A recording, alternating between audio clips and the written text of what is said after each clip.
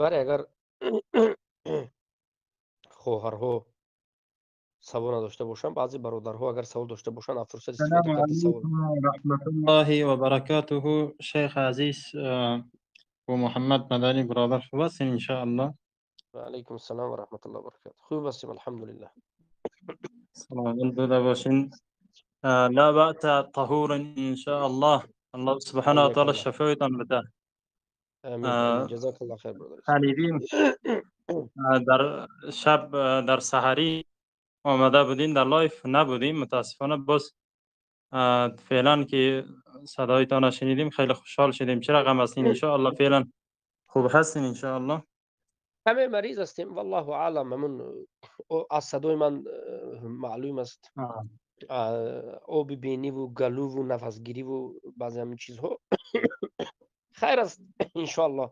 امیدواریم که خودی الله سبحانه و تعالی به سبب این مریضی ها درجه ما میبردارد و انشاءالله سبب خطاگی های و گناه های میده چوده های پاک شدنش به نصیب بکنه انشاءالله. ان شاء الله وقتش هیچ شاد گپی باشه. نیست. ان شاء الله این مریضی ها باعث عظیم میشه که انسان گناهایش عفو بشه ان شاء الله. الله متعال شما را حفظ بکنه. شیخ عزیز محترم، ما چند روزی است که یک هفته است در مجازی هستیم و در بین برادرها یک چند سخن یادآوری میکنم. کوتاه کوتاه براتون یادآوری میکنم، البته غیر مستقیم اشاره میکنم. ان شاء الله برای گرفتن بتوانین بهتر میشوه، دیگه بیشتر بفرمایید. مزاحم نمیشوم. در قدم نخست همی یک هفته یک چند روز قبل که یک نوار صوتی تانه که تقریبا 43 دقیقه ای که در مورد بعضی مسائل که حرف زده بودیم، از این صوتی تان دو طبقه از مردم استفاده برده رایستن و خیلی یک فتنه عظیمی در بین اهل توحید زنده کرده رایستن. حتی این در کانال هایشان در حال نشر کردن و در حال پخش کردن هستند و تقریبا 4 روز است که من به همراه دو طبقه این مردم بحث دارم، مناظره دارم. حتی این در بحث مناظره چندین ساعته در مجازی مناظره کردیم. یک طبقه از اینا خوارجی هستند که میلان به تکفیر دارن و میلان به سلسله در تکفیر تسلسل در تکفیر دارن و جوابشان لله الحمد و المنه قناعت بخشانه دادیم. و یک طبقه از اینا جهمیه هستند که از سخنهای شما برداشت های کردن و دیگه و به نفع خودشان تفسیر کردن و به نفع خودشان حتی این پخش و نشر کردن، در صورتی که همو کسایی را که اینا همو کسایی را که یعنی منصوب به جهاد هستند، همو کسا در حالی که خودشان خوارج میدانه بازم در این همیجا آمده از گپای از اونا استفاده کرده به منافع خودشان علیه شما تاخت و تاز دارن. و یک طبقه دیگرشان که خوارج هستند و شما را آمدن و تکفیر کردن. به خاطر چی؟ اولشان به خاطر ازی گفتن که محمد معنی آمد چرا یعنی جهاد فتنه گفت. من گفتم به شما به همگی از اونایی که در مجازی بودن، من گفتم غلط کردین، بد کردین، بلکه ابو محمد مدنی هر چی که کرد و امو مکان امو چند نفری را که امی کار انجام داده بودن به اساس تحلیل و به اساس برداشتی که کرده فتنه گفته، نه جهاده. جهاد و قتال هرگز فتنه نگفته. این برداشت خودتان است. جوابشان لله الحمد در چندین مورد دادیم. و دیگه مسئله ای که اونا در پیش گرفتن ای که در مورد ابن عثیمین و ابن باز گفتن که اینا ای تکفیر نمیکنه، ما تکفیرش میکنیم. در این مورد هم لله الحمد جوابشان گرفتن. ما برایشان دلیل را ارائه کردیم. ما گفتیم که در نزد ابو محمد مدنی برادر رجوع ابن باز و ابن عثیمین هست و موجود است. حتی این از فتوایشان نقل کردن. برو خودت در لایف با ایشون ببین و نظریات از اونا را بشنو. و یکی دیگر مسئله ای که دیگه شبهه ایشانه که باید جواب میدادیم که باید جواب دادیم لله الحمد. شبهه هم جواب دادیم. دیگه یک مسئله دیگری که استاد محترم البته اشاره بکنین در اینجا، اه، قسمی که قبلا به ما یک در مورد ابن حجر اسقلانی و نووی ما پرسان کرده بودم، فقط اشاره کردین و به ما یک چند کتاب سفارش دادین. لله الحمد ما کتاب خواندم و به مطلبی که شما اشاره به ما کردین ما رسیدم. الحمدلله ما مطلب رسیدم. عین شکل اشاره بکنین، حاجت هم نیست که واضح بکنین. اگر واضح بکنین نور علی نور میشه و که این فتنه عظیمی که فعلا چند روزی میشه در مجاسی بین اهل توحید بین برادرها سرازیر شده، این فتنه از بین بره و باعث ازی شوه که برادرها الله سبحانه و تعالی دیگه از ما و شما راضی باشه. اولش در مورد طريفی بود. طريفی ما اقوالش دارم، امو صوتیاش دارم، امو نوار تصویریش دارم. انتخابات جایز میدانه و در یک صوتی در یک نوار تصویریش میایه حماس، رهبرای حماس تعریف میکنه، تمجید میکنه دیگه. و بعضی خیلی از چیزایی که از زبانشان میبرایه کفریات است، واضح است، کفر بواح است. و در یک نوار صوتیتان شما گوین که از طرفی تعریف کرده باشین، اما تو میگین که الله از زندان آزادشان بکنه. آیا از همین موضوعی اقوال نوارهای تصویری طرفی خبری دارین و یا ندارین؟ در این مورد یک بحث بکنین، یک وضاحت بدین تا اینکه بین برادرها واضح شوه می مسئله و همچنان یک شمشیر محکمی بین در مقابل جهمیه شوه و همچنان در مقابل خوارجه یک دلیل مستحکمی داشته باشیم. یا رجوعش در این مورد کدام صوتیش رجوعش ثابت است؟ اگر ثابت است به ما یادآوری بکنین. دیگه ای که در مورد مسئله امی قصاص و امی مسئله که یادآوری کردین، یک بخشی از این را یادآوری کردین که هجوم به اساس اینایی دلیل کشتن اطفال و زنان درست نیست، حتی از کفار باشه. و این بخش دیگری شرم اگر یادآوری میکردین به اساس دلیل، به اساس منهج قرآن و سنت، به فهم سلف، که مسئله قصاص چطور میشه و مسئله ازی که رسول الله صلی الله علیه وسلم گفتن در حدیثی از شبنگام شبیخون سوال کردن، گفتن هم من آبائهم. صحیح شیخین یادآوری میکنن، صحیح بخاری مسلم. دیگه در این مثلا میخواستیم یک وضاحتی بتین در مورد قصاص تا اینکه همین فتنه زیر پا شوه و واضح شوه، تا اینکه بین برادران این شبهات از بین بره. جزاک الله خیرا. ان شاء الله ما در سر شما گمان نیک داریم و عقیده توحید را آموختیم و عقیده ای که شما بیان کردین و او چیزی که قبلا در 43 دقیقه که یادآوری کردین ان شاء الله دیگه منافات نداره و این گمان در سر شما داریم. جزاک الله خیرا. ان شاء الله که گرفته باشین. بارک الله فیکم برادر عزیز. صحبت های شما رو به دقت گوش کردم. این یک مسئله هست، یک نقطه خیلی جالب و عجیب رو برادر عزیز نقل کرد. یک عده از کسانی که از جهمی ها، یک قسم از مردم که خودشون یا جهمی است نمیدونم یا کی است نمیدونم، لیکن بالاخره انا همین جماعت رو قبول ندارد. این جماعت نمیشه دوله اسلامی میگید یا که ایگیل میگید یا که داعش میگید. انا من ناموکتی در بین مردم انا خیلی معروف کردگن. یک ایده از مردم خودش همین جماعت قبول ندارد. همین جماعت رد میکند، همین جماعت خوارج میگد. لیکن امروز برآمده به ما رد زده ایستاده است که تو نمیدونم کاری این جماعت این کار کردی، تو کافر شدی. خودش این جماعتی ها را کافر میگوید، لیکن حالا برآمده نمیدونم این جماعت دفاع میکند. سببش چی؟ سبب این است که از فرصت استفاده میبرن، سوی استفاده میگن نومینه. دشمنا اهل باطل از جهمی، از خوارج، چخیلی که برادر گفتن که بعد از همین 43 دقیقه صحبتی که من درباره حادثه‌ای که در مسکو شد کردم، دو جماعت جهمی ها و خوارج ها، غلو کرده ها و جهمی ها از فرصت استفاده برده خیلی هم ما را طعنه زده ایستادند. کسایی که اصلا جهاد بالکل قبول ندارند امروز از فرصت استفاده برده ابو محمد مدنی کافر است، جهاد فتنه گفته گشته بعضی از جهمی ها. چرا؟ برای اینکه این خوارجی که از دست ما شکست خورده است، خوارجای غلو کرده هایی که ما اینها را پیت تو پیت کرده بودیم به فضل الله سبحانه و تعالی، منهجی خوارجیشون بیان کرده بودیم. خوارجایی که تکفیر بالعموم میکنند، خوارجایی که تکفیر بالتسلسل میکنند، خوارجایی که اهل سنت بد میبینند و از این فرصت ها استفاده برده ما به هجوم کرده ایستادند.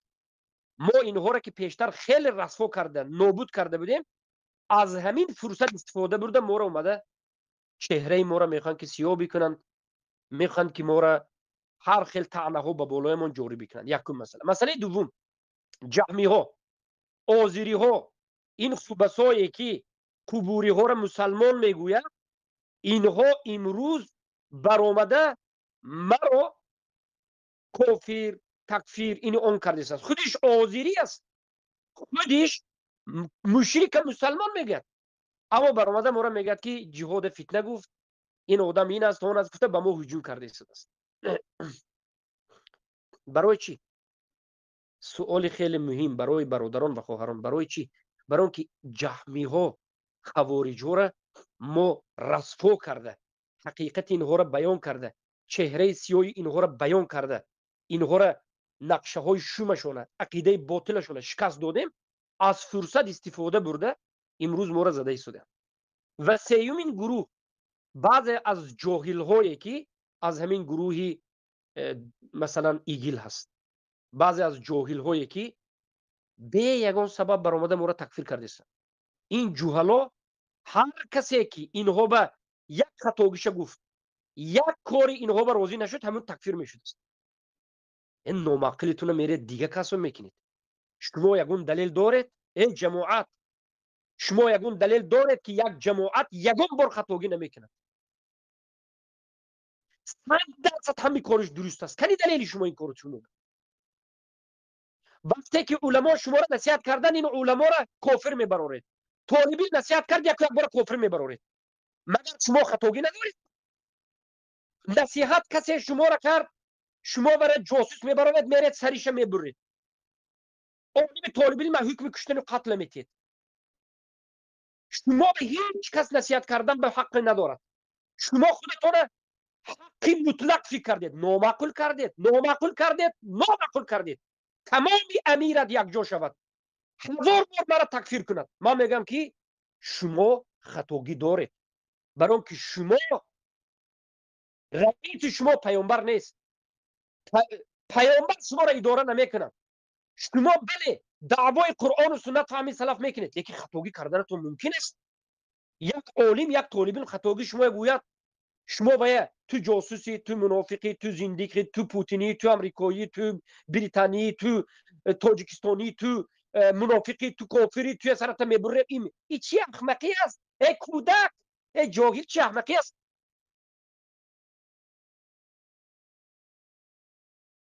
این خیلی گپ نیست در شریعت اسلام که یک جماعت بذاتش حق است، یک جماعت همین کاری کردگیش حق است، یک جماعت هرگز خطا نمیکند، یک جماعت هر کسی که به خطا یک قربان نصیحت کرد خطا کردتون گفت همون کافر میشه. این گپ نیست، این غلو است، این غلو است.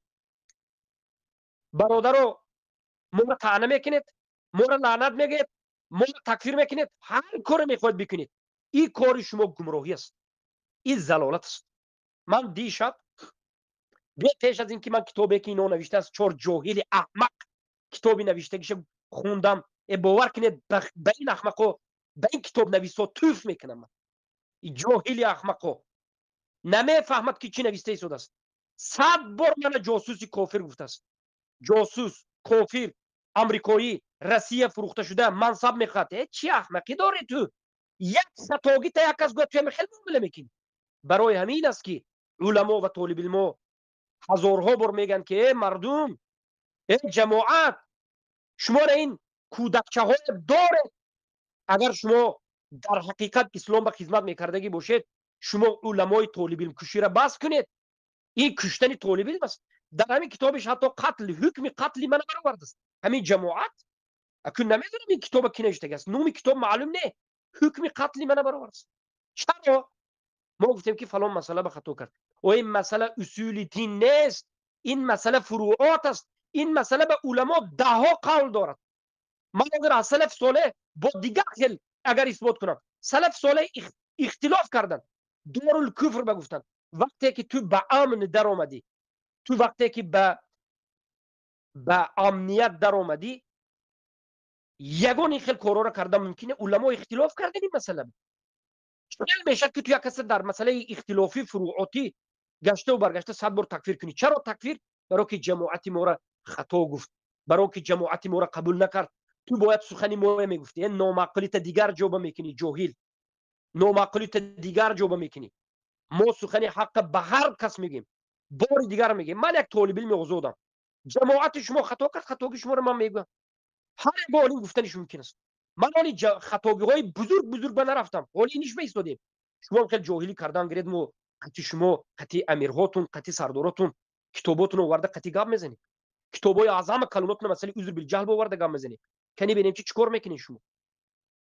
ای خودت داره جاهل. بیا گپ بزنیم، الولا بیا من اثبات میکنم منافق بودن. تا بیا نه مردک باشی، بیا گپ بزنیم. بیا صبر کن مردک من باشی سخنم نزن. شما. بله بسم نه الله اثبات کن. بله الان اثبات کن. صبر کن کشن میکروفون اینه. کشن میکروفون شما منافق بودن من اثبات کرد بیا کمتر بسم صبر کن. الله شروع میکنیم. بسم الله من شروع میکنم. گوش بکن، من زیاد گپ نمیزنم. سالا که در زیلو دعوت میکردی برادرها من در زلو ببینید، در زلو ابو محمد گفتن یکی از طالب علم ها بود از مصر، او دعوت میکرد. من در زلو برآمده این بچه ها به یگون بار درس هم دادگی نیستم، یگون کاری کردگی نیستم. یک بار دو بار برآمدگی باشم نصیحت کردگی است. اینها همون ابو محمد آورده به من اومیخته کرده، فکر میکرد که همون ابو محمد من هستم. نه بای، ابو محمدی که امروز درسش هست، همون ابو محمد امروز درسش هست. یک مسئله، همون ابو محمدی که شما دارید، من ابو محمد مدنی هستم، او دیگر ابو محمد است. ابو محمد صدها ابو محمد است. مثلا چهله که ما میدونیم کتابای تاجیکی را یکی از برادرها ابو محمد ترجمه کردگی بعضی کتابا را، فکر میکرد که همون ابو محمد من هستم. بعضی آدما فکر میکرد که همون ابو محمد من هستم. من نیستم، من نیستم. من ابو محمد مدنی هستم. بعد از این اگه کنون بیاد تصور کنیم که تصور کردیم که مثلا تصور کردیم که یک طالب علم یک وقت مثلا گفت که خیر امینو قرآن و سنت به نزدیک است. چهله که محمد انصاری هست، که محمد انصاری که در گروه شبکه وصال حق بود در مدینه منوره ایستاده، تمام توجیه‌ها رو به میگفت که این جماعتی که در سوره عراق است داعش است، اینها اهل سنت هستند، اینها حق هستند، اینها رافضه ها رو کشتن باد کردن. گفته در کانال وصال حق میگفت. امروز همین گپاش وجود دارد. امروز اومد فکرش دیگر کرد. یک چند آدم ها هست که این کار کردگی فکرش شاید دیگر کرده باشه. این خیلی آدم ها کم نیستن. به سبب چی؟ حالا اونکی از نظر عقیده همین خیلی آدم ها از نظر عقیده فکرش دیگر نکرد. همین محمد انصاری هم جماعت داعش به از نظر عقیده فکرش دیگر نکرد. عقیدتا کی خواهد هم خیر رفتن میگرفت، کی خواهد رفتن میگرفت. از نظر عقیده نه، از نظر معامله، از نظر بعض دیگر چیزها عقیدش دیگر کرد. یک آدم مثلا اینا به طرفداری کرد، گفت که خیر شاید حق باشد، ظاهرا ما حق دیده ایستادیم. گفت بعد از این خطاگی اینها مثلا دید، خطاگی اینها دید و گفت که شما خطا کردید. همین منافقی است. چیست خطاگی اینها؟ کسی بگوید کافر میشد است. تو به من دور نرفت، تو به من جواب گو که آیا مسئله اصول دین نه، مسئله فروعات به مسئله که اختلافی است، اگر کسی این جماعت گفت که شما همین مسئله به خطا کردید، مصلحه مقصده به خطا کردید، مسئله فروعات به آدم تکفیر کردن همین از منهج اهل سنت است یا غلو است؟ کنی به من بگو. من گفت دیگه جان بر سوالم جواب ده. بسم الله. مسئله بسم الله. فروعات بین ما صدای ما دیگه جان هست. را جواب بگو. همین مسئله جواب ده. کسی حق بگه و منافق نیست، کسی کتمان حق نه و منافق با است. محکم میکنم ای بی ادب، ای جاهل احمق، ای جاهل احمق، تو اول سوال به جواب ده. یک مسئله که اصول دین نیست. حاضر من صحبتی که کردم مسئله مسکو به این مسئله اصول دین نیست. من همین کار خطا گفتم. مثال کی کرده نباشد. مثال اگر شما گویید همین مسئله به من یک فکر علما را، یک سخن علما را، یک قسم علما را گفتم. این مسئله اصل دین است، فروعات دین است. همین مسئله به آیا مسئله فروعات دین به من کافر میشه؟ به خاطر اینکه یک مسئله فروعات به من شما خطا کردید گفتم این کار درست نیست گفتم مسئله فروعات به اگر من خطا کرده باشم هم او من کافر میشم مسئله فروعات به او همین مسئله به آدم یک کس تکفیر میکنه یا نمیکنه؟ سوال جواب ده. شیخ این همه گوش کردی ندر آمدم گفتم که تو با حدیث های بس کنی رو آوردی نابود شو. نابود شو احمق جاهل. نابود همین به بیخشو دلیل کی کرده میتونه او دلیل کن به بیخشو دلیل کن. این خیلی جاهل احمقا به مجلس مبرانه رو کیم کدوم جهمیه شوربوش خورده گرد. من تو احمق به، من تو جاهل به، من تو گمراه به سوال داده ایستادم که در باب تکفیر من به جماعت شما گفتم که در انا خوب دقت بدید. من گفتم که مثلا در همین مسئله ترکاندن در بین مردم، در مسئله زنها و کودکای مثلا کشتن در وقت هجوم درست نیست گفتم. همین مسئله من مثلا در وقت هجوم درست نیست گفتم. اگر من تصور کنید که اگر من خطا کرده باشم آیا در همین مسئله من کافر گفتم ممکن است؟ آیا در همین مسئله من حکم قتل موندن ممکن است؟ من به این غلو است. این غلو است. استاد محترم ببخشین یک لحظه صبر بکنین. همین کسی را که پیشتر بالا آمد ای را بدانین این منهج امو دولت اسلامی میگیم امونا منهجشان اساتیدشان که از ترک بن علی است و کلانایشان کتاب نوشته در این باره و منهجشان واضح است، منهجشان آشکار است، منهجشان بواح است. هیچ حتی اینا به اساس اینمو منهجشان پیش نمی روند. حتی اینمو کسایی را که شما آمدن شما را تکفیر کردن در اینمو منهج والله بالله ثم تالله نیستند. اینمو فعلا کتابهایشان نزدم هست، اینمی فعلا همه چیزشان نزدم هست. تسلسل در تکفیر ندارن، دولت اسلامی تکفیر بالعموم ندارن. الله هیستان بکنه. من والله میگم یگان علما این ترکی بن علی کی بود؟ شاگرد سلیمان العلوان بود. یگان علما در مسئله تکفیر، در مسئله جماعت اینقدر غلو نکرد که در مسئله جماعت اینقدر غلو نکرد که خطاگی موی گویی تو کافری نگفت. چقدر علمای اهل سنت و الجماعت به این جماعت نصیحت کردند. در اول نصیحت کردند، برادرانه نصیحت کردند. هیچ کس اونها را کافر نگفت که نصیحت کرده وره. گفتن در بعض جاها خطاگی دارید. خطاگی را غیر از پیامبر دیگه هر یک کس خطاگی کردنش ممکن است. حضرت عمر وقتی که امیر المؤمنین بودند رضی الله عنه به بالای منبر برآمدند درباره میراث گفتند یک مسئله را که میراث به یک جای نازک شده خطا کردند. یک زن کمپیر خیست گفت که عمر خطا کردی، حق نه این است. حضرت عمر گفتند که اخطا عمر و اصاب عجوز. عمر خطا کرد و این کمپیر چی کرد؟ حق گفت. حتی در زمان پیامبر حضرت ابوبکر و عمر، خصوصا عمر رضی الله عنه، فکرهای خود به پیامبر میگفت. میگفتن که پیامبر مثلا همین اسیرها را ما باید این خیلی جواب ندیم، این اسیرهای حکمشن این خیلی باشه، چه خیلی میشد رسول الله. پیامبر به میگفتن که رسول الله اجازه بدید منافق زنیم. یا پیامبر مگر ما حق نیستیم که این منافقا که تیخل معامله میکنیم؟ گفتن گپا بود. این جماعت به هیچ کس گپ زدن به حق ندارد. ای برادرها، کسایی که طرفدار این جماعت هستید، این برادری که حاضر هستید میرویس، الله شما را حفظ بکند، من یک چیز میگم، جماعت سبب الولا و البرا نشود. الولا و البرا به قرآن، به سنت، با فهم سلفین امت میشه. جماعت همون وقت ما جماعت طرفداری میکنیم، جماعت به خاطرش الولا و البرا میکنیم که سخن حق گوید، کار حق کند.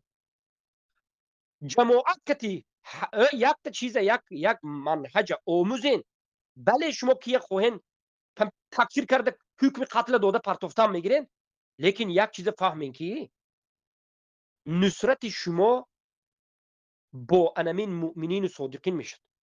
همراه شما انمین مؤمنین و صادقین و علما نشود، هیچ وقت نصرت نمییابید. جاهل ها، احمق ها هرگز سبب نصرت شما نمیشد. حاضر بسیار برادران میگن که انمین جاهل هایی که گپ میزند اینها به دولت، مثلا به همون یا میگن به این جماعت ربطی ندارد، اینا دیگر است. هر ربط نداشته باشد جماعت برایت گوید، جماعت برایت گوید که ما این جاهل ها از ما نیست گوید. این جاهل ها همین جاهل هایی که از افغانستان هستن. من نظرین انا این خطابم به تاجیکا، به برادرای تاجیک، به خواهرای تاجیک. 4 ماه پیش برادرای افغان یک قسمشون آگاه است. 4 ماه پیش من، معروف راسخ، ابو عمر صلاح الدین، بعد از این عبدالظاهر داعی، همه این ما را، نوم ما را زنهای ریشدار موندگی بودن. البته این اختلاف ها، این کشمکش ها در بین تاجیکان نشد، در بین برادرهای افغان شد. برای همین تاجیکا بیخبر هستند از این چیزها. زنهای ریشدار، من، همه این طالب علمای دیگر، علما، همه ما زن بودیم، زنهای ریشدار بودیم. چرا؟ برای اینکه هجرت نکردیم. ای انسان، تو یک بار کلت کار درور، تو کودک یک بار فهم، تو یک بار عقلت کار به درور، تو چی گفته ایستادی؟ او به کجا؟ او به کجا این علما هجرت کند؟ تو سر از زدگی است، تو کی هستی؟ چرا نمی جاهلک، چرا نمی احمق همین علما را به قتل میرسوند؟ والله اگر نمی جاهلکایی که همین کتاب نوشتگی آدمی که کتاب در حق من نوشتگی است، اگر دستی همین به ما بخوریم، همینا، من نمیدونم این بعضش خودشه علامه زمان میگود، بعضش خودش ممکن امیر میگود، من نمیدونم چی میگود، میگرد میگود که این نبی محمد جاسوس است، میگود این آدمی پوتین است، آدمی این است آن است، میگود کشته میپرتد. یک کس اینها را سوال نمیکند، یک کس اینها را سوال نمیکند، نصیحت یک کس اینو قبول نمیکند. ای باور کنید، هر کاری که میخواهیم بکنیم، هر دیوانگی به عقلی که باید بکنیم، لیکن شما از ما سخن حق میشنوید. شما این غلو، این احمقی را، این تکفیر بیجاره، این جاهلانه معامله کردن با طالب علم علما را باید بس کنید. خطاگی انا من غلو میگه. شما غلو برفتید، شما غلو برفتگیت، با میگم غلو برفتگیت. اثبات کنید که من چی کفر گفتم، من چی کفر گفتم. ماکسیموم اثبات کرده میتونید که، ماکسیموم اثبات کرده میتونید، درجه بالاترین اثبات کرده میتونید که ابو محمد همین مسئله به خطا کرد. همین فکرش به بله علما هستن، لیکن این مسئله خطا اگر گوید، من این گپ قبول ندارم خطا گفتن شما. لیکن شما از همه کار زیاده که کرده میتونید میگید که این مسئله، میگید مسئله حادثه که در مسکو شد، این مسئله اختلافی، این مسئله به علما دو قسم گپ زدن. یک قسم علما خیر به محمد در این گپ زد، یک قسم علما خیلی گپ نزد. این مسئله اختلافی است، خیر این مسئله به خطا کرده به محمد. اگر گفته توانید، اگر دلیل آورده توانید، انریق گپ زده میتونید، اما تکفیر کرده نمیشه. در اینجا در تکفیر غلو و ما دیدیم. اینجا تکفیر کردن به حق ندارد. مالی تکفیر با گفت است که مثلا سر میزنید. ببینید چقدر دشمنای الله و رسول توپ خورده گشت است، چقدر دشمنان قرآن و سنت جهمی ها که یک نفر جهمی تمام امت رسوا کرده گشت است. اینها کتاب درباره من نوشتن، 40 چند صفحه کتاب درباره من نوشتن. در درونش دلیل هایی که آوردگی فقط ضد خودشون، فقط ضد خودشون. دلیلی که من آوردم حدیث متفق علیه به یگون جواب نه. بله من میدونم 4 5 جاهل این چیز رو باور میکنن، 4 5 جاهل نمیفهمن. لیکن منافق، جاسوس، کارگر پوتین، کارگر حکومت تاجیکستان، ملتگرای تاجیک پرست، انمی خیلی تانه ها همش دروغ است. ما یا نه ملتگرا هستیم، نه کارگر پوتین هستیم، نه کارگر تاجیکستان هستیم، نه کارگر این با گفته دیگرش اوکراینی هستیم، نه امریکایی، نه یک طالب علم آزاد هستیم. سخن حق به شما کی میگوید؟ اگر همین طالب علم نگن کی میگن؟ شما همه علمای طالب علم نمیخواید ترسوندید. هر عالمی که شما به نصیحت کرد کفری و عالم از کیم کجای افته اومدید و کفری و اثبات کردید و کفر گفتید پیچت زدید. عاقبت چی شد؟ عاقبت چی شد؟ همین علمای تکفیر کردن گره چی میشد عاقبت شما؟ ما شب هم گفتیم که و علیکم السلام و رحمت الله و برکاته. جناب استاد محترم اجازه هست چند کلمه خدمت شما عرض بکنم؟ خداوند متعال شما را حفظ کنه. بفرمایید. سلام عرض میکنم خدمت عزیزم جناب استاد المدنی حفظه الله. و چند نکته دارم درباره این آقایونی که بسیار تندرو هستند و خودشون رو به حکومت اسلامی اصطلاح وابسته میدونن. آقایان خوب توجه بکنید. حافظ جناب شیخ الله رب العالمین هست. ایشان هدفی جز اصلاح امت ندارند و شما توجه داشته باشید که متاسفانه نه در سیاست شما تخصص دارید و نه در دین تخصص دارید. و این را بدانید زمانی که مثال میزنیم اگر نماز امت، نماز شما، نماز من و غیره بر اساس دستور رسول الله علیه السلام نباشد اون نماز نیست.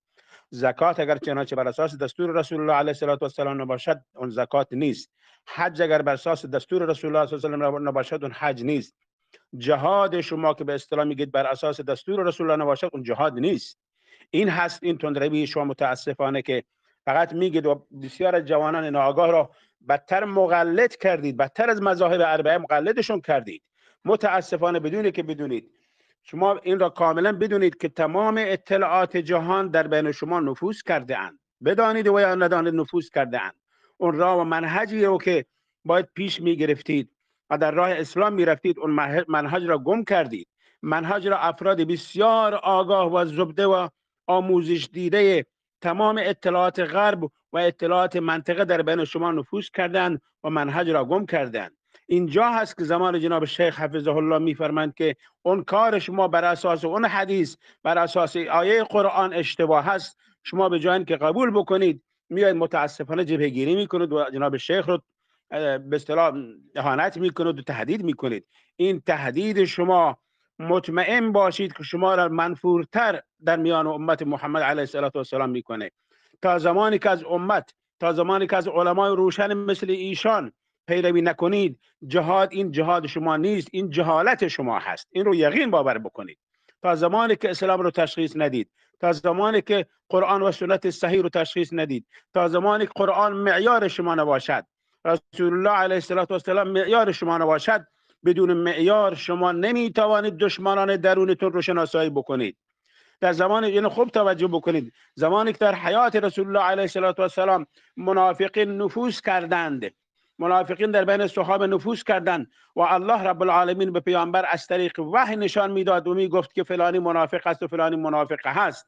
و حالا که وحی قطع شده و رسول الله علیه السلام تشریف ندارند، اگر دستور قرآن و سنت نباشد شما هیچ وقت حق و باطل را تشخیص نمیدید. آقای برادر مجاهد، خودتو مجاهد داری. اگر ایشون فرمودن حرفشون صحیح هست، حرفشان بسیار درست هست، بر اساس منهج اهل سنت و جماعت هست، بر اساس منهج قرآن و سنت هست، خودت را اصلاح بکن، احساساتی برخورد نکن بیچاره.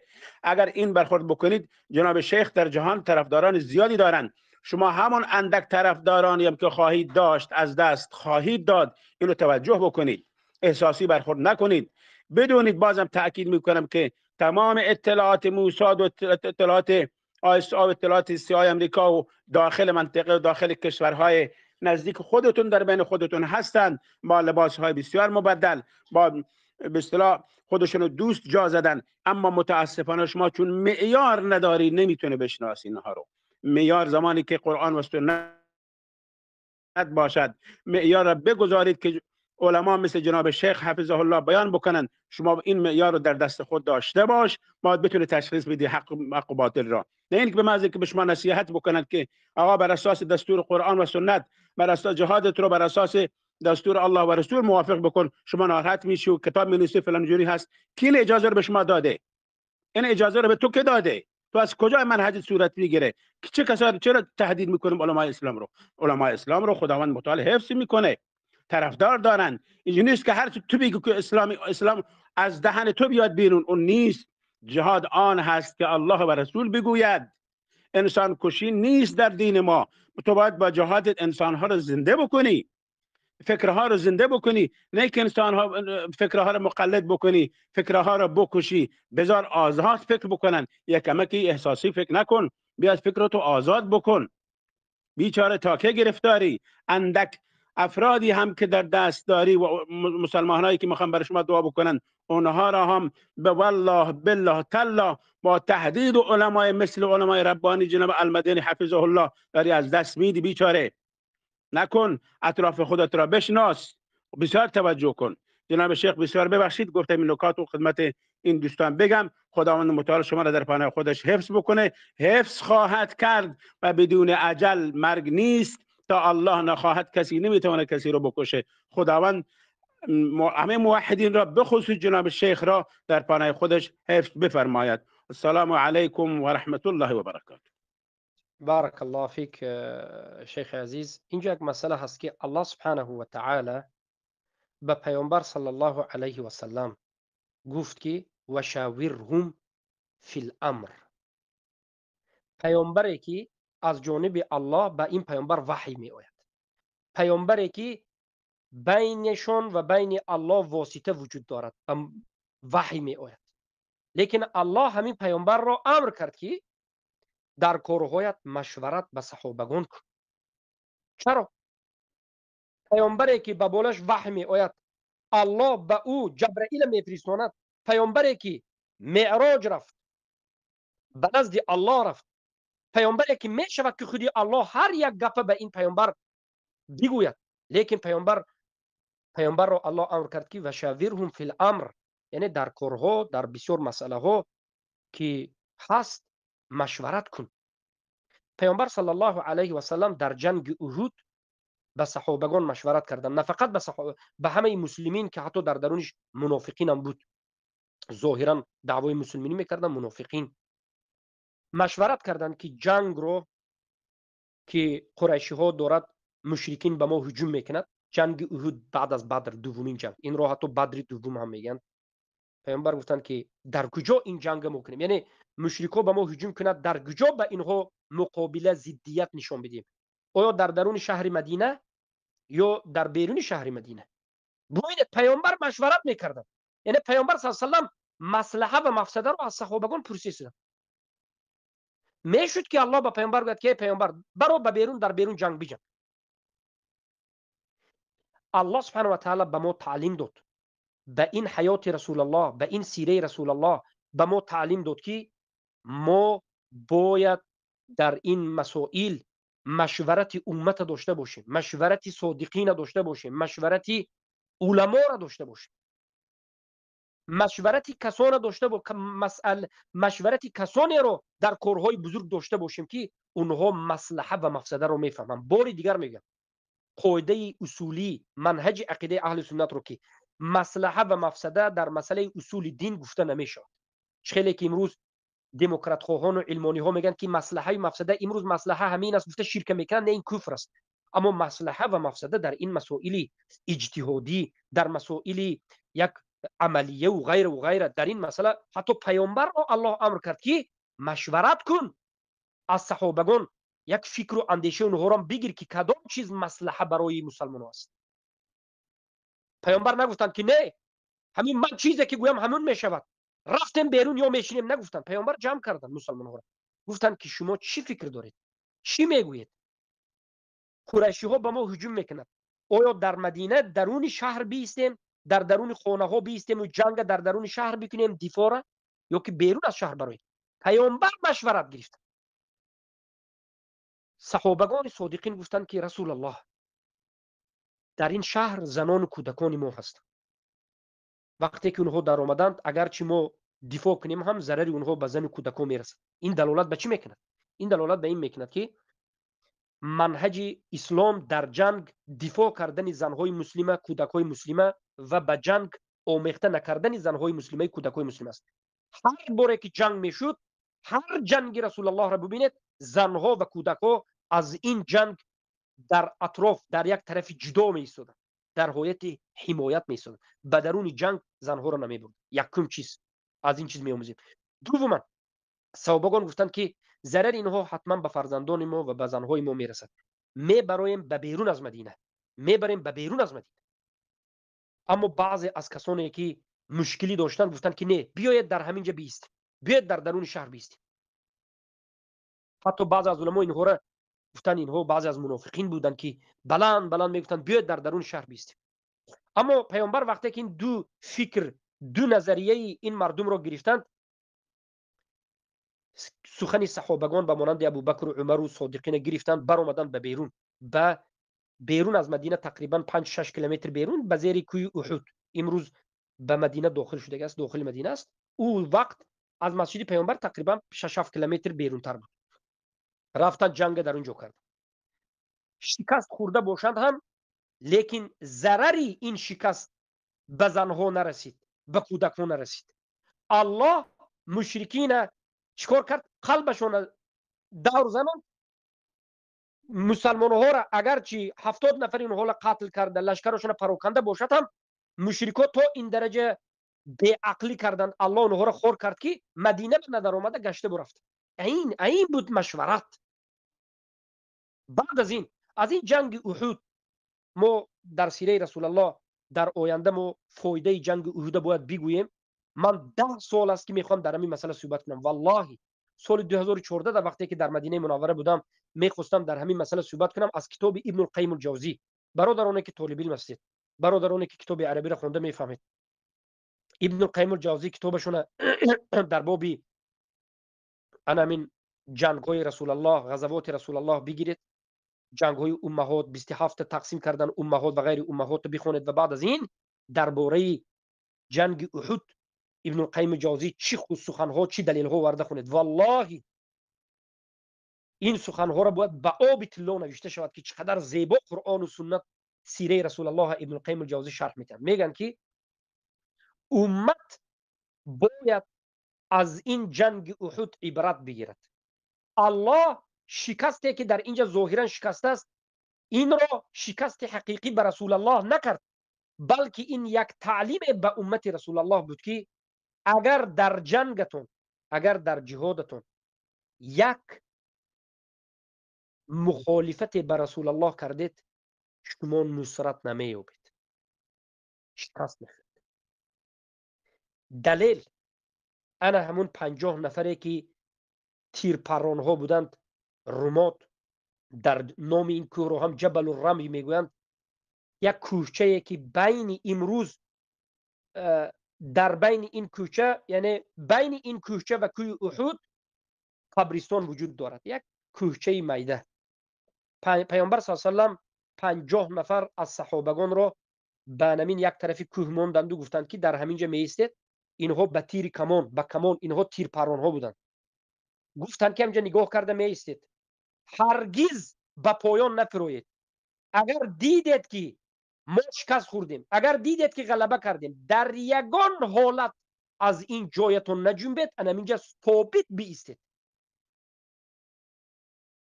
برای که پیامبر صلی الله علیه و از نظر استراتژی جنگی، از نظر نقشه جنگی دیده بودند که اینجا دور زدن مشرکین، از عقب آمدن اونها را، هجوم اونها از جانب دیگر را اینجا می دارد.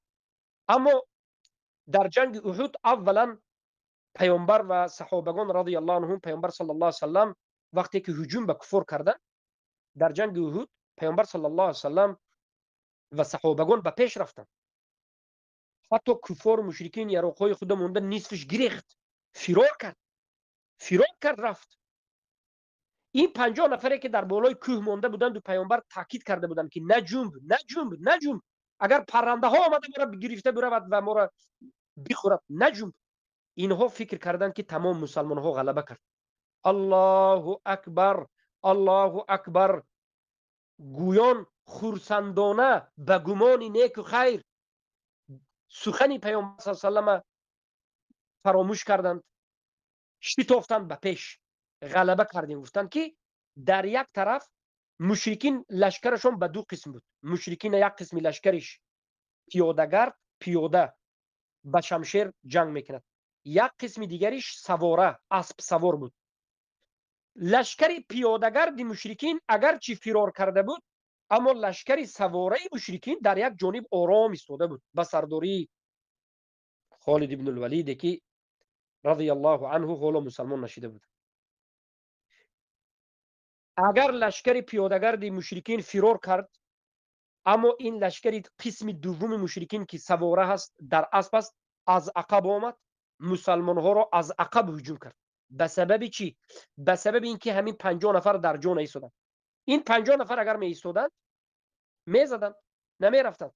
مخالفت به یک سپارش رسول الله کرد، به یک امر رسول الله مخالفت کرد و به سبب یک مخالفت به امر رسول الله شکست خورد.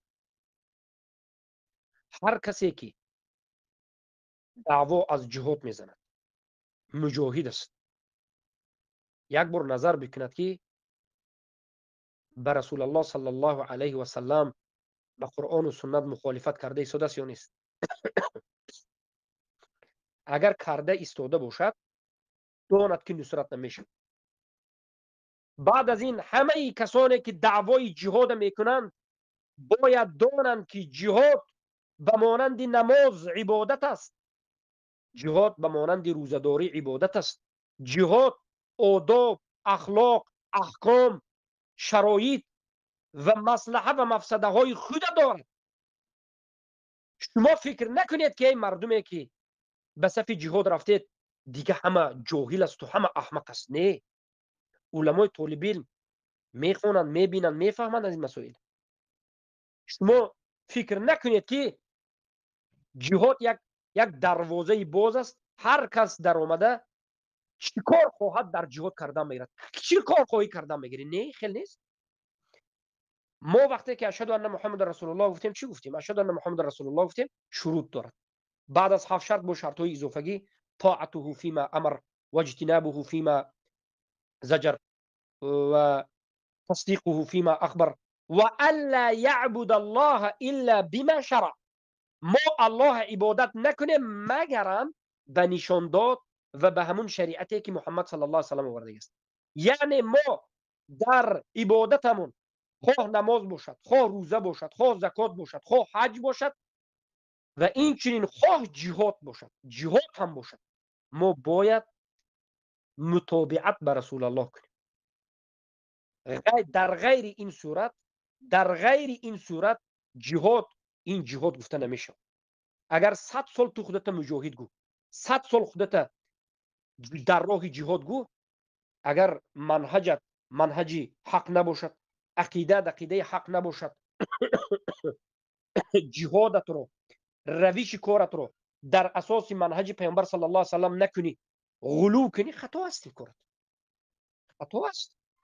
بیاید من یک سخن سلفی که به گروه گذاشتم یک بار مطالعه کنم به شما ببینید. قال حذیفه، اولا این روایت در سنن سعید ابن منصور با رقم 2564 و مصنف عبدالرزاق آمده است، جلد 5. حذیفه قال حذیفه لابی موسی الاشعری، حذیفه به ابو موسی اشعری میگه، اینا هر دوشون صحابه است، حذیفه به ابو موسی اشعری میگه که ای ابو موسی اشعری میگه، ببین میگه لو ان رجلا يخرج بسيفه ينبغي در روایت يبتغي وجه الله فضرب فقلت كان يدخل الجنه. ای ابو موسی اشعری، یک انسان شمشیر گرفت، جهاد گفت و برآمد و در همین راه کشته شد، زده شد. یعنی شمشیر گرفت و جهاد گفته برآمد و مقصدش هم خالصا لله وجه الله بود، به خاطر الله برآمدن گفته جهاد به شمشیر گرفته برآمد و در همین راه کشته شد. صحابه به صحابه سوال داده شدند. حذیفه به ابو موسی اشعری سوال داده شدند که آیا همین انسان جنتی است؟ آیا ما همین انسانی که شمشیر گرفت، جهاد گفته برآمد، در این راه کشته شد، ما آیا همین جنتی گفته میتوانیم یک بار به خاطر اینکه جهاد برآمد؟ ابو موسی اشعری گفتند که قال ابو موسی نعم، بله. ابو موسی اشعری گفتند که بله، ما اینا میگیم که جنتی است. لا اله الا الله، به خاطر الله برآمد، شمشیر گرفت و برآمد. لیکن حذیفه گفتند که لا، نه، ما اینا جنتی گفته نمیتوانیم یک بار گفت. چرا؟ دومش بعد ولكن اذا خرج بسيفه يبتغي به وجه الله ثم اصاب امر الله. اصاب امر الله، همان کس رو ما جنتی میگوییم که گفتن هر کسی که شمشیر گیرد، جهاد ببراید، به خاطر الله مخلصانه صادقانه، اكو دوامش مهم است. ثم اصاب امر الله، در همین کارش یعنی در اینجا چی میگه؟ اصابه به زبان فارسی یعنی موافقت به شریعت اسلام میگیم.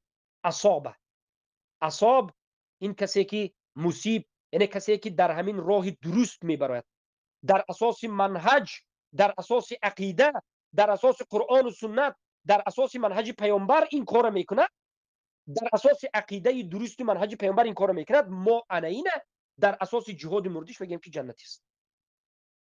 اینا صحابه گفته شده. سبحان الله.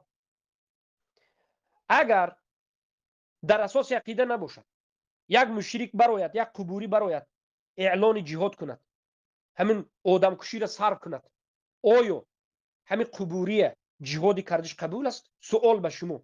نه، قبول نیست. ای قبوری است، این اصل دین ندارد، این عقیده ندارد، این جهادش این به چی فایده دارد؟ این قبوری به ما میگوییم که نماز قبوری قبول نیست، نماز پیش از جهاد میستد، یک نماز نفلی کافر است.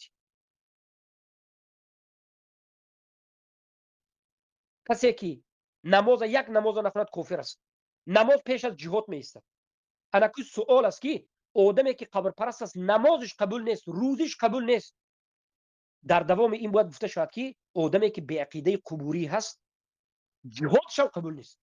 اینا فراموش نکنید برادر عزیزم. بعضی ها فکر میکنن که همین یراق به دست گرفتند و خودشون لقب مجاهدی دادن حق هستند. والله تو عقیدت حق نباشه تو حق نیستی. یراق به دست گرفتن حقی را نشون نمیدهد. خوارج ها در زمان علی، در زمان معاویه رضی الله عنهما، بعد از اینها وقتی که به امت اسلام جنگیدند، خوارج ها جهاد نکردند؟ مگر همین کارشون جهاد گفته نکردند؟ مگر هزارها مردم جاهلی بیچاره نفهمیده پیروی از خوارج ها کرده به دولت های اسلامی، به همون حکومت دولت اموی، به دولت عباسی، تا وقتی کفر شرک. خوارج ها البته وقتی که به دولت عباسی می جنگیدن به خاطر کفر شرک قرآن مخلوق گفتن نه، زیرا که عقیده خوارج خودش جهمی بود. از یک جانب اسما و صفات خوارج ها جهمی است. بالاخره خوارج ها شمشیر گرفتن، برداشتن، خودشون بهترین مجاهد اعلان کردن، الله اکبر گفتن، ما به خاطر قرآن و سنت می جنگیم گفتن. تا جای کار به جای رسید که حضرت علی رضی الله عنه را خنجر زدند، کشتند. در زمان صحابه این فتنه به وجود آمد.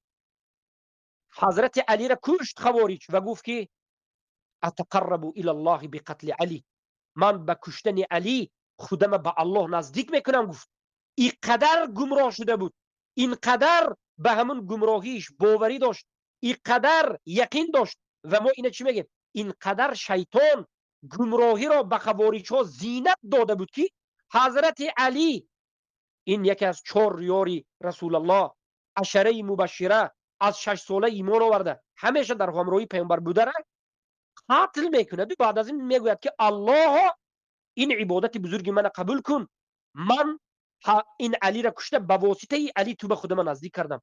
کشتن علی را بزرگترین عبادت میگه. عین اینه میگن که شیطان زینت داد و گمراه کرد. بالاخره چی میشد؟ بالاخره چی میشد برادر عزیز؟ خوارج ضد حضرت علی رضی الله عنه اعلان جهاد کرده بود. اینم به نام جهاد بود. آیا جهاد خوارج حق بود؟ آیا تمام سلف صالح نگفتند که اینا باطل است؟ آیا پیامبر صلی الله علیه و سلم نگفتند که این خوارج ها اهل کفار میماند لیکن مسلمین میکشند؟ گفته جهاد اینها را رد کردند کو؟ جهاد خوارجی را رد کردند کو؟ این مردم رافضه ها اعلان جهاد کردگی است در تاریخ، لیکن جهادش ضد اهل سنت و جماعت. یگان مراتبه به یهود، یگان مراتبه به نصاران اعلانش به اهل سنت و جماعت جنگیدن. علوی ها یا که بگیم اینها قرامیته ها می آیند در وقت حج هجوم به خانه کعبه میکنند، هجوم به حاجی ها میکنند. در مینا و این طرف و اون طرف در گرد خانه کعبه هزارها حاجی را به قتل میرسانند. خانه کعبه را سنگشه، انمین حجر الاسود که امروز ما میریم بوسه میکنیم از سنت پیامبر است، حجر الاسود میکنند، همراهشون 23 سال گرفته میرن. اینا هم جهاد گفتگی بود. امروز پور است کسانی که جهاد میگوید، اما ایده از یک طرف نال است. اما افسوس که بعضی مردم، بعضی از جوانها احساساتی که هستند، یک جاهل که هستند، دو از منهج اسلام و شریعت علم که ندارند، کلمه جهاد فقط نغز میبینند، کلمه جهاد نغز میبینند. اینها شاید دلگیر شده باشند، شاید بیزار شده باشند از این حالت زندگی، از این حالت وزنینی، شاید صبر کردن نتوانسته ایستاده باشند این به وزنینی، به مشقت این دینداری. از همین سبب دلگیر شده میخواهند که هر جایی که کلمه جهاد برآمده رفتن گیرند و ما را منافق میگن و ما را میگن که شما زنهای ریشدار و غیره و غیره. به خاطر چی؟ به خاطر اینکه میگه شما مطلق جهاد نگفتید. با بعض این جوان ها فرق ندارد که این جهاد گفته رفته کیه میکشد مهم نیست، رفته به خاطر چی میکشد مهم نیست، به کدام جماعت یکجا میشد مهم نیست، به این بنام مجاهد عقیده مهم نیست، از یک طرف غلو کردنش مهم نیست. همین غلو کردن هم غلو کردن در باب جهاد، جهاد رو از اصل دین پیش گرفتن، جهاد پیش از عقیده دانستن. هر کسی که توی جماعتت جهادت قبول کرد او را خوب گفتن اگرچه عقیدش باطل باشد. هر کسی که به تو نصیحت کرد خطاگی توی گفت اینا باطل گفتن و حکم قتل موندن اگرچه این حق باشد، انمین غلو است. تکفیر کردن به خاطر جهاد تو را کسی نصیحت کرد، به خاطر اینکه در جهاد تو کسی گفت که برادرها بعضی روش‌های خطا دیده ایستادیم، گفته وقتی کسی نصیحت کرد یک بار اومده در این مسائل اختلافی تکفیر کردن، اینم آیا از منهج پیامبر است؟ آیا همین از منهج پیامبر است؟ به ما گفتند که ابو محمد مدنی جهاد فتنه گفته، ابو محمد مدنی جهاد انکار کرده. جهاد حق هیچ کس انکار نمیکنه. جهاد هیچ کس فتنه نمیگه، جهاد فتنه گفتگی کافر مرتد است. لیکن از نام جهاد هر کار کردن بعضی علما خیزند و خطاگی شما را گویند خسته یک بار این طالب علم علما را کافر گفتن. عاقبت چی است؟ عاقبت چی است؟ یک طالب علم یک بار حکم تکفیر موندن، حکم قتل موندن، عاقبت چی است؟ من به حیرانم. بعضی از جوانهای تاجیکی که امروز از نامی انا همین مثلا جماعتی اینها را قسم ایگیل میگن، قسم داعش میگن، خودشون دولت اسلامی میگن، از نام اینها بعض جوانهای تاجیک صحبت میکنند از درون ترمه های روسیه. والله من میترسم از درون ترمه روسیه بعض تاجیک بچه ها میبراید از نام همین جماعت صحبت میکند. من میترسم. ما یک چند وقت پیش به اینها ضدیت کرده به این جوان بچه های تاجیک نصیحت کرده بودیم ای احمق ای جاهل تو خاموش شو.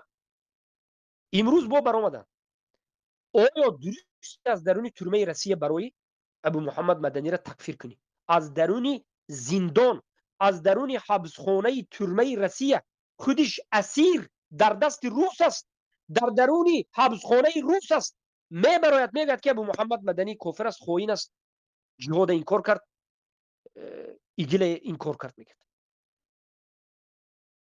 مایلش لیکن به تو یک سوال همین است که تو بیچاره در زندان درونی ترمه روسیه هستی. یک، تو بیچاره زبان عربی را ندانی که کتاب خونی یک عالم گوش کنی. تو بیچاره اصلا علم نداری، گپ نمیفهمی، گپی که سیاست شرعی به پلیتیک شریعت به ربط دارد تو نمیفهمی، تو مصلحه و مفسده نفهمی. و تو جوان تاجیک بیسوادی که در درون حبسخانه روس، در درون ترمه روس، زندان روس نشسته، تو به تو کی حق داد که تو برای علمای طالب علم تکفیر کنی؟ و دیگر جوانها از یک جانب جوانهای افغانستانی که از افغانستان هستند، دو سه جوانهای کودکی که دو سه جوانهایی که علم ندارند، بوی علم ندارند، خودشون در امریکا و در اروپا تکیه کرده گشتند، ما را طعنه اروپایی اینو اون میزنند یا امریکایی. اینها از نام این جماعت ها میبرد همه را تکفیر میکنند. بعضی برادرها در بین میبرند میگن که برادرهای عزیز خودی این جماعت به این چیز قطعی نیست. خودی جماعت اگر خودی جماعت قطعی نباشد برایت گوید که ما قطعی نیست. خودی جماعت قطعی نباشد برایت این احمقها، این جوهلا، این غلو کرده ها را، این تکفیری ها را که در اساس فقه تکفیر میکند، اینها را دار. ما در مسئله استاد اصول دین محترم ببخشید با بله معذرت یک دقیقه صبر بکنین استاد محترم. با عرض معذرت در مقابل همین سوالی که پیشتر ارائه کردین، در مقابل سوال شما یک نکته جواب میتم، نه خیر تکفیر نمیشوم. الله ایسا کرد. من میفهمم، الله برکتون تید. من درباره همین کسی جوانهای هر کسی که چنین ما ببینید یک دقیقه استاد محترم همین گفتم چیزا این همین سوالتان جوابش به یک نقطه خلاصه کردم و این همین چالش است. ما چالش میتونم برای همین کسایی که این همو تکفیر را کردن به اساس یک الله شما را خطایی حفظ که کند برادر، الله شما را حفظ ما کند. من در اینجا از من چی را کتاب میفهمم؟ هایشان ثابت میکنم استاد، از کتاب هایشان ثابت من شما میکنم را قبول که دارم. ببینید برادر عزیز، من به شما اختلاف ندارم، شما را قبول دارم. من میخواهم پیش یک فتنه را ما باید گیریم، من شما کسی نباشد، ما دو تا چیز باید پیدا کنیم. بیاتون برادر عزیزم، من ظاهر گپ زنم. همین جماعت دوله به هیچ کس ظاهر گپ زدگی نیست. همه یا ترسیدگی است یا همه بردند و ترمه کردند، نابود کردند. مثلا بسیار علمای ما در ترمه است که برای همون گپ زدگی نیستن. بیت با همون انسان ها به یک چیزی انیق و دقیقی که شاید هیچ کس گفتگی نیست، شاید بعضی ها گفتن من نمیدونم، من نشنیدم. من میخوام به همین جماعت یک چیز رسونم. برادرها، ای اهل توحید، ای مسلمان ها، شما هم گوش کنید، همه گوش کنید. یک چیز همه این مسلمان ها باید قبول کند که منهج میکروفون ها را محکم کرد. میکروفون کدوم باز است؟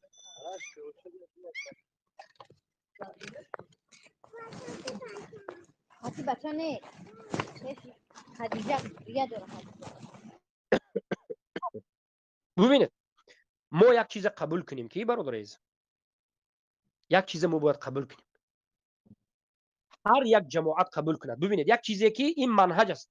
من حاضر درباره فقط این جماعت، فقط این بنام کسایی که میگن داعش و ایگل دولت اسلام میگن، فقط اینا به نه، من تمام جماعت ها میگم. جماعت ها بسیار است، القاعده است، طالبان است، انصار الله تاجیک است، این جماعتی که حضور گفتیم است.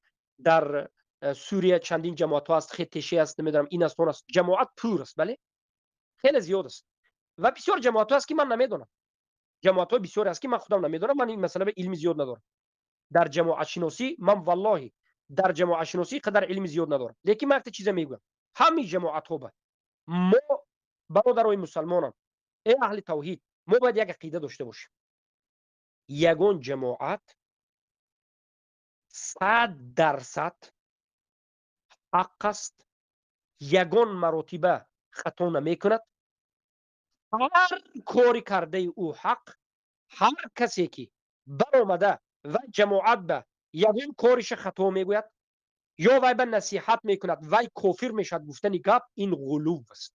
اگر همین عقیده در طالبان باشد، در القاعده باشد، در داعش باشد، در نمیدونم انصار الله باشد، در ختشه باشد، من نمیدونم غیبه باشد، کدام جماعتی که خودش جهادی نگوید، اگر همین عقیده را داشته باشد که او 100% حق است، یگان مراتب خطاگی نمیکند، هیچ کس حق نصیحت به اونها ندارد، هر کسی که اونها به نصیحت کرد، خطاگی اونها را اثبات کرد، اونها به گفت که این کار شما درست نیست، گفت همون آدم کافر است، همون آدم مرتد است. هر جماعتی که انا همین عقیده را دارد، انا همین غلو کرده است، انا همین گمراهی است، انا همین اولین قدم به ضلالت است. فراموش نکنید. بعد از این دومین چیز، انا همین چیز سبب میشد که این جماعت کدوم جماعت نباشد، هر جماعتی که فکر عقیده را دارد، این جماعت در درونش پراکنده میشد، کشی میشد، همدیگریش میکشد، نابود میکند. برای چی؟ سوال برای چی؟ برای که یگان جماعت نیست مگرم این که در درون این جماعت اختلاف نظر وجود دارد. اصول دین به ما یک جاییم. ما ببینید حتی صحابگان چی میگویم؟ ما میگیم که ما ایمان آوردیم که صحابگان رسول اکرم در مسئله اصول دین اختلاف نداشتند. کسی بگوید که صحابگان رسول الله در مسئله اصول دین اختلاف داشتند، کافر است. این خیلی آدم‌ها کافر میشن. صحابگان در مسئله اصول دین همه اجماع داشتند، اما در مسئله فروع دین، در مسائل فروعات، در مسائل هایی که اجتهادی، در مسائل های استراتژی سیاسی، در بین صحابگان اختلاف بود. این هیچ باکی نداره. اختلاف درش ممکن است. کدام انسان میاد صحابه ها را تکفیر میکند که این صحابه وای صحابه را مثلا بیاد دلیل بیار، دلیل از صحابه بیار که اختلاف کردن بگوید. دلیل بهترین مرامت حضرت علی. ببینید در زمان حضرت علی، وقتی که حضرت علی خلیفه شدند، امیر المؤمنین شدند، یک عده چنان به حضرت علی غلو کرد که حضرت علی را اعوذ بالله حتی که اله گفت. بیچاره حضرت علی رضی الله عنه چقدر به مصیبت ها گرفتار شدند، چقدر ابتلاهای شدید به بالای سرشون آمد. صفین، جمال، خوارج و باز این یعنی رافضه های غلو کرده ها حضرت علی به غلو کردند و یک چند صدها نفر، حتی بعض از علما 1000 نفر به میبرند. گفتند که ای علی، گفتند تو اله مایی. آشکار واضح در زمان صحابه، در زمان زنده بودن صحابه، حالی وفات پیامبر به 30 سال نشده، حالی وفات پیامبر به 2 دهه 3 دهه 30 سال نگذشته، آشکار گفته است که ای علی تو اله مایی.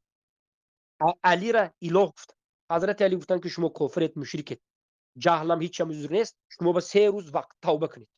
3 روز وقت توبه کنید. وای ها توبه نکرد. اکنون این مسئله جای نقطه اساسی دیگر جو، نقطه اساسی پلیتیکی سیاسی بمیبیم. من اکنون عقیدوی فهمیدید، جهل عذر نگفتند، رد کردند، شرک و کفر. یکی سیاسی پلیتیکی بمیبیم. حضرت علی سیاست چخل گرفتند. صحابه های دیگر از تابعین، از شاگرداشون و پیروانشون به امر کردند که خندق کوبید. خندق به زبان تاجیکی ما میگیم چکوری، یک زمینی کلان کوفتن، یعنی چکوری کوفتن، چاه برین کوفتن، جای کلان زمین کوفته پستی به میفرید، خندق میگن.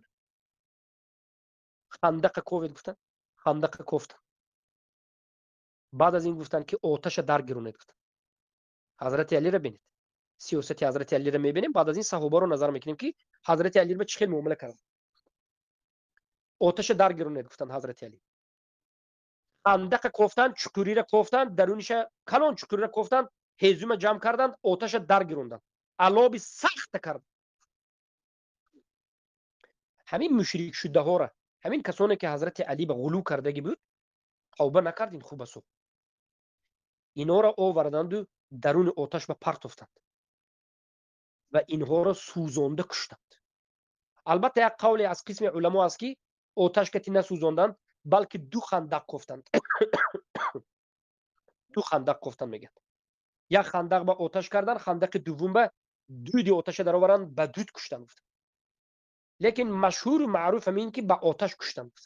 مشهور از این دو قول مشهور همین است که حضرت علی گفتند به آتش این مشرک شده ها را درون آتش به انداخته کشتند. این سیاست است. نام این پلیتیکه یا سیاست میگه. یعنی انا همچنین غضبشون رو ضد مشرکین، ضد شرک، بدبینیشون رو ضد شرک مشرکین حضرت علی با همین درجه سنگین و سخت نشان داد. صحابگان به مانند عبدالله ابن عمر، عبدالله ابن عباس زنده بودند. آیا همین کار حضرت علی را درست گفتند یا خطا گفتند؟ گفتند که خطا کرد. حضرت علی خطا کرد. یک لحظه. الحمدلله. خطا کرد. حدیث روایت کرد. در حدیث اومده است که پیامبر صلی الله علیه و سلم گفتند که لا يعذب بالنار الا رب النار. با آتش هیچ کس یک چیز دیگر رو، یک مخلوق دیگر رو، نه فقط انسان رو، حتی مخلوق رو عذاب دادن به حق ندارد. با آتش آدم سوزاندن، به حیوان زنده به زنده سوزاندن به حق ندارد بجز گفتند رب آتش، بجز الله رب آتش. یعنی حضرت علی به گفتند که کار شما خطا است. حضرت علی گفتند که کار شما خطا است. مقصد من آوردنم این چی است؟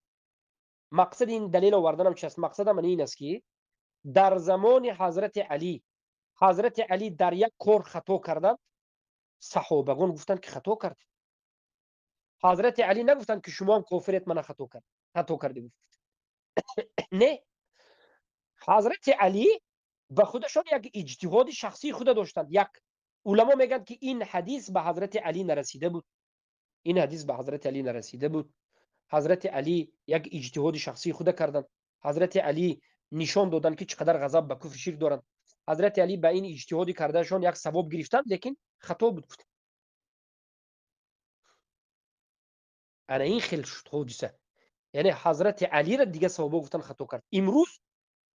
امروز علما وقتی که همین واقعه حضرت علی را میگن که حق در جانب عبدالله ابن عباس و دیگر صحابگان بود که گفتند که حضرت علی به این کار شما درست نیست. اما در اساس اصول دین که عبدالله ابن عباس، عبدالله ابن عمر و دیگر صحابگان رضی الله عنهم، معاویه، مادرمان صدیقه بنت صدیق، عایشه، حضرت علی، اینها در مسئله اصول دین همه یک عقیده داشتن. اما در مسائل فروعات بینشون اختلاف شد.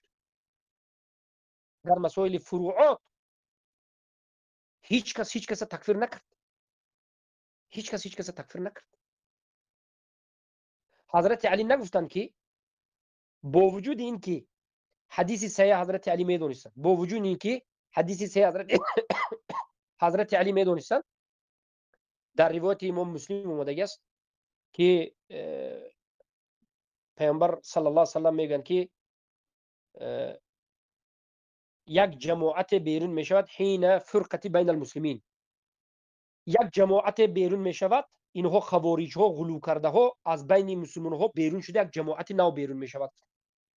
وقتی که گفتند دو فرقه از مسلمان ها بین همدیگر اختلاف میکند، در دوامش گفتند از همین دو فرقه که به همدیگر اختلاف کرده به همدیگر میجنگد، دو مسلمان ها حقش همین جماعت حق کسی هست که خوارج ها را میکشد. وقتی که حضرت علی با حضرت معاویه رضی الله عنه جنگ شد، اینجا یک فتنه به وجود آمد. البته یک حادثه شد، حضرت معاویه و علی رضی الله عنهم جنگ کردند. چخیلی که پیامبر پیشتر گفته بودند، چخیلی که پیامبر با واسطه وحی پیشگویی کرده بودند، در همین وقت دو مسلمان ها جنگ کردند. یعنی حضرت علی و حضرت معاویه جنگ کردند، دو مسلمان ها جنگ کرده ایستاده بودند. خوارج ها پیدا میشد از بین لشکران حضرت علی، خوارج ها پیدا میشد. در روایت 12000 نفر، در روایت 6000 نفر، در روایت 4000 نفر. خواریج ها پیدا شد. پیامبر گفتند که خواریج ها گمراه است. اما دو این طایفه که به هم دیگر جنگ میکنند، مثلا علی و معاویه، اینها مسلمان هستند، حق هستند. هر دوش کافر نه، مسلمان هستند، یگان کس کافر نمیتونن. لیکن حق از هم حق، از همین دو جماعت حضرت معاویه و علی از هم حقش گفتند حضرت علی. چخیل پیامبر گفتند که از همین دو جماعت مسلمانی که با هم دیگر میجنگند در همین جنگ حقش همون کسی است که خوارج ها را میکشد. خوارج ها را کی کشت؟ حضرت علی کشت. حتی پیامبر گفتند که در نهاوراوان میکشد. یا خوارج را کشته میشد که دستش گفتند مثل سینه زن است. حضرت علی بعد از خوارج ها را تارمار کردن و کشتن، صحابه را فرستادن، گفتند که نظر بکنید که همون شخصی که پیامبر گفته بودند که خوارج کسی که همون بکشد همون حق است، در کشتنش اجر است، دستش مثل سینه زن کلاه است، مشکش کوفتند، یافتند که در حقیقت حضرت علی، لشکری حضرت علی اون کشته است. حضرت علی گفتند که الحمدلله، یعنی حضرت علی حق بودند. مقصد من اناکنون چی است از این قصه صحابه ها را نقل کردن؟ مقصد من چی است؟ مقصد من این است که برادران عزیز، حضرت علی حق بودند، لیکن از جانب دیگر صحابه های اجتهاد کردند به حضرت علی، در اجتهاد مخالفت کردند. برای همین معاویه رو میگن که اجتهاد کردند، به اجتهادشان یک اجر گرفتند، یک ثواب گرفتند، لیکن در این باب حضرت علی حق بودند. نگفتند که حضرت علی و دیگر هیچ کس نگفت که معاویه و جماعت معاویه مخالفت به علی کرد، اینها کافر شدن. گفتن گپ بجز رافضه هیچ کس نگفت، زیرا که مسئله فروعاتی بود. در مسئله فروعاتی، در مسئله اجتهادی، در مسئله مصلحه و مفسده، وقتی که بین مسلمان ها اختلاف میشد، تکفیر وجود ندارد. تکفیر وجود ندارد. اما رافضه ها، البته رافضه ها تکفیر کردند. رافضه اومدند و حضرت معاویه را تکفیر کردند. دیگر همه اهل سنت تکفیر کردند که شما ضد حضرت علی جنگیدید. اهل سنت معاویه رو مسلمان میگه، ضد حضرت علی است. بله، رافضه ها در انامینجا غلو در تکفیر کردند، به خاطر فروعات تکفیر کردند. مقصد از این سخنان همین است که برادر عزیزم، کسایی که جماعت بهید، کدوم جماعت به نباشید، جماعت پرست نشوید. این جماعت شما خواهید نخواهید، یک روز نه یک روز یک خطا کردنش ممکن است، به خبر یک خطا کردنش ممکن است. خطای اصول عقیدوی نکند، هم خطای فروعاتی کردنش ممکن است. یک عالم خسته نصیحت کند، یک بار تکفیر و این اون نکنید، خطاگی کردنش ممکن است. امروز بسیار جماعت ها رو ببینید در اصول خطاگی دارند. مشرک مسلمان گفته خودش مجاهد گفته میگرد. ما میگیم که همون کسی مجاهد است که عقیدهش در اساس پیامبر صلی الله علیه و آله شد. خیر، من بسیار صحبت کردم. در روزافزاری با مریض هستم، خودم خسته شدم، شما را هم خسته نکنم. لیکن من دلیل هایی که گشته و برگشته آورده ایستادم به خاطر این است که بالاخره فهمید که الولا و البرا در اساس قرآن است. یعنی شما قرآن و سنت و فهم صحابه بشده براعت میکنید، قرآن و سنت بشده براعت میکنید، قرآن و سنت بشده موالات میکنید. جماعت بشده نه، قرآن و سنت بشده. هر جماعتی که در اساس قرآن و سنت است در یک مسئله، بله، قرآن و سنت به که وقتی که موالات کرده این جماعت به موالات میکنه.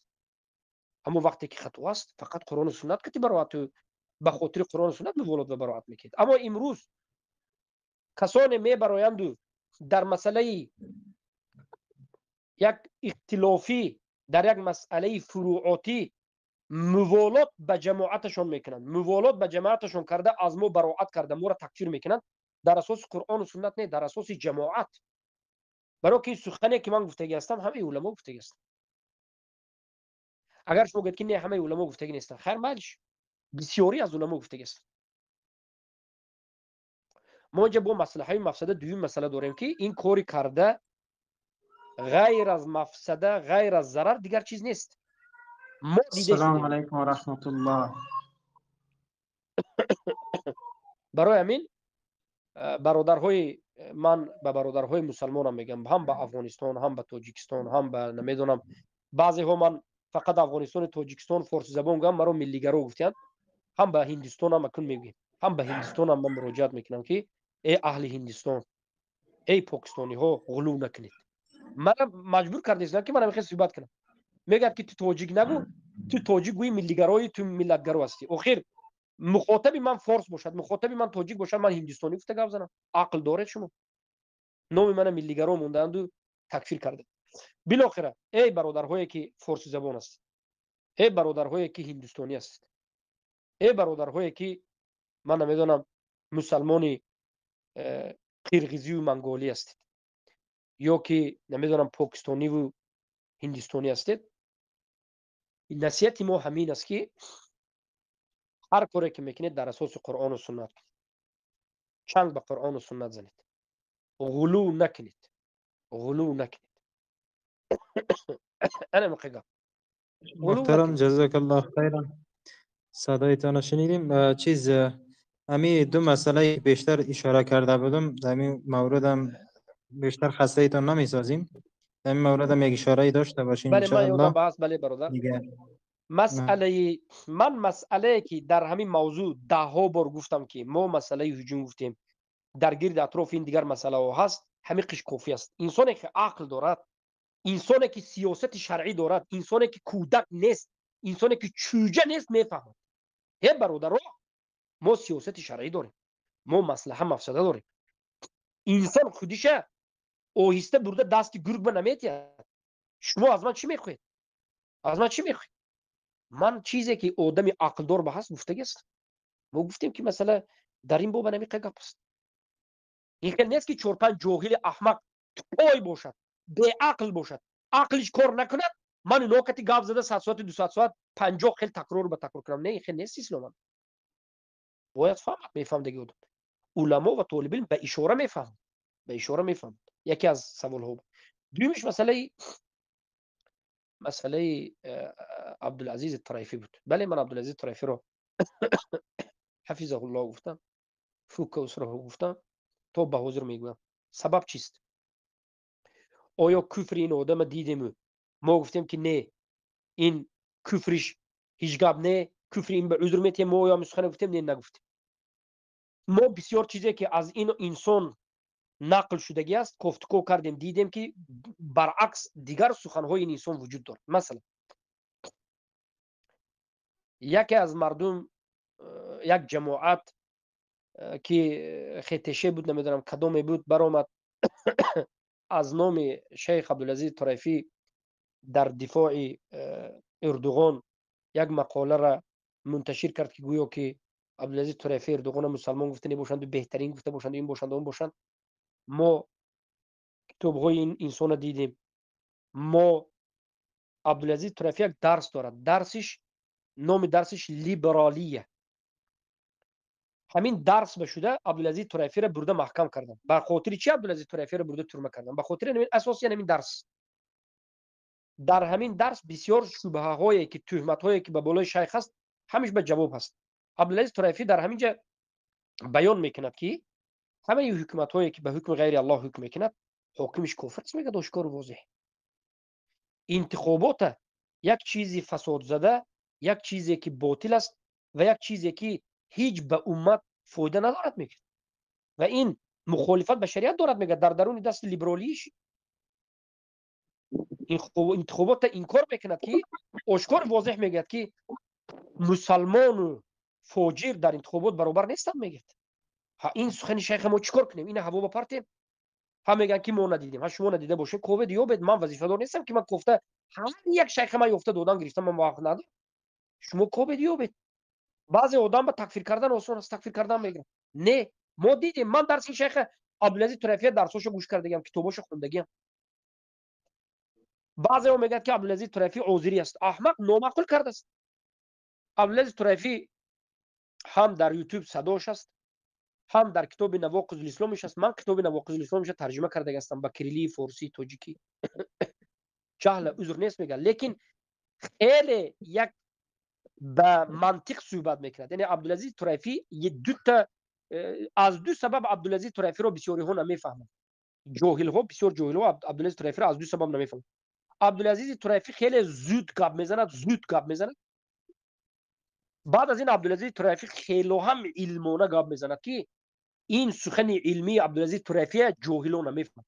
من یک سخن 50 مراتب آشکار کرده اوی انا این خیل گم از زیدی من میفهمد. من تکفیر کرده چور جاهل گپی من بر علیه خودی من میفهمد. انا همین 43 دقیقه گپی زدگیم به من دفاع کردنی باشم روسیه را، من گریه کردنی باشم روس به، من حکومت تاجیکستانی باشم، من حکومت پوتینی باشم، من اروپایی و من امریکایی باشم، من ملتگرا باشم، من خیر سخنی من خیلی برداشت کردی است. حالا که سخنی من واضح است. بعضی میگن که برای که تو صدات کمتر بیزه بود به مانند گریه. نه، من مریض است. من همون روزم مریض بودم، تا حاضر مریض هستم. همین حاضرم آوازی من صدای من خوب نیست. بارک الله بله. فیکم. اکنون عبدالعزیز طرافی 14 دقیقه در مسئله این که جهل عذر نیست گپ میزنه. اسم باید داده شود، لیکن در مسئله حکم خون یک آدم کافر گویم خونش ریزوندن حرام است. یک بار میگن حکم خون، این مسئله امیر و قاضی و یک حاکم به باز میگردن. میگن در مسئله عذر المشرک کتاب نواقض الاسلام به من لم یکفر المشرکین او شک فی کون اصحاب مذهبم گپ میزنه. تفصیلات اهل سنت میگه، یگون خیلی مخالفت کردگی نیست. در مسئله حکم کردن به حکم غیر منزل الله حکومت میکنه، صحبت میکنه. لیکن عبدالعزیز طرافی، سخن عبدالعزیز طرافی بیچاره را بسیاری خطا فهمیدن. در باب مصر وقتی که گپ میزند، درباره مصر گپ میزند، درباره مصر وقتی که گپ میزند، انا همونجا عبدالعزیز طرافی سخنشون ظاهرا البته خطا میبراید، لیکن مقصد عبدالعزیز طرافی کفر شرک اجازه دادن نبود. انتخاباتی که در زمان مرسی میشد ها، سال 2011 بود یا 12 بود، وقتی که اخوانی ها تظاهرات کردند. بله استاد صدای من دارین؟ بیاد همین مسئله به جواب بگم، بعد از این صحبت بکنیم. من جواب من نگفته توی اومده سخن بریدن میگیرید. صبر بکن آخه. ما چرا عبدالعزیز طرافی مسلمان گفتیم؟ نفهمیده تکفیر کردن میگیریم. نزد عبدالعزیز طرافی همون مسئله مصر به اخوانی ها وقتی که حکومت گرفتن صحبت میکنه. با مردم مصر میگه که از این کسانی که میگه خودش انتخابات ماندگی است، مثلا 6-7 نفر ماندگی است، از درونش میگه همیشه آدمای رسوا است میگه.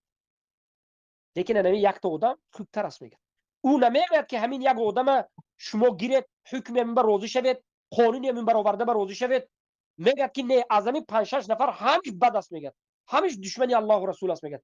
لیکن این یک نفرش کافر باشدم اقلا دشمنی با الله و رسول نمیگه. همین گپ نیست. همین بعضی میگرن میگن که انا خوب گفت. نه، این یک فکرش درباره منو گفت.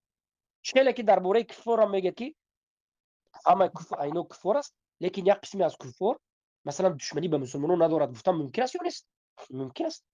مثلا میگه که مثلا همه کفار یک ملت است، همیشه کفار است، لیکن یک قسمی از کفار اگر باشه دوگه کنین کفار از دیگر کفار مثلا سبکتر است، زیرا که موقتی نمی جنگد. گفتم ممکن است. ولی این در زمان پیامبر صلی الله علیه و آله بود. نجاشی گفتن که کافر است لیکن ظالم نیست. گفتن بالاخره انا همچنین صحبت کردن، لیکن صحبت عبدالعزیز طرافی را خطا فهمیدن. و عبدالعزیز طرافی در حقیقت درباره جماعت یعنی این جماعتی که امروز ما تکفیر کرده است کتاب نوشته است، فقط تهمت 42 صفحه تهمت کرده است. من شب خوندم، کدام جاهل نیست است که نمیفهمد که چی میگه. بله. عبدالعزیز طرافی حفظه الله هم درباره همین جماعت صحبت کرده است، نصیحت کرده است. یک نصیحت کرده است. نصیحتش مسئله اصول دین به نه. اصول دین به عبدالعزیز طرافی گفتگی نیست که شما اصول دین به خطای شما کفریت گفتگی نه. عبدالعزیز طرافی فروعات به نصیحت کرده است. همین بین کفر گفتن این درست نیست. فروعات به یک عالم اجتهاد کردنش ممکن است، خطا کردنش ممکن است، دیگر خیل نظر کردنش ممکن است. خارج انده و شما داخل انده و خارج انده مردم دیگر خیل دیدنش ممکن است. ضررهای کار شما، فایده های کار شما را شما شاید نبینید و دیدنش ممکن است. و یک نصیحت کرد، همین نصیحتش به کفر میشد؟ نه، همین خگاب. والله والله. بله گاو زنید. بله استاد صدای من میشنوید؟ بله. استاد بخیر بعض معذرت امو کلیپ صوتی که شما 41 دقیقه در مورد تقویه موضوع مسکو گپ زده بودین، موضوعات صریح از اون وطنیت مثلا شما دفاع کردین، موضوع قومیت بوده و نه نه، این جهالت است. این حالی تهمت از خودت است. این تهمت از خود تو، از یک توی جاهل احمق است. من وطنیت دفاع نکردم. ای جاهل، استاد جان استاد ای گوش بگیر. احمق، من استاد نگو، من استاد نگو ای احمق. تو وقتی که حالا من می اویو اما وطنیت دفاع کردی میگه ای جاهل، ای جاهل احمق. او تو من صریح میگوی گپای وقتی تو من واضح میگم آشکار است. تو شما جاهل ایشو میگه کلمه مرا فهمیدی؟ نشنویده، نه، ای تو جاهل ای احمق جاهل میگی، تو احمق، توهین میکنی. ای جاهل احمق، ای غلات تکفیری، ای غلات تکفیری، ای جاهل احمق. این به نظر تو من وطنیت کردم؟ من نگفتم. من آینده مسلمان های تاجیک، آینده جوان های تاجیک به گپ زدم. من خطری نو به گپ زدم. اولین کسی از طالب علمان، اولین طالب علم تاجیک من بودم از درون تاجیک هایی که البته برادرها زیاد بودن لیکن زابس کرده در حالت سختترینم، در حالت وزنینترینم. این حکومت کفر، این حکومتش کافری است، رئیسش مرتد است، قومگرایی، این طاغوت پرستی است، ملتگرایی طاغوت پرستی است، وطنگرایی طاغوت پرستی است، پرچمگرایی طاغوت پرستی است. گفتگی من هستم. درسای من در مسئله کفر بی طاغوت وجود دارد. تو میای من متهم به ملتگرایی، قومگرایی، وطنگرایی میکنی؟ ای جاهلی احمق. من برای چی فقط درباره تاجیک گپ زدم؟ در همون کتاب این جاهل تکفیری های این غلات نوشته است که ابو محمد وطنگرا یا ملتگرا گفته است. فقط تاجیک تاجیک تاجیک گفته گام میزنه. اولا من تاجیک مسلمان گفته گام میزنم. ای جاهل احمق ها، تو بی من، ای جوان های تاجیک مسلمان، اگر در درون صحبتم بعضی وقت مسلمان نگم فقط تاجیک گویم، لیکن گشته با میگویم که ای جوان های مسلمان تاجیک گفته گام میزنم. یک.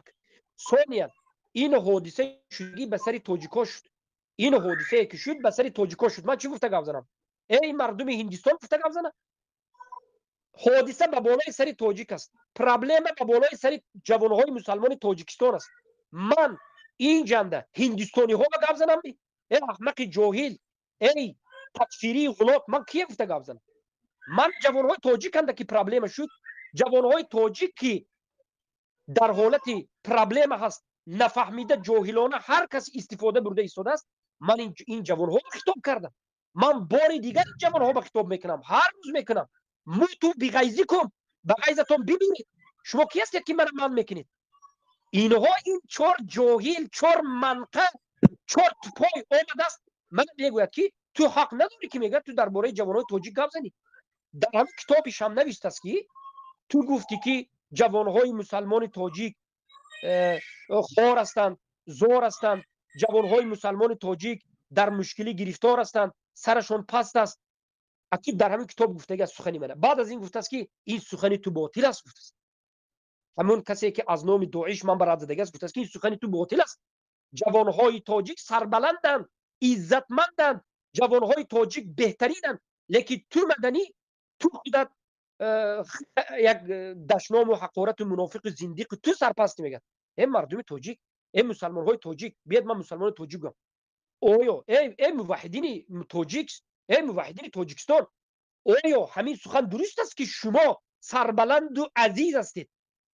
در کجا باشد سخنی حق گفته به حکم قرآن و سنت شما زندگی کرده ایستادید؟ او همین خیلی است. من احمق جاهل، من یا من دیوانه هستم که ندیده ایستادم. شما در کجا هستید جوانهای تاجیک سربلندی مسلمان موحد عزتمندی که هزارها نفر شما در تاجیکستان بودید، در روسیه بودید، موحدانه در زیر حکم قرآن و سنت زندگی کرده ایستاده بودید. ما کافرها در امریکا زندگی کرده ایستاده بودیم، در اروپا زندگی کرده، در اوکراین زندگی کرده. شما همین خیلی ما بیخبریم. ما ندیدیم تاجیکی مسلمانی تاجیکستانی که سربلند در روسیه گشتگی باشد، ریشش مونده نمیتواند، ریشش در تاجیکستان موحد مونده نمیتواند. زنی مسلمان نقاب پوشیده نمیتواند. زنی مسلمان برده تجاوز میکنند، فلان و پسمدان میکنند، هیچی گفته نمیتوانیم. من یک آدمی پست بودم، سرم زیر پا بود است که من کافر و احمق باشم. این دیگر مسلمان های تاجیکی موحد کنی سر بلندو در تاجیکستان نقاب پوشیده نمیموند تا 18 سال مسجد بند است، توحید گفته نمیشود. هزارها جوان موحد تاجیکستان سربلند و عزیز هستند. اینها هم در روسیه و هم در تاجیکستان ماشاءالله تبارک الله در زیر حکم قرآن و سنت زندگی میکردند. من احمق کافر بودم و در امریکا و در اروپا زندگی میکردم. ای انسان، ای جاهل، ای سرزده، سری تو زدگی است. تو هم کسی که کتاب نوشته هستی، تو اگر دیوانه نباشی، مجنون نباشی، تو سر زده نباشد، تو را جن نزده باشد، و چشمت کشو یک بار بین. موحد ریش مانده نمیتواند. همین ریش از همه کاری عادی ساده در روسیه، تاجیکایی که برادرای موحد در روسیه هست دوزیر.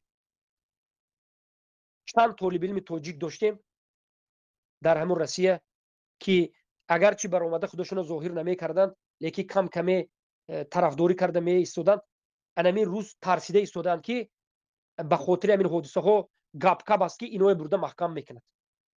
یک آدم نه مسلمان ها نه کافر ها، هیچ کس جوانی مسلمان تاجیک نه زنیش نه مردش در روسیه نپرسیده ایستاده است. در تاجیکستان هم نپرسیده است. من این مردم به وظیفه دار هستم که همچون یک طالب علم این مردم، همچون یک مردی که از همین قوم هستم، البته به این مردم خطاب کنم، گپ زنم. من گویم که جوان ها ساده نشوید، احمق نشوید، جاهل نشوید. همون بچه که قپیدن شما میگوید که او برادر ما بود، میگید. یک بچه که قپیدن داعش میگد که این آدم ما بود، ماشاءالله تبارک الله آدم ما بود. آدم شما باشد میگوید که به من 500,000 روبل مثلا وعده کردن، 250 گرفتم، 500 نگرفتم. شما میگوید که بله این گپ کافرها به او یاد داده است. سوال دوم، اینا برادر شما باشند، جنگ ببینید همون کشتاری که همون کشتاری که در همون مرکزی در مسکو شد ساعت 8 شب شد. بله 8 شب شد. من انالیتیکو سنجش نیستم. همون آدمای انالیتیک گفته شده است و این خودی بسیار مسلمان ها گفته شده است و این یک سوال است، سوال عجایب است. ببینید ساعت 8 شب یا 8 نیم شب، از 8 تا 8 نیم شب مثلا اگر گوییم شبانه در سرشوی شب در مسکو جنگ سر میشه. یعنی همون چور به نام انسان ها می درآیند، آدم کشی را سر میکنن، 18 منوت 15 منوت 11 منوت من نمیدونم چند منوت جنگ میکنن، میبرن میرن. همینجا تاریک، همینجا تاریکی است یا نیست؟ شب است یا نیست؟ بله شب است. بعد از 4 ساعت این حادثه تاجیک، همین 4 تاجیکی بیچاره که قبضگی هستن که همین بعد از چند ساعت قبل، بعد از 4 ساعت قبل، بعد از 4 ساعت، بعد از 8 نیم 4 ساعت مونه، 9 نیم 10 نیم 11 نیم 12 نیم شب میشه. انا 12 شب یعنی بعد از 4 ساعت این 4 تاجیک قپیدن. به گفتی داعشی ها این لشکری امنا رو قپیدن، لیکن روزانه است. یعنی انسان ما عقل داریم که ما دیوانه نیستیم که روز همین ویدیو رو ببینید، ویدیویی که تاجیک قپیده گوشش میبرن، از درخت زده فرآورده گوشش میبرن. همین ویدیو رو ببینید. تاجیکی که دوزانی نشاننده نامش فریدون بوده، بله یا چی بود، شمسیدین بود، فریدون بود، نامش چی میگن، دوزانی نشوندن. او گفت که من 500,000 روبل مثلا پول مولو اینو اون گپو زد. همین وقت هم همین روز است، همین ویدیو به یا شب است. همین یک بار من به جواب دادم تاجیکو مسلمان ها، ای برادرهای مسلمان افغانستان، شما من همین ویدیو ببینید گویید که شب است یا روز است. روز است. روزانه این 4 تاجیک میقپن، روزانه میقپن. لیکن این زد و خورد شبانه شده است. این حادثه شبانه شده است. ساعت 8 شب شبانه پجر میشد، آدم کشی 8 شب میشد. بعد از 3 ساعت، بعد از 4 ساعت که اینا ماشین های کرده به طرف بلاروس رفتن، بعد از 400 کیلومتر میقپن، بعد از 4 ساعت میقپن. بله ساعت 11 نیم شب، ساعت 12 شب قپیدگی، ساعت 12 شب روز. ما چخل باور کنیم؟ آخر ما دیوانه نیستیم، مجنون نیستیم که هر گپ برآمده هر کس گوید آدمی ما بود گوید ما قبول کردن گیریم. من نه دیگر آدمایی که انالیتیک هستن ویدیو که یک بار خودتون نظر کنید، خودتون نظر کنید که اینجا چی بازی رفته ایستاده است، اینجا چی من نمیدونم مشکلی رفته ایستاده است. من اینجا فقط سوال دادم به حق دارم، من اینجا هیچ گفته نمیتونم، من انالیتیک نیستم، لیکن من یک انسان، همچون یک انسان عاقل، همچون یک انسانی که عقل دارم به شما سوال میتونم که آیا همین ممکن است که این آدم کشی، این زدوخور ساعت 8 شب شبانه تاریکی شود؟ بعد از 4 ساعت این 4 تاجیک قپر روزانه قپر ساعت 11 شب روز میشد است. نه ما دیگه کل فکر داریم. این چیز خودی روز ساخت. این چیز، این حادثه غیر از فایده بر روس، غیر از فایده بر روس یا به دیگر حکومت‌های دیکتاتوری به مانند تاجیکستان و دیگر و دیگر هیچ کس به فایده نیست. این فایده نیست. این فایده نه برادر عزیزم. تو از نظر قرآن و سنت یک بار فکر کن. ای مسلمان تاجیک و افغان و هندوستان، ای یمنی، ای مسلمان یمنی، فکر کن یک بار. با ملتگران نگوید نه یمن و عرب و عجم هم در آورد. ای کشمیری یک بار فکر کن که اگر یک کار جایز باشد هم انا همون کار جایز بوده به تو ضرر آورد، تمام مسلمان ها را ضرر آورد، این کار کردن جایز نیست. یعنی باز میگردیم به مصلحه و مفسده.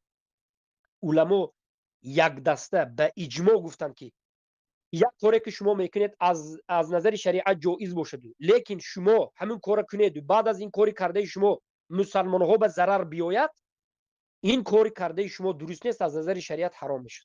همون موقتا همون وقت به. برای چی؟ برای که به مسلمان ها ضرر آمد.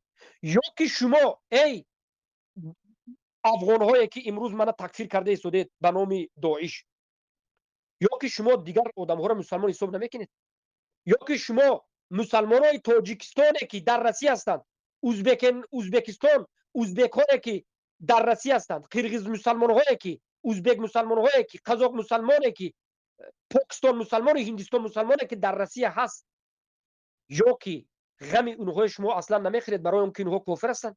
چی؟ برای چی خیر کردید؟ شما یک کار کنید اگر جایز باشد، اگر گفتیم که جایز باشد، شما غمی فقط 4 تا خودتون رو نخورید، غمی 4 تا بنام همین گروه خودتون رو نخورید. شما وظیفه دارید که تمام امت فکر کنید، تمام مسلمان ها فکر کنید. زن مسلمان تاجیک حجاب پوش موحده که در روسیه هست، برادر مسلمان موحد تاجیکی مسلمان موحده که در روسیه است، طالب علم علمایی که در روسیه است، دیگر از ازبک است، افغان است، نمیدونم تاجیک است، یا که هندوستانی است و کشمیری است و عرب است، مسلمانی که در همونجا موحد است و کار فعالیت و زندگی کرده شده است، همونا کافر هستن یا مسلمان هستن؟ سوال به شما، کافر هستن یا مسلمان هستن؟ ما میگویم که اهل سنت و جماعت اینا مسلمان است. اگر شما گویید که بله اینها مسلمان هستند، چرا شما یک کار کنید مصلحه و مفسده این مسلمان ها را فکر نمیکنید؟ چرا ضرر و فایده این مسلمان ها را فکر نمیکنید؟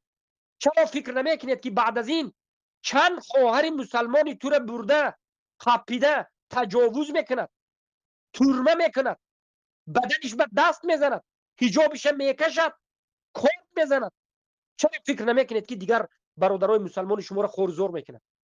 شما اگر گویید که اینا همش فاسق است، هجرت نکرد، بله اگر فاسق گویی، فاسق گفته کافر نگوید یا مسلمان است؟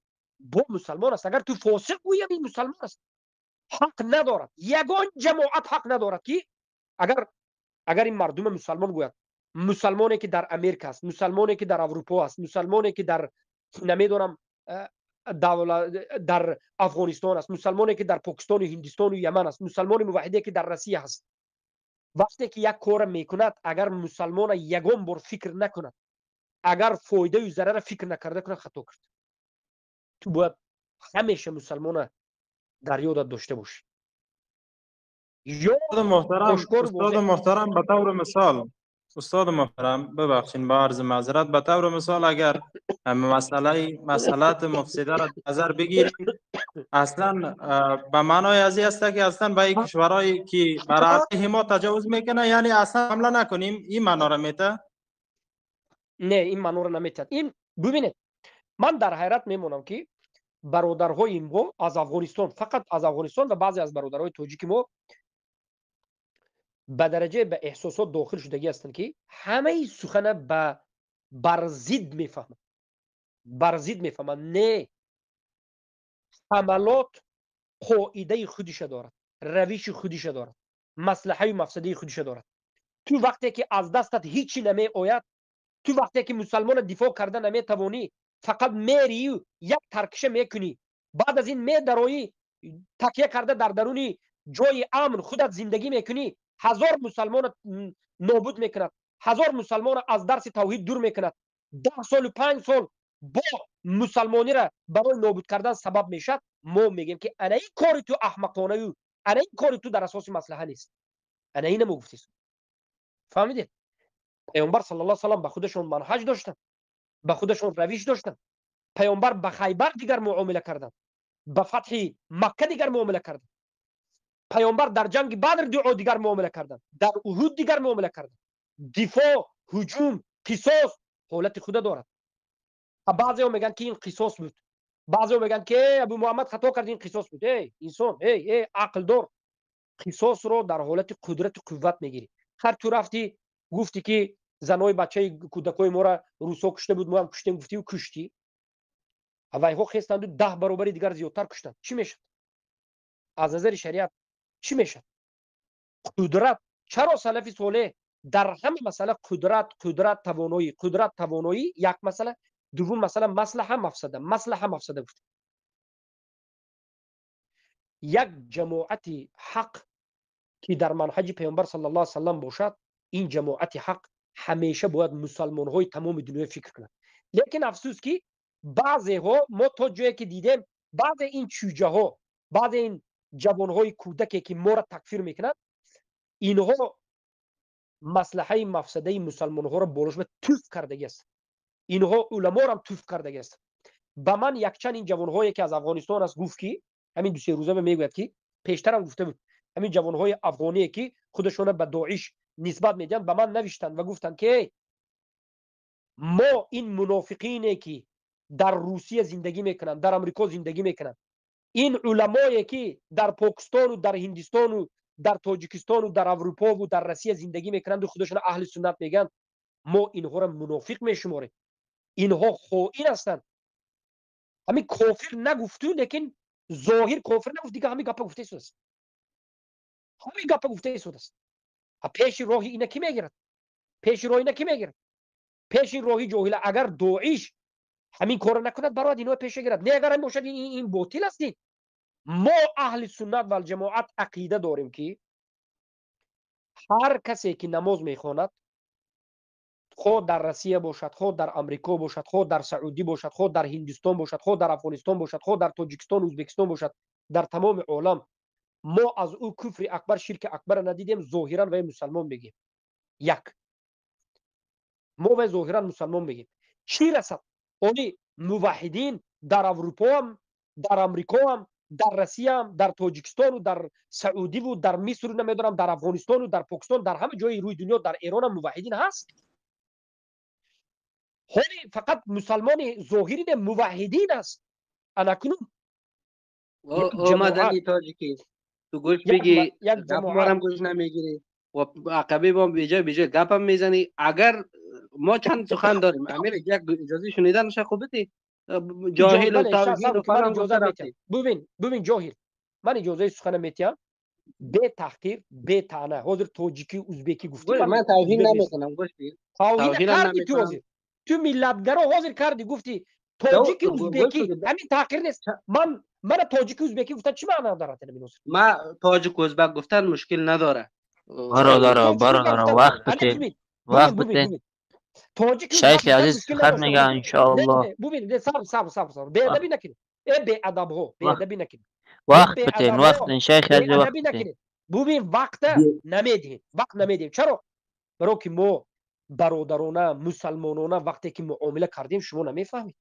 ما شما را مسلمانان معامله کردیم، شما را کافر نگفتیم، شما را دهنمو با اومدگی نگفتیم شما خودتون کیس کردیستین که کی خواهد 4 جاهل 4 منقه برآمده منه ای ابو محمد ملی، ای ابو محمد پوتینی، ای ابو محمد اروپایی، ای ابو محمد کافر، ای ابو محمد وطنی، ای ابو محمد ازبکی، ای تاجیکی. سری تو زدگی است.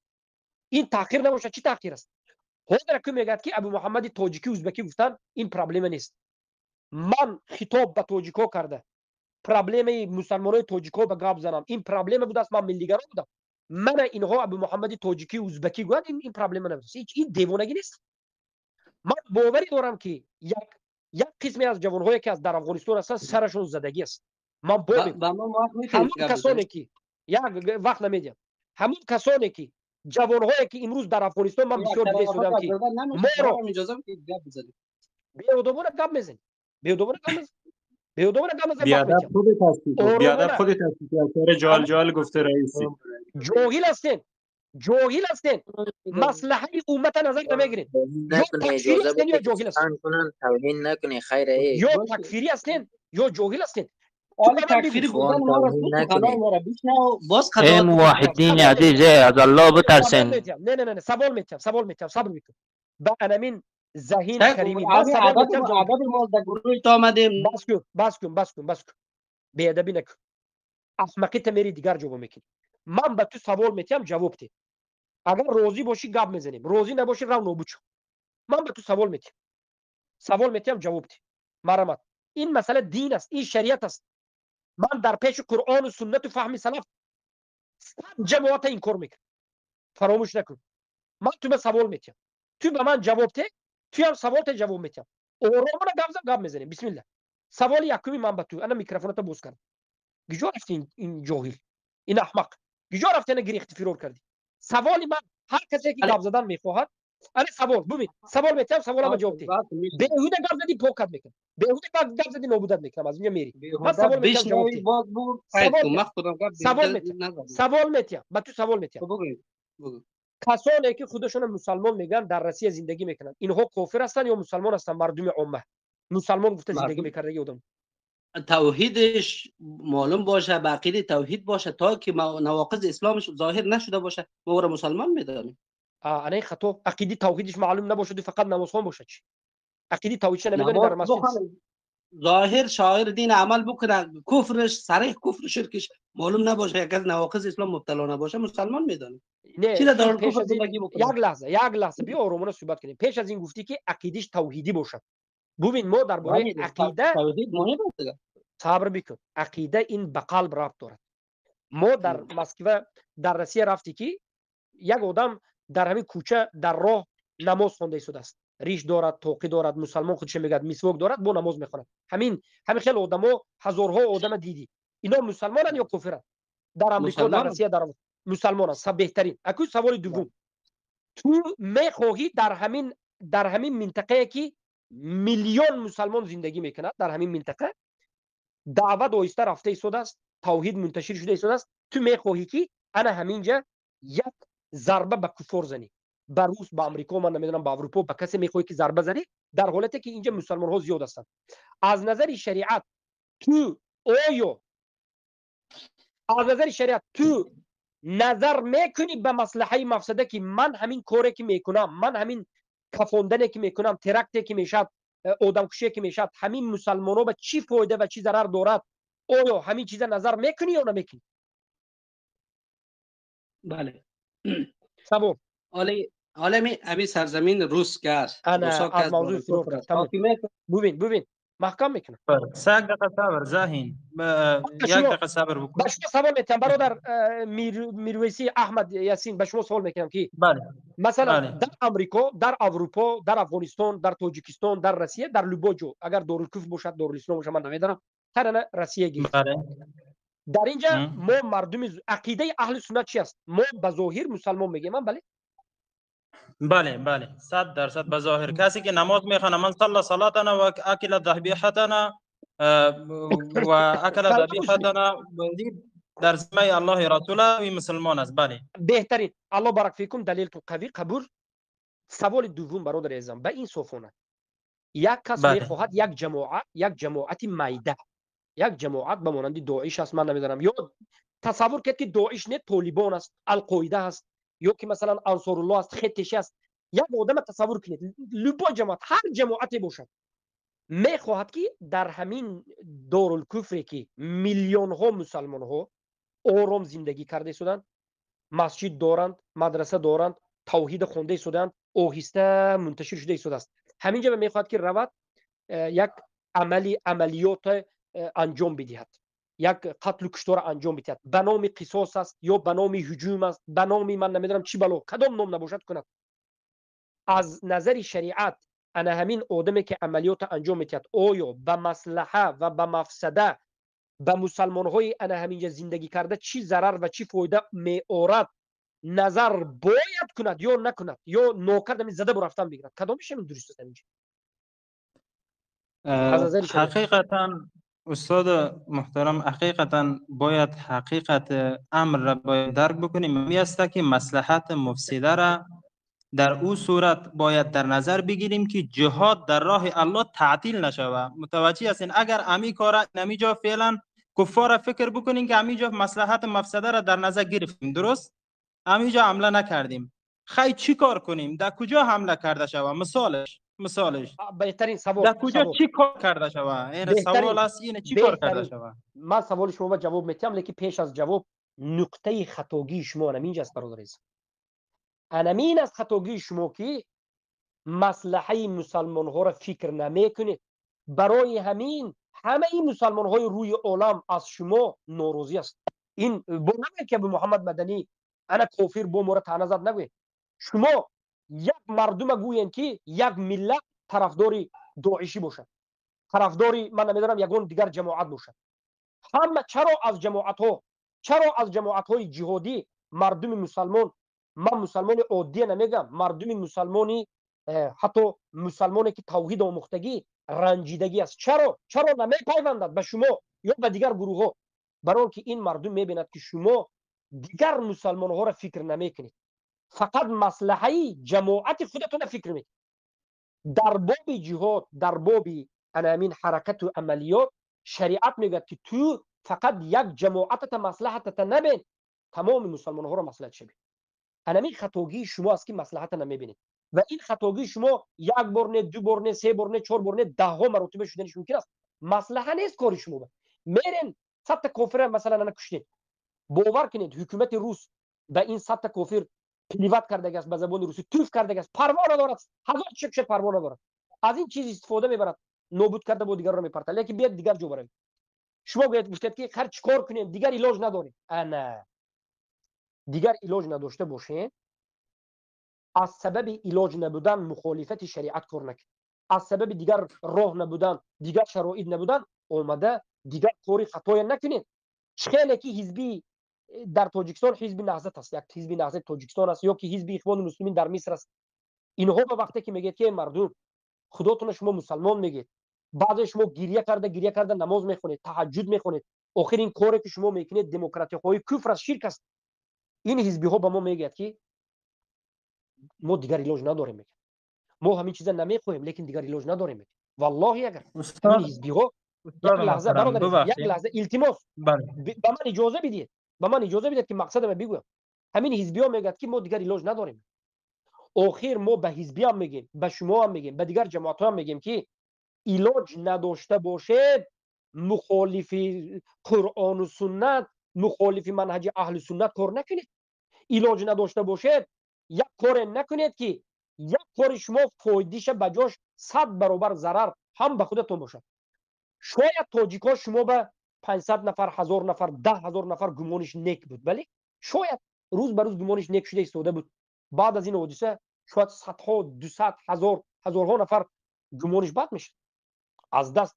برای خود شما مردم ضد خودتون میکنید، برای خود شما در ریشه خودتون تبر میزنید، برای خود شما رویتون رو به مردم سیاه نشون میدید، برای که مردم دیده ایستاده است که امروز ترکت این عملیات شبانه شدگی تاجیکا را روزانه قبول دیگه. همین سوال به هر یک آدم جاهل میگه که این میگه یک یک دست کفار است میگه اینجا چه خیل بازی هست میگه بیا من از این فتنه دور میشم از جماعت هم دور میشم میگه حق دارد و ندارد چرا حق ندارد حدیث حذیفه بن الیمانی است که یک روزی که امام نباشد جماعت نباشد اختلاف باشد چیکار کنم گفتن در سنن اومده است پیامبر به حذیفه بن الیمانی گفتن که فاعتزل تلك الفرق کلیها هر یک فرقه ترک کن همه این فرقه ها را ترک کن راه خودت تنها زندگی کن تا روز مردنت گفت این روز من نبرید مردمه کدی شما مردمه هم از عقیده هم از خودتون هم از جهاد روی مردم خلوق کرده از خودتون دور کرده از جهاد دور کرده شیخ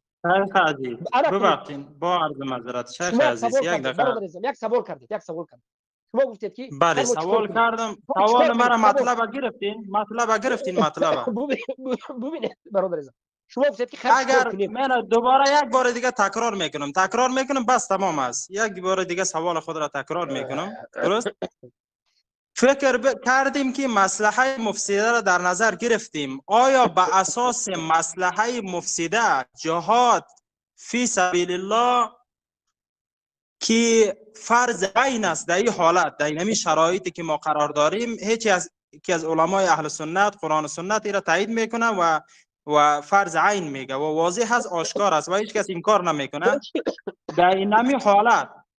در این حالت به خاطر مصلحه مفسده گفته جهاد در راه الله علیه کفار ترک کرده شود بهترین من جواب میگم نه ببینید انمین است که شما طالب علم را خطا میفهمید از سبب خطا فهمیدن تکفیر میکنید از سبب خطا فهمیدن طالب علم را سونی سریش میبرید و کشته میپرتید خیلی که حکمی ما را موندید و با جاهلانه این کار کرده شدید ببینید جهاد فرض است گفتن یک مسئله جهاد قدرت پیدا کردن دوم مسئله رفته در درونی دارالکفر مسلمان هایی که امنیت زندگی کرده‌اند در اونجا به گفت شما عملیات کرده آدم کشتن سیوم مسئله اینا به هم دیگر آمیخته کردن احمقی و جهالت است من تا به حال نگفتم که اسلام ما جهاد ندارد نگفتم که جهاد باید این کار کرده شود ای انسان من به شما نمیگم به بعضی از جاهلای دیگر میگم که میگن که ابو محمد مدنی این کار کرده و این کرده اون کرده ما عملیاتی که شما میکنید به نام عملیاتی که مصلحه و مفسده قبول ندارید آیا جهاد غیر از همین دیگر جهاد نیست سوال دیگر به شما میگم آیا جهاد همین است که یک عده به بالای یا به یک منطقه روند جایگیر شوند از همونجا به واسطه اینترنت و این آن هر منطقه به 4-5 نفره تشکیل کنند اینا رود کشد یا تکفیر یا که بگویم کفانت به همین بس مگر جهاد همین است فقط کی گفته که جهاد همین است کنی یک عالم به من بیارید که گفته باشد که جهادی که فرض است انا همین جهاد است که شما مجاهدین در درون کوه در درون جاهای امن نشینید اما آدم‌های مسلمان‌های موحدین گپ بگیرید فهمانید اونها در بین دارالکفر همه جا یا کفانن یا ترک کنند بعد از این دیگر مسلمان‌ها نابود شود یا که به ضرر رفتن شما در اینجا دم گرفته نشینید کدام علما جهاد انمی خیلی بیان کرده شما جهاد اولی نفهمیدید نباشد جهاد چی است برادر ما گفته ایستادیم که درباره ترکانیدن در دارالکفر درباره کشتن در دارالکفر از نظر قرآن و سنت گپ زده ایستادیم که شما اولا الحمدلله رب العالمین الحمدلله اولا شما در دارالکفر هم اولا زن کودک پیرانسالها آدمای بیگناه کشتن به حق ندارید ثانیا اگر بناگاه فرض کردیم که شما یکون دلیل آوردید این گفتید اون گفتید قصاص گفتید و همین کار کردید شما حتما باید مصلحه و مفسده انا این کار بینید جهاد اصلش فقط در درون دارالکفر در مورد ترکوندن نیک پیامبر صلی الله علیه و آله لشکر میکشیدن میرفتن جهاد میکرد قدرتشون پیدا شد بعد از قدرت پیدا شدن رفتن جهاد کردن پیامبر در مکه 10 سال جهاد نکردن 13 سال در مکه جهاد نکردن در مدینه هم اومدن 1 سال جهاد نکردن بعد از این 14 سال رفتن در جنگ بدر هجوم کردن به خاطر چی به خاطر اینکه کم کم قوه قدرتشون پیدا شد قوه نداشته باشن پیامبر قدرت نداشته باشن 4 تا صحابه فرستونده فلان جا رو این کرد نکردم که پیامبر صلی الله علیه و سلم تا به قوت شدن مشرکای قریش که صلح کردن تو که ویها کتی حاضر جنگ نکنیم ویها قوی تر است ما یا نابود بناگاه نکنیم حاضر به ایستاده ایستاد گفتن وقتی که صلح کردن مسلمان های قوی کردن مسلمان های تعلیم دادن صف مسلمان های زیاد کردن بعض حالت میشد که این دلالت میکند این سیره پیامبر دلالت میکند که بعض حالت برای مسلمان ها میشد که مسلمان ها اگرچه به بالاشون جهاد فرض باشد هم اگرچه به بالاشون جهاد نمیدونم فرض عین شده باشد هم اینها سکوت میکنند آدم جمع میکنند میسازند یک بار خودشون میدیدگیند آخر یک بار میبینند که چی دارند اینها یراق دارند یا که در دستشون چوب و کلم دارند میبینید فرض عین است گفته شما یک کاری کنید که موافق شریعت باشد فرض عین شد گفتم مخالف شریعت کردن به هیچ کس حق نداره برای همون ما بار دیگر میگیم این دومین مشکلی برادرانه که از افغانستان هستن ببینید در افغانستان مفهوم جهاد غلط شده است مفهوم هجوم مفهوم قصاص غلط شده است ما از علمای اهل سنت افغانستان خواهش میکنیم که این مسئله را یک بار جوانهاتون بفهمونید بی‌طرفی را در این باب بحث کنید فهمونید این مسئله را اولا جهاد فرض است گفتن دو تا خطاگی که حاضر همین جوانها دیدیم یکم خطاگی سوال من جواب نداد شما مسلمان در روسیه 20 میلیون مسلمان است میگه در من شما نه 10 میلیون مسلمان است نمازخوان کم نیست ما نمازخوان مسلمان میگیم تو کفر شرک شور نشود اینا مسلمان ها اگر مسلمان گوید وقتی که در بین این مسلمان ها شما یگان کار کردنی میشوید هیچ کس نگفت که شما را نکنید مطلق همه گفت که مصلحه و مفسدت بین اگر همین کارت حق باشد زن نکش البته کودک نکش مرد نکش لیکن بناگو اگر کردی تو مصلحه و مفسده نظر بکن فایده و ضرر نظر بکن این سخن سلف صالح است فایده و ضرر نظر کن حالا ببینید این مردم فایده ضرر نظر نمیکن فایده ضرر موحدین اصلا نظر نمیکنن یک مسئله دومی مسئله فهم اینها در باب جهاد غلط است اینها میگن که جهاد انا این برادر امروز گفت که جهاد فرض عین است آیا به خاطر مصلحه و مفسده ترک کنیم نه جهاد ترک نمیکنید اما جهاد از پیش خودتون نمیسازید جهاد از فکر خودتون انجام نمیدهید جهاد از پیش خودتون استاد محترم از پیش خودمان انجام نداده ایم کسی از نزد خود انجام نداده اینا علما دارن همه چیز دارن منهج دارن الحمدلله قرآن کریم به صورت واضح بیان میکنه وقتلوهم حيث ثقفتموهم وخذوهم واحصروهم وقعدوا لهم كل مرصد در هر جایی که این کفار گیر کردیم بکشین سوره توبه یک بار مطالعه کرده شود ای برادر بیا تفسیر همین هر دو میخونیم که این در کدام حالت است تو وقتی که هجوم کرده ایستاده باشی تو لشکر کشیده باشی تو همین طرف روسیه و 200,000 لشکر که در اومده باشی انا این گپ گویی میشه تو خودت در یک دیگر منطقه باشی چهار مسلمان فرستاده باشی که اینها روندو فقط همین یک بار 4-5 کس کشندو یا فرار کنند و دست بغلتندو دیگه مسلمان ها را کشد این به داخل نمیشه تو آیت یک بار فهم شما غلط است فهم شما باور کنید من تو این درجه فکر نمیکردم من همین جوانهای افغانستانه تو این درجه فکر نمیکردم که فهم غلط است این آیت بله هجوم پیامبر صلی الله علیه و آله به کی این آیت نازل شد البته العبرة بعموم اللفظ است پیامبر وقتی که فتح مکه به داخل شدن این آیت نازل شد این آیت در وقتی یا دفاع یا هجوم است اما وقتی که تو نه دفاع میکنی نه هجوم میکنی یعنی هجوم عمومی دفاع عمومی نمیکنی اصل جماعت در یک جانب دیگر است 4-5 جوان مثلا ازبک است تاجیک است قزاق است قرغیز است اینها را امر میکنی از پیروات که شما روید فلان جای ترک کنید یا فلان کس کشید مثلا زن است کودک است مرد است اگر مثلا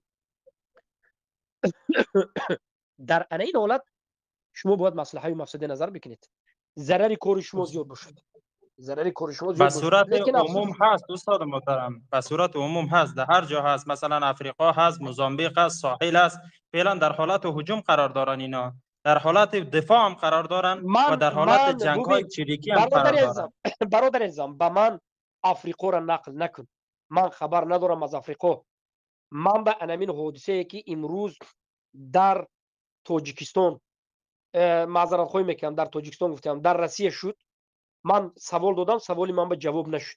نه خودت جواب دادی نه او پیشتر برادرت جواب نداد که اگر شما سوالتان چی بود؟ سوالتان خود جواب دادم، مسلمان بودن جواب تمام ندادی. بر بیا اساس بیا حدیث. باور دوامش به سوالم به جواب ندادی. تو گشته خب سوالی کدام من به سوال؟ گشته بفرمایید سوال. با بیادبی میکنی، با بیادبی میکنی برادر. بیادبی نکردم استاد محترم. خب شبا خیر، سوالتان بگید. کدام سوال گفتن نگیر. من روزه دارم. چی رو تکرار میکنی گشت و برگشته؟ من احمق نیستم، من میفهم. انا همینجا 240 نفر آدم شاهد است. من سوال دادم به خودت که کسانی که در روسیه هستند که خودشون مسلمان میگن و نماز میخونن، مسلمانان، تو گفتی مسلمانان، حدیث آوردی. من گفتم احسن، دلیلت قوی است، قندت زن. بعد از این سوال دوم دادم اگر اینها مسلمان باشند، ما وقتی که میریم در اینجا یگون عملیات میکنیم یا شما میرید یگون عملیات میکنید، ما باید مصلحه و مفسده این مردم مسلمان فکر کنیم یا نکنیم؟ گفت تو جواب ندادی. تو گفتی که به من گشته سوال دادی، تو گفتی که فرض جهاد فرض عین است، اما مصلحه و مفسده گفته جهاد نکنیم. گفته به من سوال دادی، تو سوال من به جواب ندادی. سوال با میتیم به تو وقتی که در یک منطقه دارالکفر مسلمان ها زندگی میکنن، آرام زندگی کرده ایستادند، توحید هم آموخته ایستادند، به پیش رفته ایستادند، کم کم کم کم رفتی در درون اینها، تو میخواهی یک عملیات تکنی. در همین وقت تو باید به مصلحه و مفسده عاقبت این کارت که ضرر است به مسلمان های همین منطقه یا فایده است، زیان است یا فایده است، مسلمان های این منطقه را این عملیات کرده تو همیش به ضرر کرده موحدین نابود میکند، برعکس این کاری کرده تو فایده به کفار است یا و ضرر به مسلمان است، تو همین چیز فکر میکنی یا نمیکنی؟ یا این چیز فکر کردن غلو است. کنی نمیده من سوال دادم.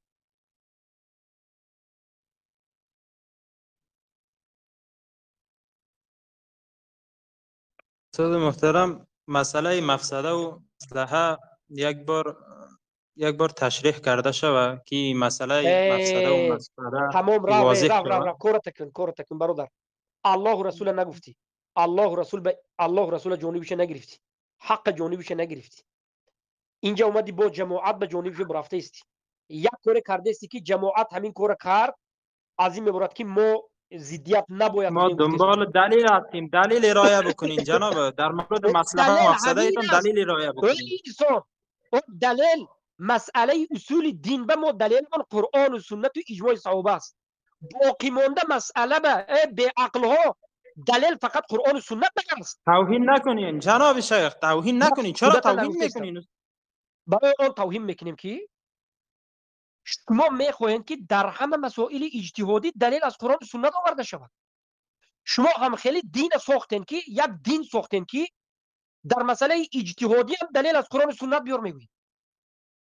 ما منهج داریم که اصول دین ما در قرآن و سنت ظاهر ذکر شده است. اصول دین ما در قرآن و سنت ظاهر ذکر شده است. اما مسائل فروعاتی و بخصوص مسائل دقایق اجتهادی وجود دارد که در قرآن و سنت ذکر شدگی نیست. این به مصلحه و مفسده ربط دارد. دلیل در مسئله، ببینید، مصدر تشریع در مسئله عقیده دیگر است. مصدر تشریع در مسئله غیر عقیده، در مسئله فروعات، جزئیات، اجتهادی دیگر است. آدمی به علم که گپ زده نه، باور کنید دیگری آدم میسوزد. آخر من چی بگویم؟ من این مسئله را 2-3 سال خوندگی هستم، همین یک مسئله را من این آدم به چخیل فهمونم، 2 دقیقه به چخیل فهمون و 2 دقیقه به نمیفهمد. این گپی مورا نفهمده است. سوال من به حال جواب نداد. مصلحه به نظر میکنی، گفتم عاقبت ظاهرا این مصلحه به نظر نمیکنه. این جماعت فقط مصلحه همین 4 نفر خودش به نظر میکنه. 4 میلیون 10 میلیون مسلمان دیگر به ضرر نمیکنه، نظر نمیکنه مصلحه به. از کاری تو کفار فایده برد، تو یک کاری به خاطر الله کنی، از کاری تو کفار استفاده برد و مسلمانان نابود کند. آیا همین کار درست است؟ ببینید من یک منهجی با اهل سنت میگم. ما دلیل مسئله اصول دین، معلوم من الدین بالضروره، مسائل اعتقادی و دلیلمون قرآن و سنت است با فهم سلفین امت به اجماع سلف. اما مسائل فروعاتی، مسائل جزئیاتی به هم قرآن اگر اومده باشد قرآن است، هم سنت است، هم اجماع است. اگر قرآن سنت اجماع نباشد سنی چی است؟ سنی همین مسئله صحابه است. اگر صحابه اختلاف کرده باشند یک قسمی صحابه های زیاد گرفتن است، بعد از این صدن للذریعه هست، بعد از این مصلحه و مفسده است، مصلحت المرسله است، استصحاب است. چهار مذهب نظر کنید. احمد ابن حنبل مصدر تشریع در نزدشون چی بود؟ در مسئله عقیده قرآن و سنت اجماع بود، اما در مسئله فروعات قرآن، سنت، اجماع، قیاس، عقل، صحابه و بارک الله فیکم بعد از این سد للذریعه، مصلحه و مفسده بود دلیل. یعنی 8 چیز در نزد احمد ابن حنبل. اصول مذهب احمد ابن حنبل گفتن کتاب نوشته شده است خونه. هر یک مذهب به خودش اصول دارد. هر یک مسئله میده شده در قرآن و سنت ظاهر بعضش اومدگی نیست. بعض مسائل به قاعده مصلحه و مفسده یا قاعده سد للذریعه یا به قاعده بارک الله فیکم قیاس فهمیده میشه داخل. بارک الله فیکم. بعد از این یک چیز هیچ وقت فراموش نکنید، هیچ وقت فراموش نکنید که سوال اینجا یک منهج است که مقصد از جهاد چی است؟ حفظ مسلمان ها است یا فقط جهاد کردن است؟ مقصد جهاد حفظ کردن جهاد، مقصد جهاد حفظ کردن مسلمان ها، منتشر کردن توحید است یا فقط به ذات خودش جهاد گفتم خیلی مسلمان ها را اصلا فکر نکرده، اصلا مصلحه و مفسده مسلمان ها را فکر نکرده، منتشر شدن توحید فکر نکرده، فقط جهاد گفتن است؟ مقصد این جهاد مقصد دارد بخش. جهاد از باب کفر به طاغوت است. جهاد مقصد اساسیش مسلمان ها را حفظ کردن، مسلمان های موحد دفاع کردن، عقیده که در اساس قرآن و سنت است انا همین منتشر کردن و همین دفاع کردن است. عقیده را دفاع کردن. جهاد دفاع کردن توحید است. جهاد رسانیدن توحید است. جهاد مسلمانان موحد نگه داشتن است. مقصد جهاد همین است. اما تو یک کار جهاد گفته کنی بود سبب برعکس نابود شدن توحید، سبب برعکس کشته شدن مسلمان ها شود، در این حالت همون عملی کردگی تا نکن، دیگر خیلی کار کن. و علیکم السلام و رحمت الله.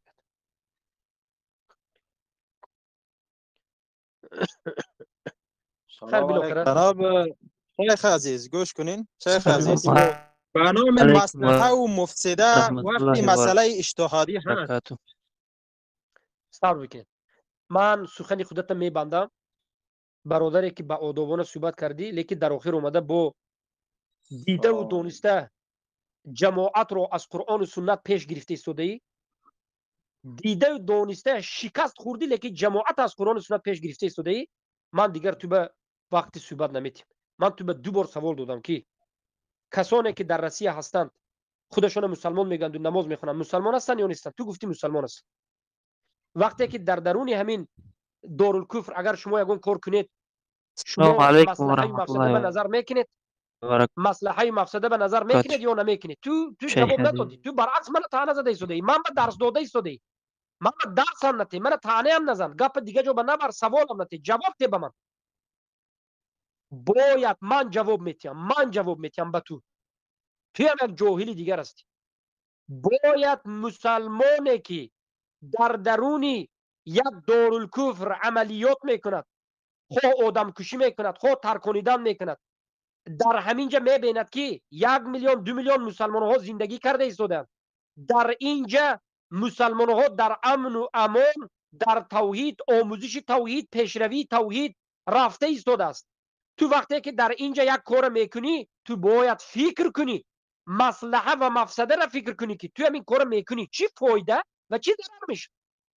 تو کار کردی، تو در اومدی 100 تا آدم کشتی و کس 1000 تا مسلمان کشت و کس توحید نابود کرد و کس تمام علما و طالب علم موحده برد قتل کرد. آیا همین کاری کرده تو فایده دارد به مسلمین؟ آخر جهاد که عاقبتش فایده داشته باشد برای مسلمین، برای توحید و مسلمین، نتیجه جهاد چی است؟ نتیجه جهاد هیاهوی هره هره نیست. جهاد هره هره و هیاهوی نیست. جهاد باید به خودش مصلحه داشته باشد، مصلحه و فایده داشته باشد. والله کدام علما بنروید، کدام علمای مجاهدین سلف و غیر سلف بنروید، همین دفعه میگه. السلام علیکم و رحمت الله و برکاته. و علیکم السلام و رحمت الله. استاد محترم، من میخواستم خب میگذاریم مسئله را فعلا، مسئله دولت اسلامی یا داعش فعلا. خب من فقط یک سوال میکنم، در حال حاضر آیا کدام گروه حق وجود داره که به خاطر الله سبحانه و تعالی جهاد کنه یا نه؟ به خاطر که حدیث پیامبر صلی الله علیه و آله است، میگه همواره گروهی از امتم است که تا روز قیامت اینا قتال میکنند. و در حال حاضر جهاد چگونه باید صورت بگیره؟ یعنی خودت که میگی که هجوم اینا آورده نشده صحرا و اینا، من فقط همین سوال میکنم، اینا میگذاریم دولت اسلامی چی کرده، او را فقط همین سوال میکنم آیا فعلا یک گروه حق وجود داره که به علیه فساد جهاد کنه یا نه؟ وقتی که میخوایم گپ بزنیم از روسیه، ما و شما باید از افریقا هم گپ بزنیم، از افغانستان هم گپ بزنیم، از سوریه هم گپ بزنیم، از عراق هم گپ بزنیم، از تمام مواضع گپ بزنیم، نه که تنها فقط مختص به روسیه گپ بزنیم. وقتی کلمه جهاد یاد کنیم از تمام موضوعات صحبت کنیم. فقط اینا رو من از خود دم سوال دارم که گروه حق وجود داره یا نداره؟ بس ابی پر ما بهترین جواب بدیم و من زیاد الله نکنید، توفیق. که سلام گپ زیاد علیکم. نکنید. با چرب زبانی زیاد یک تا سوال 10 بار من به تکرار نکنم، من دیوانه نیستم. من هم خوب فهمیدم. آیا نگو برادری جو، من فهمیده استم. من یگون احمق فکر نکنم. من یکم سوالی که پرووکاسیون، یک سوالی، یک صحبت اینجا ناعادلانه کردی و این صحبت ناعادلانه دلالت به ناعادلانه بودن همون کسانی که از نام داعش ما را تکفیر کرده شدن. من اول به همون صحبت پیش از سوالات جواب میدم. تو گفتی که ما پیش از اینکه در روسیه صحبت کنیم یا درباره روسیه صحبت کنیم، درباره افریقا و سوریه این آن صحبت کنیم. ما افریقای شما به نرسیدیم. من شخصا افریقای شما به نرسیدم. شخصا سوریه شما به نرسیدم. من این مسئله به معلومات که ندارم گپ نزدم. من نگفتم که در افریقا هم شما اینه، در اینجا اینه، در اونجا اینه، نگفتم. برای که من بیخبر هستم که در افریقا شما چیکار کرده اید، در سوریه چیکار کرده اید یا در این افغانستان چیکار کرده اید. من در این باره هیچی نگفتم. من در باره یک حادثه در مسکو کردن یا به مانند همین مسکو کارهایی که شما میکنید یا همین جماعت میکند که نه مصلحه مقصده یا که نه مسئله زن و مرد کشتیشی اینش به حاضر بعضی ضدیت کردن، همین مسئله به گاو زدن. اما دیگرها برآمدند و در همین مسئله مرا تکفیر کرد. در این مسئله مرا چرا تکفیر کردید؟ این اولا اگر تصور کنیم که همین مسئله به من خطا کرده باشه، تصور کردیم، من خودم خطا نمیگویم، لیکن اگر تصور کردیم که من خطا کرده باشم، آیا خطاگی در یک مسئله فروعات یک بار من کافر میشم، جاسوس میشم، همچنین به یک عالم طالب علم معامله کرده میشد؟ برای همین علما و طالب علم میگن که اینها آداب ندارد، اخلاق ندارد، اینها فقط عالم طالب علم تکفیر کرده میکشد. گفتن اینها من کی فهمیده شدیم؟ این مسئله ای اگر سخت‌تر رفتیم، این مسئله اختلافی به اگر رفتیم مسئله اختلافی شد، آیا در مسئله اختلافی که فروعاتی است، آیا در این مسئله اینا حق داشت که من تکفیر کند، آشکار کتاب نویسد، حکم قتل برآورد؟ چرا این مسئله به گپ نمیزنید؟ چرا غلو به گپ نمیزنید و برآمده به من نصیحت کرده شدید؟ غلو رفته ایستاده است. غلو فردا این غلو و نتیجهش بد است. شما یک جا به جمع میشوید، 10,000 نفر 5,000 نفر فردا یگون روزه شاید جمع شوید، بس همین غلو چور احمق جاهل این خوارج‌ها میخیزد، شما میزند، شما اینا میزنید، کشوکشی در بین خودتون سر میزند. برای چی؟ برای که شما غلو و پیش رویش نداشته ایستادیتون. شما غلو کتی مبارزه نبرده ایستادیتون. جایی که الله و رسول تکفیر کردگی تکفیر کرده ایستادیتون. در مسئله اختلافی، در مسئله فروعاتی کی تکفیر کرده است؟ کی حکم قتل مونده است؟ تو پیش از اینکه برآمده ما به گاب میزنی، تو اولا این مسئله به گاب زن. مگر در درون جماعت داعش در سوریه اختلافی غلو و غیر غلو به وجود آمده همدیگر را کشته به همین سبب یکی از سببهای شکست خوردن نشده. امروز صدها علما می نگویم، امروز صدها علمایی که در یک وقت طرفدار یا هم فکری داعش بودن امروز میگن که فتنه به وجود آمد. در فتنه خشکتر می سوزد، در فتنه خشکتر می سوزد. وقتی که پیشی این چهار احمقی جاهلی غلو کرده را شما نمیداره، فقط بس فردا اگر شما با جمع شدید یک جوبه 10,000 شدید، 5,000 شدید، نمیدونم 100,000 شدید، با جنگ با کشوکشی در بین خود شما سر میشد. برای چی؟ برای که نمی خیلی آدم ها علما را با طالب علم هایی که همین پلی شما به اگر رفت شما حتما طالب علم علما حتما شما به نصیحت میکنه. طالب علم علمای ربانی حتما شما میگه که برادر عزیزم انا این کار شما خطا، انا این کار شما این اون گفته علما شما به نصیحت میکنه. چهار همین جاهل چهار کودک می برایت این مرتد میگه کشته نابود کردن میپرد. انامین در بین شما کشوکشه به وجود میاد، شکست میخورین، شما با شکست میخورین به این کارتون. لیکن ما میگیم که این غلو دارید، پیش این غلو گیرید، این پیش این غلو گیرید که نخوادین که در مسئله فروعاتی حکم تکفیر، حکم جاسوس یگان طعنه نماند. در مسئله فروعاتی بعد از این حکم قتل صادر کند. حضور داعش کتاب نوشته حکم قتل من چی کرده است، صادر کرده است، در جای او بیم قتل میکنیم. انا کنی نبینید در مسئله فروعاتی همین کار کردن مگر همین غلو نیست؟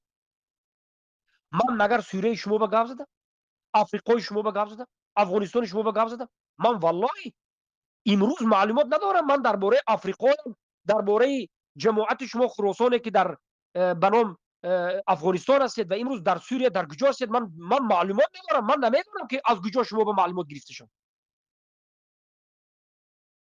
السلام علیکم. وظیفه ما طالب علم چی است؟ ما قرآن و سنت با فهم سلف این امت میریم. کدام جماعت نباشد، کدام آدم نباشد خطاگی کرد خطاگی میگیم، بله ما خودمون هم خطاگی داریم، بله. اما گوش کنین شیخ مدنی، گوش نمیکنم. من تو را گوش نمیکنم. تو یک بی‌آداب هستی، تو در حق من بی‌آدابی کردی، معذرت خواهی کن. شما جوهلابه ما قرآن و سنت گویم، شما بر ضد ما کتاب می نوشتین، میگفتین که تو کافری، ما سرت میبره، میگفتی خطا کردین، گمراه شدین، غلو کردین شما. ای جاهلی احمق. من تو به سوال دادم و تو گفتم که همون روسنده در بین روس یا امریکا یا اروپا مسلمانایی که زندگی کرده ایستاده است، اینا مسلمان است یا نیست؟ ها گفتی مسلمان است. تو وقتی که همینجا رفته یک کار انجام میدی، تو باید مسلمان همینجا را یک بار فکر کنی یا نکنی؟ تو جواب ندادی به من. تو به من بازی میکنی. تو من کدام احمق فکر کردیستی؟ تو میری این دیوانگی تا میری به علمای دیگرات میکنی. فهمیدی؟ سوالم جواب تی. سوالم جواب تی، من تو را آزاد میکنم، زبانت میکشویم. سوالم جواب تی کی تو دمت گیر تو دیگرات. ای جاهلی بی ادب ها، ای افغان های جاهلی بی ادب، شما جاهل بی ادب هستین، شما بی ادب هستین. افغانا بسیار بی ادب هستین، افغانا بسیار بی ادب هستین. بله ما برادرای موحدی صادقین داریم، اغلبیت بی ادب هستین، آداب اخلاق ندارین شما افغانو. میبرایی نداری عملی عزیز دادی. گوش کن، گوش گپ کن. میبرایی گوش نمیکنم. تو با آداب صحبت بکن. علمای آذریتا، علمای مشرکتا، شیخ عزیز لایکتان کنم. ای افغانی جاهل، ای افغانی گمراه، ای ملتگرای قومگرا، ای جاهلی، ای گمراه، ای منافقین. علمای آذریاتونه، علمای خوبسای آذری هاته، همه تو علمای آذری خوبساته. ای جوانهایی که غلو کردید، شما علمای انمین آذری هاتونه استاد گفته گپ میزنین. تو به حال بعضی تو خبیث انصاریتا، محمد وارث منیبتا، زبیر محققتا شاید گفته گپ میزنی. لیکن وقتی که نوبت به ما می آید، ما را بس کن. ای ازبک، ای تاجیک، ای احمق گفته گپ میزنی. خیلی نکن. ما در افغانستان هزارها مردمی به مدنیت داریم، به اخلاق داریم، به آداب داریم. در گرد من برادرهای بهترین موحدین صادقینی که آداب و اخلاق دارند هستند.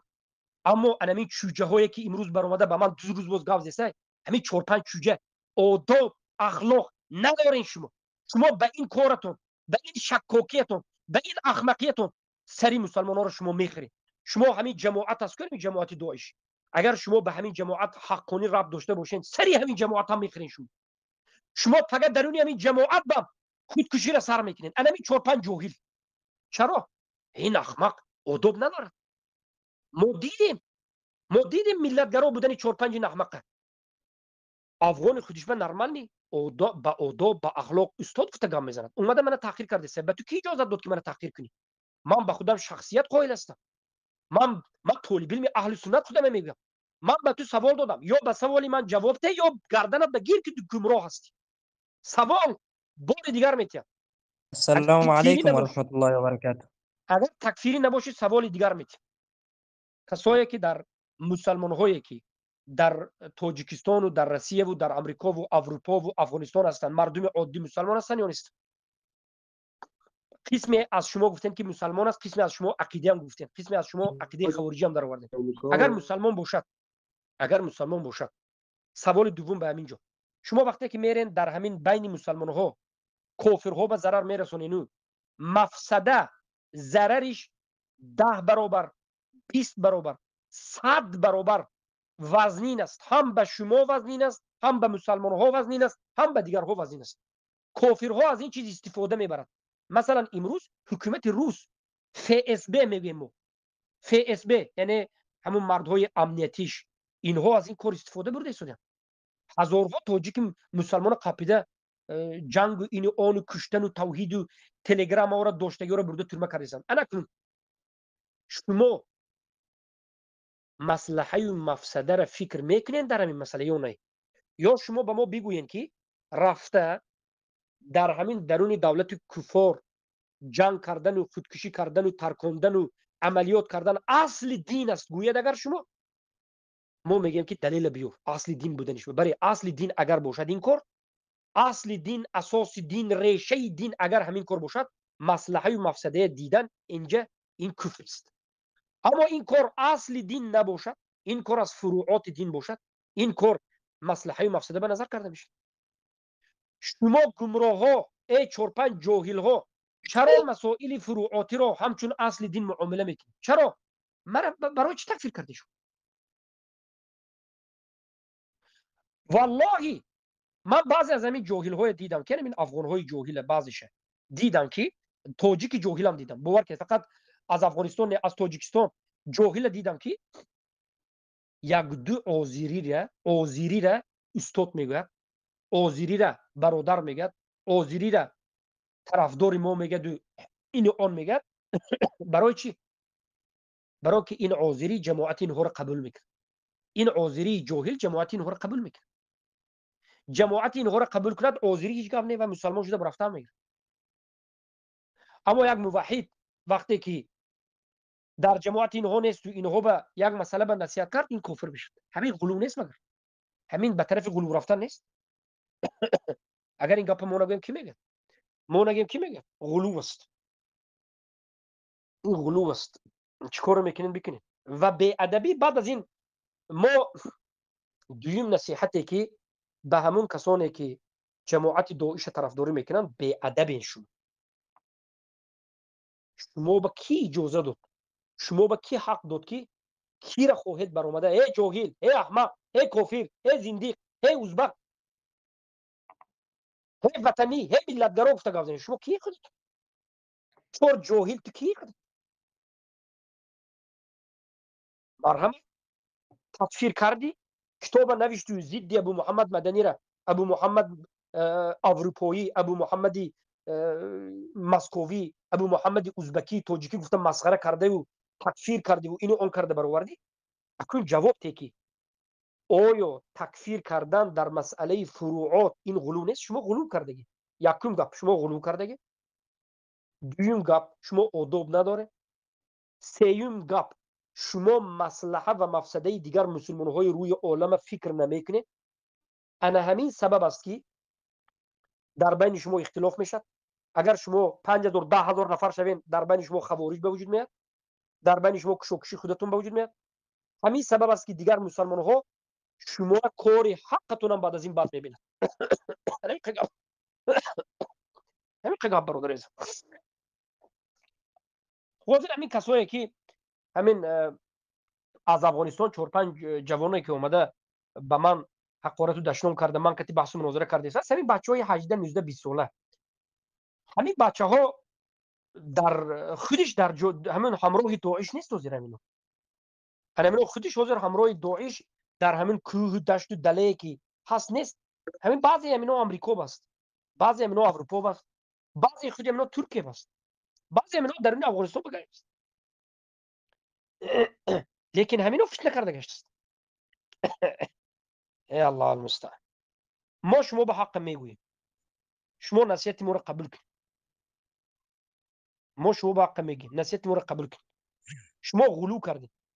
شما وقتی که در مسئله اختلافی آمدید به خاطر جماعت شده الولا و البرا کردید، یک طالب علم تکفیر میکنید، مقصودم نه غیر از من دیگر آدمایی که همین گپ میگن تکفیر میکنید، این غلو است. این عاقبتش خیلی وزمی است.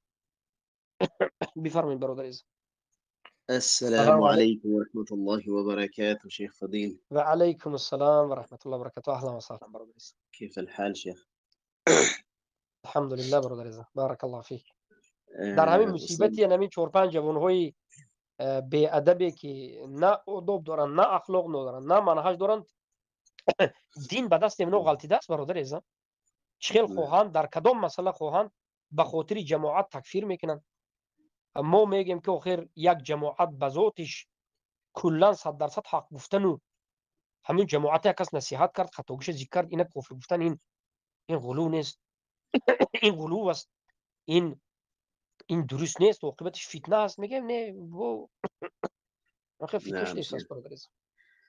نعم عقلشان و دلیلشان دیگه است استاد محترم که اگر نصیحت بر موحدون کنین و میگن که شما امدردی یا موحدون امدردی امرای کفار کردن. مثلا که اگر بچه ما برن در مکتب به یک کافر بزنن، ما بچه خود نصیحت کنم میگن در امرای پدرای کفار امدستی کردی. یعنی اینقدر عقلشان تا اینقدر میرسه. یعنی ما موحدون اید وقت امدردی امرای کفار نکردیم و نمیکنیم و خصوصا مشایخای ما.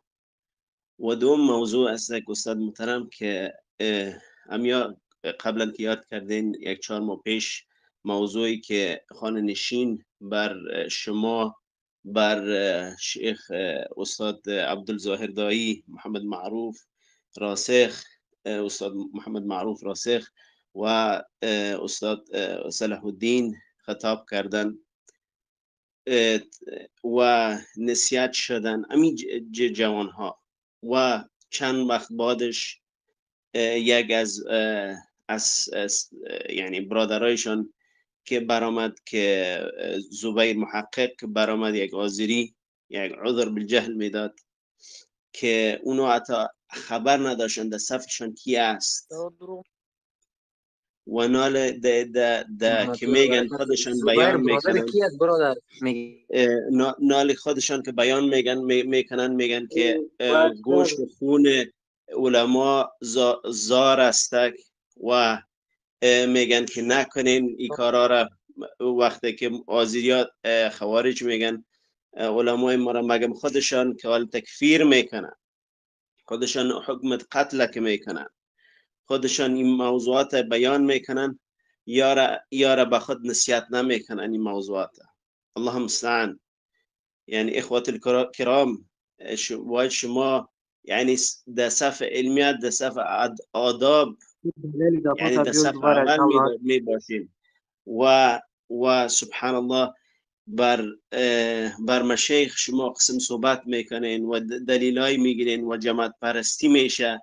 از این دلیلایی که پیش آوردن یک چند تا جهلا از صفات کسایی که خوانده او کتاب او مجله را کسایی او خوانده میفهمه که یک جوان بی عقل بی آداب یک قسم کتاب یک مجله نشته کرده و کستان استاد نشدین بر علیشان که نه این غلو است، نه این خطا است، تکفیر در این مسائل حق نیست، حتی انگشتن ماندن حق ندارین. سر موحدون کنید. نسیت پذیر نیستی.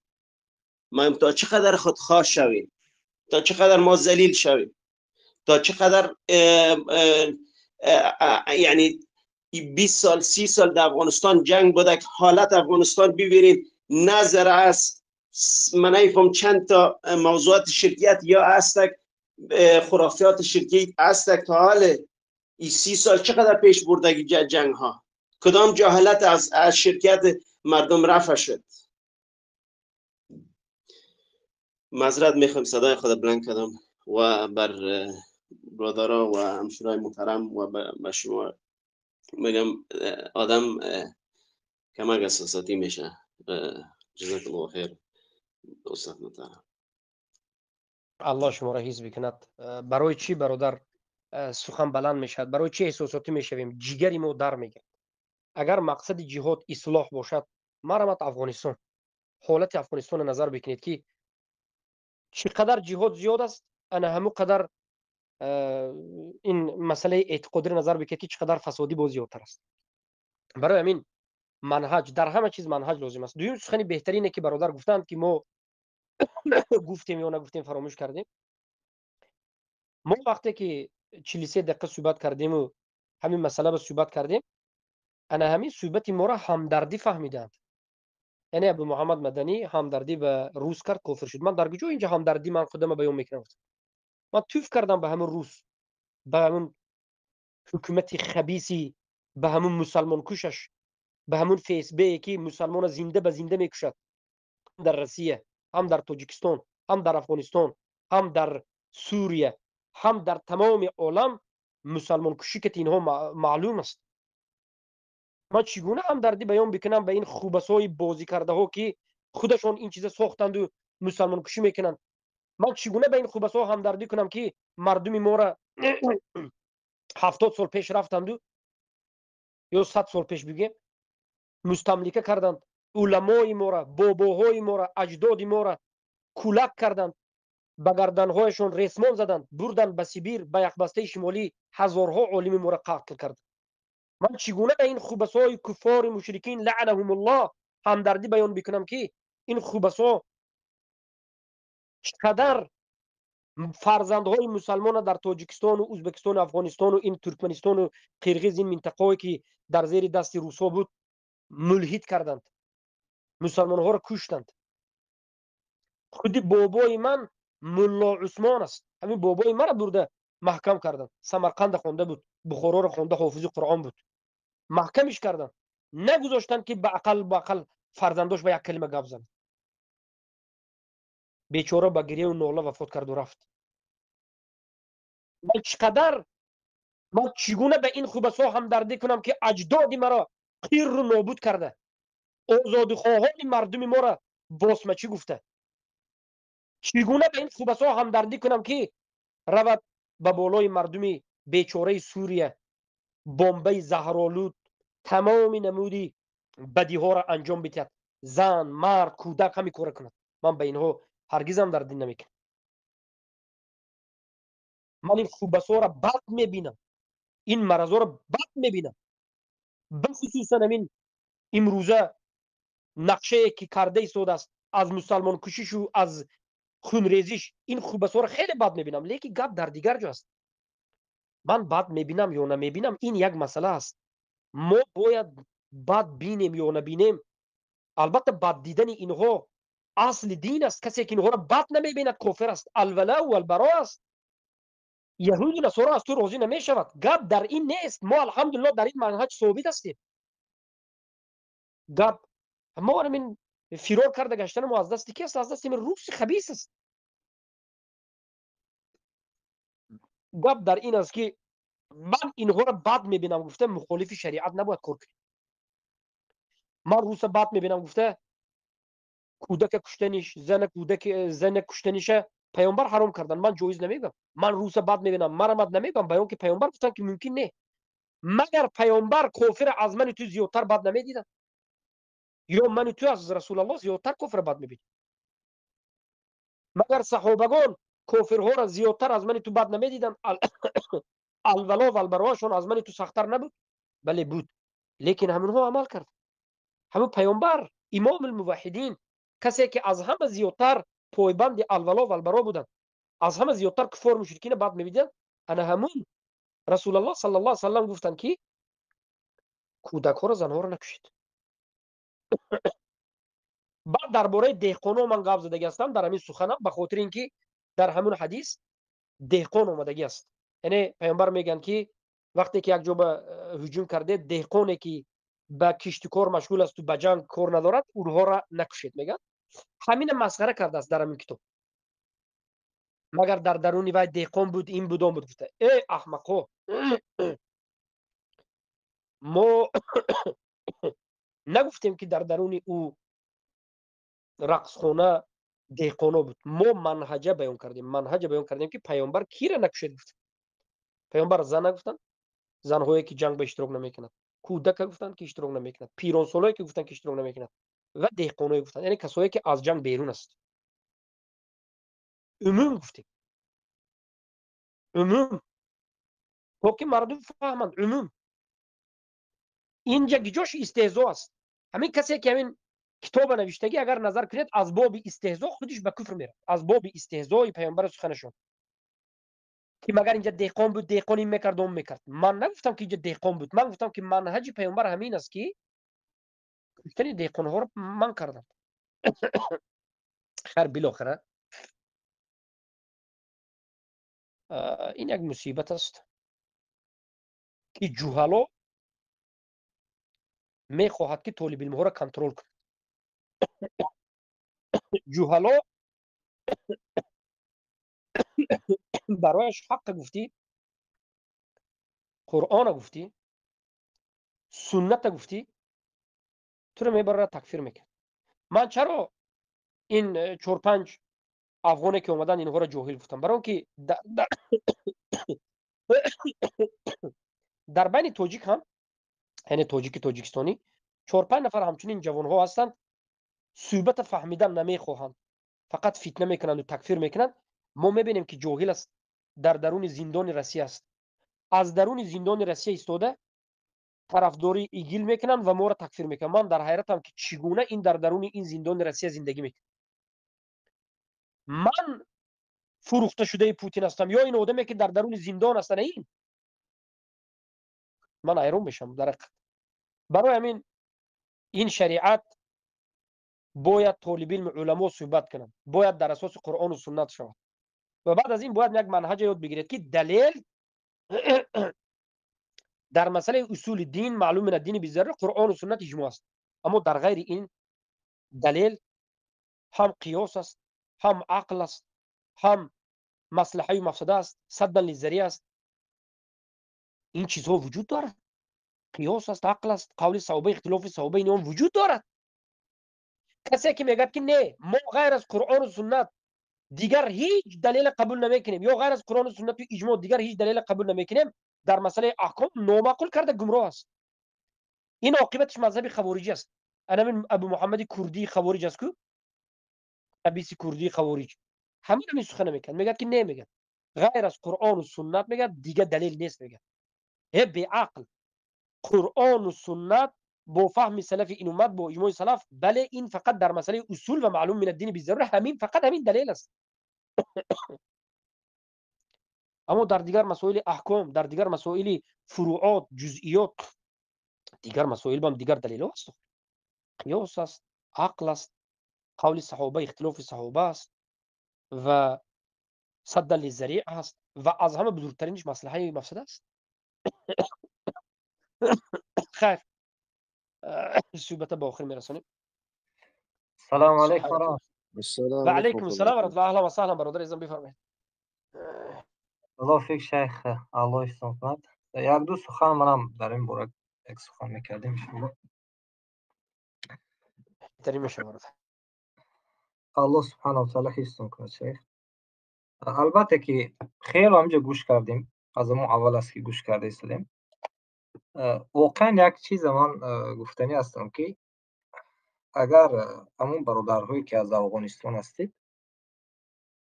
چندین حدیث ها هست میدانید، مثلا که الدین و النصیحه لمن یا رسول الله، لله ولكتابه ولرسوله ولأئمة المسلمین و عامتهم.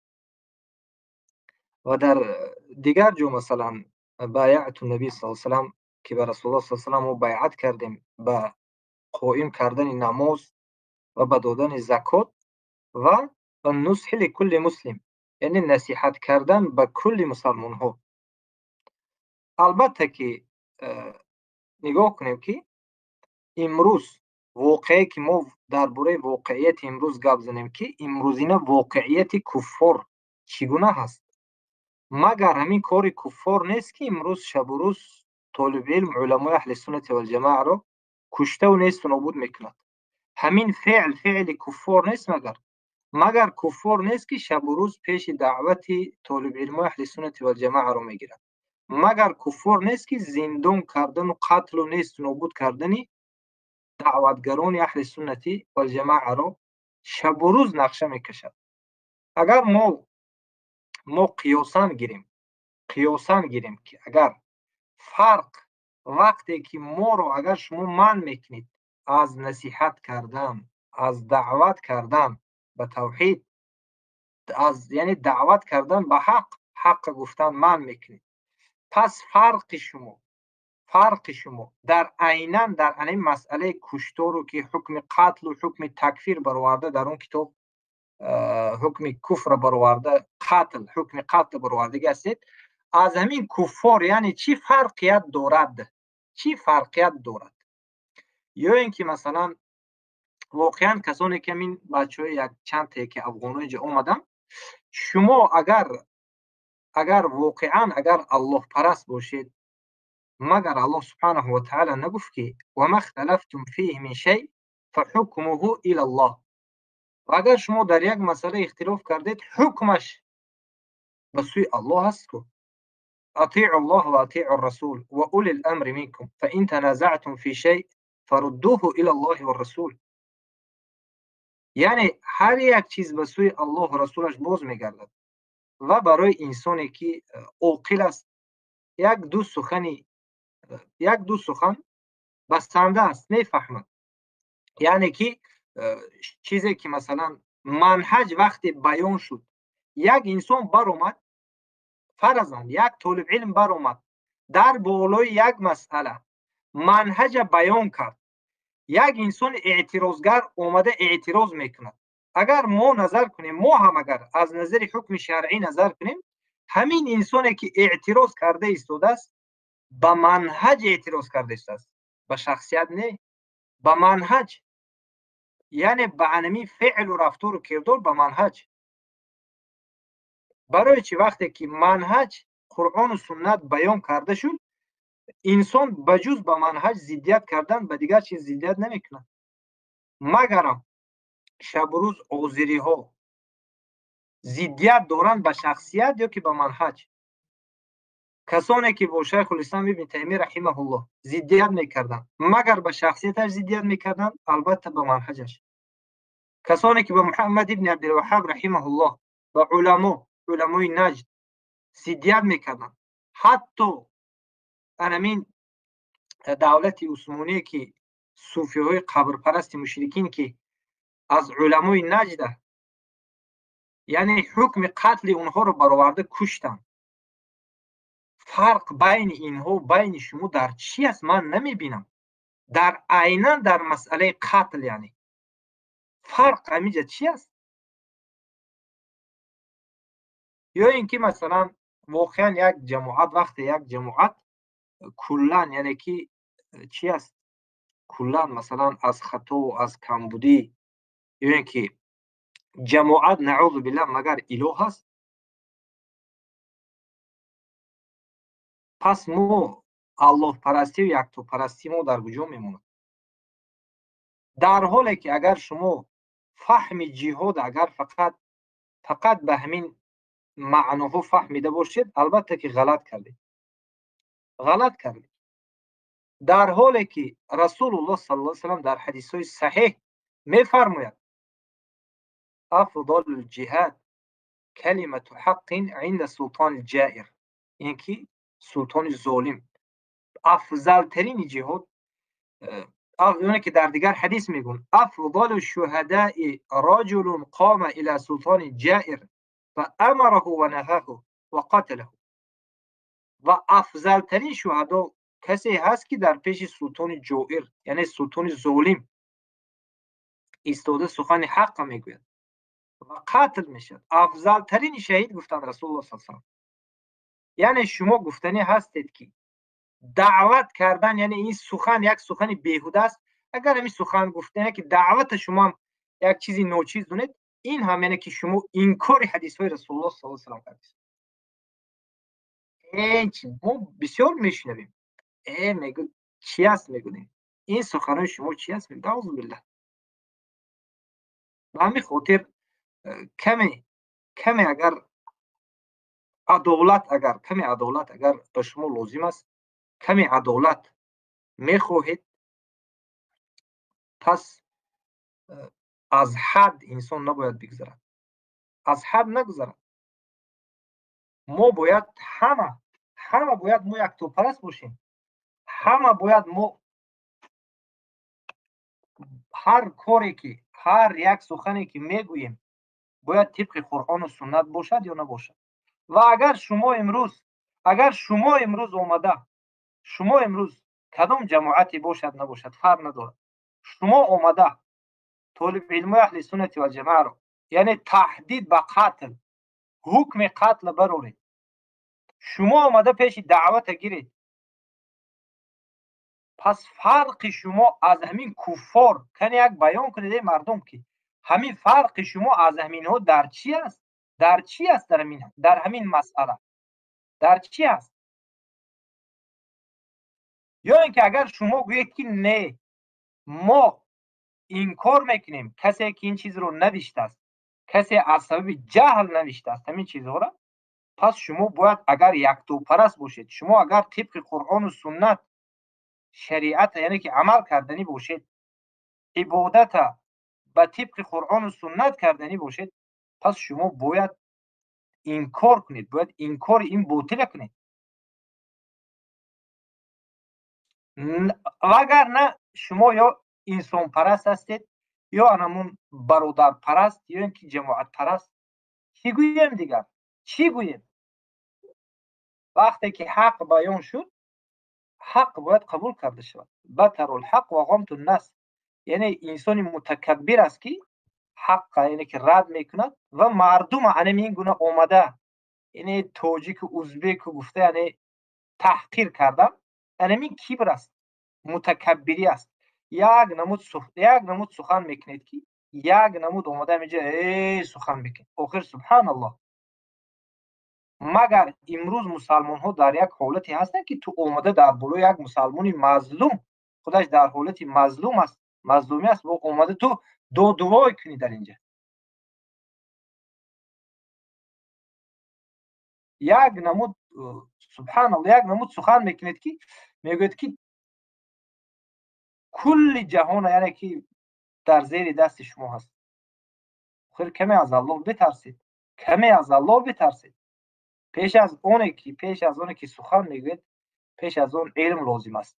علم که نباشد جاهل هستی، احمق هستی، باید خاموش بستی، خاموش هستی. وقتی که نصیحت کردن نمیفورد. به خاطر چی نمیفورد؟ به خاطر که علم نداری، نمیفهمی، جاهل هستی. جاهل که شدی باید صبر کنی، بیا در اینجا علم آموز، تعلیم بگیر، فتنه نکن، در بین مردم فتنه نکن، پیش فتنه را برعکس بگیر، برعکس.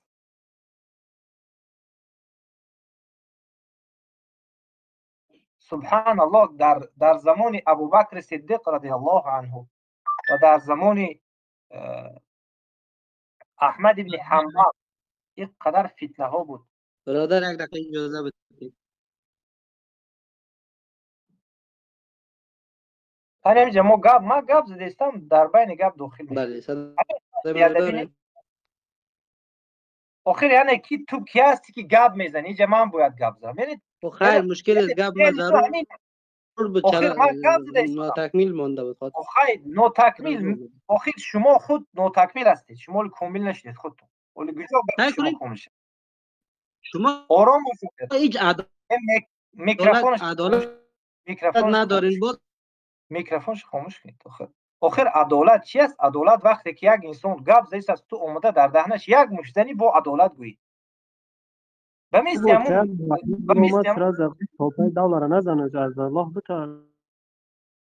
همون ذو الخویسره اومده اعدل فانك لم تعدل.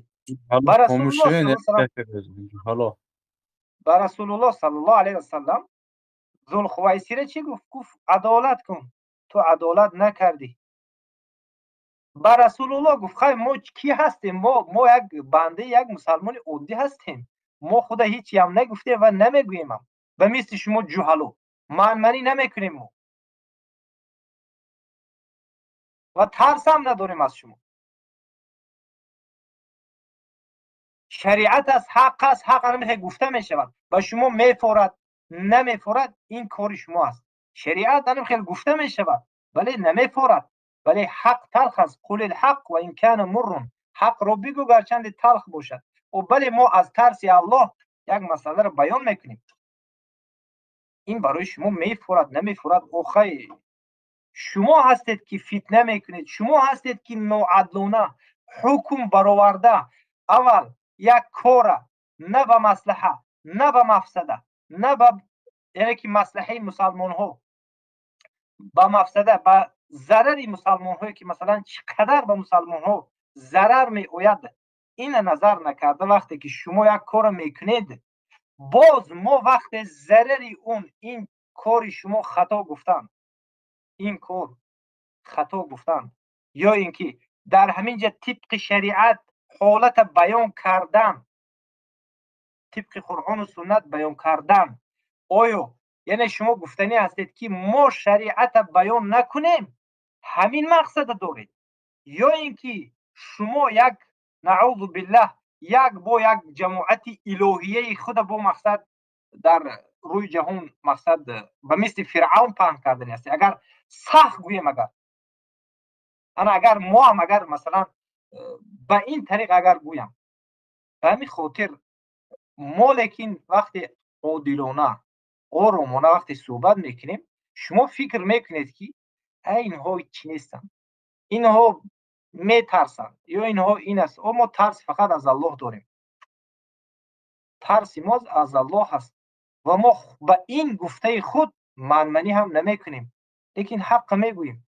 انا اکنون عدالت و ناعدالتی که تو میگویی در اینجا 200 نفر این مردم عادی نیستن. آخر گوش کرده ایستادن وقتی یک انسان گپ زده ایستاده است در بین گپ یک انسان در اومدن آیا من ناعدالتی کردم که تو ناعدالتی کردی؟ کی ناعدالتی کرد؟ میکروفونش کشیدن. کی ناعدالتی کرد؟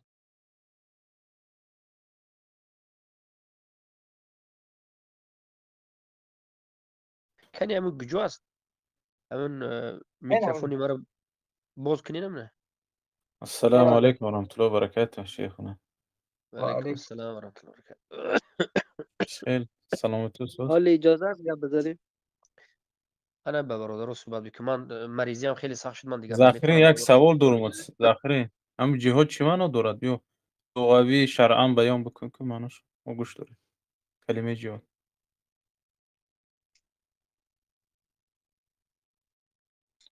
بیان بکن گوش میکنیم. بله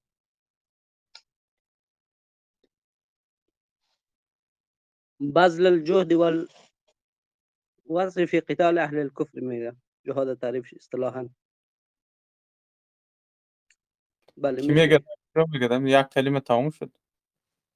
ده فقه الجهاد بذل الجهد والوصف في قتال اهل الكفر لتكون كلمة الله هي العليا. این تعریف جهاد است. تمام با هم دیگه معنا نداره جو. مثلا چه قسم معنا داشته باشه؟ معنایی که شما میفهمین همین تمام دیگه معنا نداره. همین که فهمیدین. موضوع گوش کن، موضوع در جای دیگه نبر. ما برای چی این به جای موضوع دیگر نبریم؟ مخالفت شما مو به جهاد دعوت گوش دارین، بدین خب ما فهمیم که شما چیش خیلی شما میفهمیم. بین شما و گوش ما بدین فهمیش از زمین تا آسمون است کلمه جهاد. بعد همین کسانی که تکفیر کردین شیخ حجت بیان بکنین، به کدام حجت تکفیر کردین؟ قرآن و سنت قطعی بیان کنین. انتظار هستیم.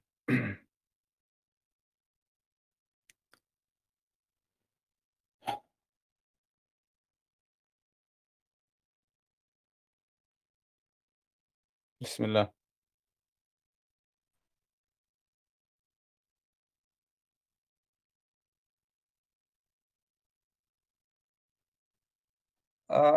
بارك الله فيك. اینجا رفت. اینا هم دوام سوال میتینم میمردم خیلی جهالا. خیر انشالله رواد یکم قطع گوگل است یکم نکنین. اجازه سخن اگر اجازه سخن بتین بالا یگانه باور داشته باشین، اهل توحید باشین. اگر نزاع و اختلاف به آسانی با یک مصلحت خوب حل بکنین، خوب است. شما هم دو طرف گپای خود رو میگین، ما توهین هم نه نمیکنیم و یک کسی بد دقیقه اخلاقی هم نمیکنیم. صبر کن بله صدای نزاع مرا قطع میکنین، باز تحلیل خود و گپای خود صبر زده کن میرین که بیادب است، صبر جاهل است، اوی است، ای است، جماعت صبر پرست کن است. او اینا بین آخر اینا بین آخر خیلی صبر کن. تو اگر نزاع را اگر از بین بردنی باشی، اولین نزاع بله. در بین خود شما هست. تو را به همون انسان جاهل احمقی که نه نام دارد نه نشان دارد برو پیدا بکن، بگو تو به خاطر چی در یک مسئله فروعات جاهل احمق خوارج گوش بگی به خاطر سعی کن یک دقیقه من این گپ برای تو نیست، این گپ برای آدمی کتاب نویسنده که تو همون را کتاب گفتی نوشته کردگی رو یک من در مورد گپ میزنم. خواب کن آخر احمق آخر جاهل آخر گپ زدستم خواب کن سبحان آخر الله. بیادبی خیلی خودتان خواب میکنین، عقل خودتان بود ما جاهل. تو جاهل هستی آخر احمق هستی، شما نمیفهمید گپا، فهمیدنی هم نمیخواید. من گفته ایستادم که تو راو با ما همون جاهل به فهم شما آخر ضرر نداریم. رسمی ادمین ها از مطبوعات کنترل کنین خراسان ادمین. تخبیهتان شده. فهمیدی؟ زن احمق جاهل آخر یک دقیقه صبر کن. من گفته ایستادم که راو اگر شما نزاع را حل کردنی باشید، راو با همون انسان جاهل خوارج پیدا کن، به نام و نشان کی است و شاید یگون انسان است، شاید یگون نعوذ بالله شیطان به صفت انسان اومد نوشته کتاب، از کجا میدونیم کی نوشته است؟ راو نمو رو پیدا کن، بگو که تو با کدام دلیل در مسئله فروعات به عقیده باطل خودت شیخ ابو محمد مدنی را تکفیر کرد؟ با کدام دلیل؟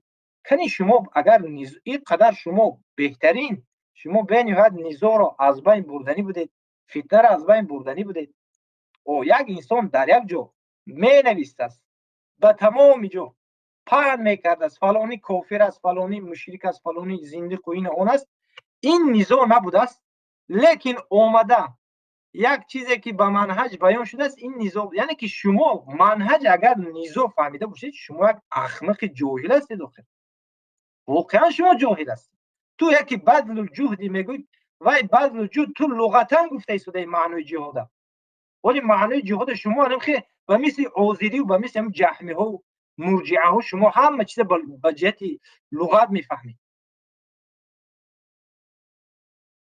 به همین خاطر که وقتی که ما آرام صحبت میکنیم شما به نهایت بی‌ادبانه صحبت میکنید. وقتی که ما کمتر بی‌ادبی شما به درجه عالی میشه وقتی صحبت کردیم، بعد فکر میکنید که ما یعنی پس داریم. این یک احمق دیگه همین من بلکی رو تش کردم نوشته است که نعوذ بالله شما شیخ خود اله گرفتید.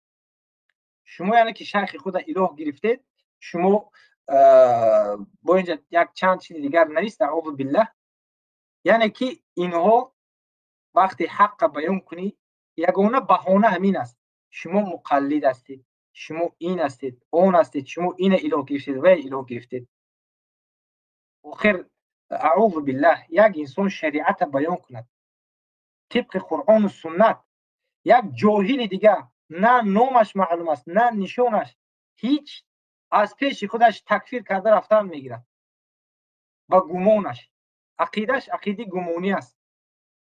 مگر یک انسان از پس یک گمان یک نفر پیروی کردن او را اله گرفتن می شود، یا که یک انسانی که با دلیل های یک نفر پیروی کردن این اله گرفتن می شود. اکنون گوید که کی اله گرفته است، در حالی که الحمدلله که ما خود شخصا من صحیح فهم هستم، میفهمم قرآن و سنت، میفهمم دلیل ها رو تفتیش میکنم. اخی کریم میبخشی پرسانشان کنین و کدامتان میشناسین امی بچه را که امی کتاب نشته کرده امی سخن گفته، کدامتان با اسم میشناسینش که و عقیدهش و منهجش و کل موضوع را در نگاهی که اقدر دفاعش میکنین؟ میبخشی. بله بهترین السلام علیکم و رحمت الله. بهترین سلام. و علیکم السلام و رحمت الله.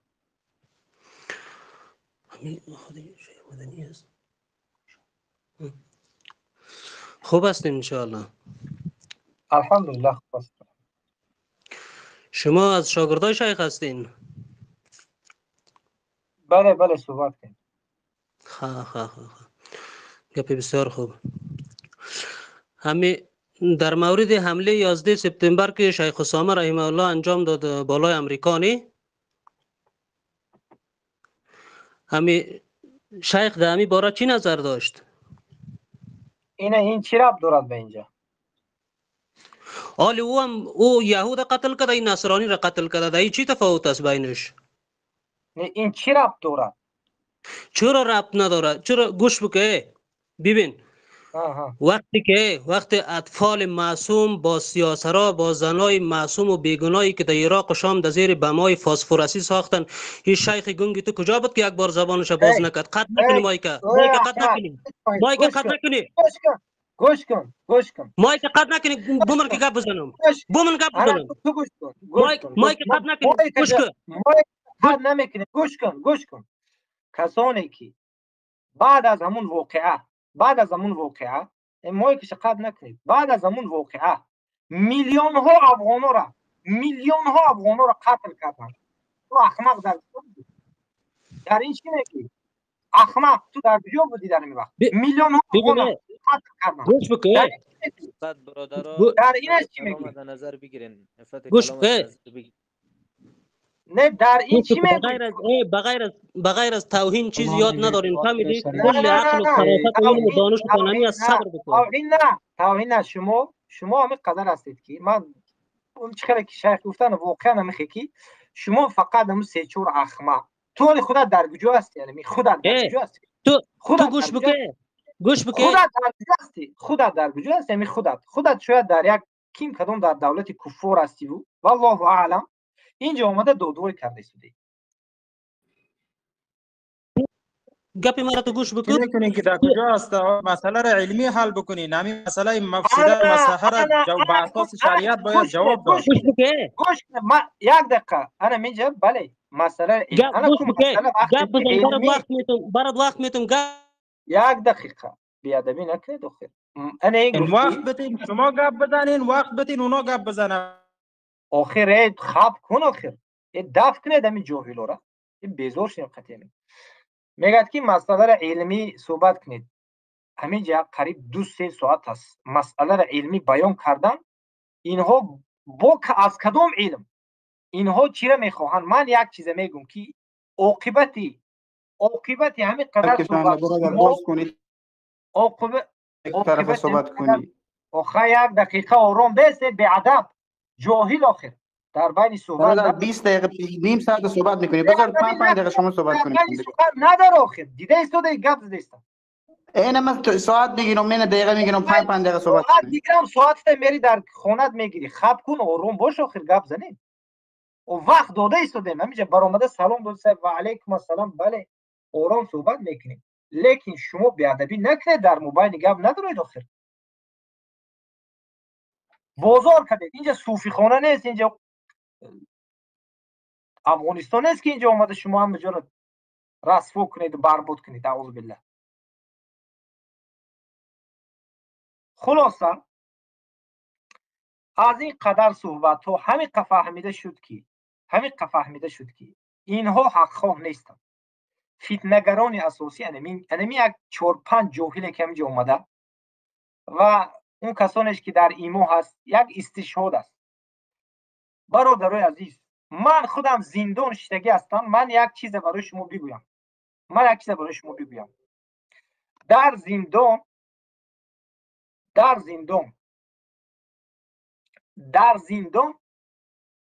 اگر ما تجربه زندانی داریم، در زندان یک مسئله که در بین 5-6 نفر باز میشد، زیاده از 1 هفته طول نمیداد، دوام نمیکرد. البته جاسوس یا کفار مشرکینی که در او زندانبان هایی که بودن اونها آگاه میشدن. زندان یک جایی هست که یعنی در یک طول کوتاه، در یک طول مدتی، یعنی گویم 1 هفته است، 2 هفته است، یعنی سیر و اسرار تیز آشکار می شود در آنجا. برای که نظارت به نهایت جدی است. گرچنده که اون کفار بعضی چیزها را اجازت میدهند، تلفن، سیم کارت، این چیزها را اجازت میدهند، اما در زیر نظارت هستند.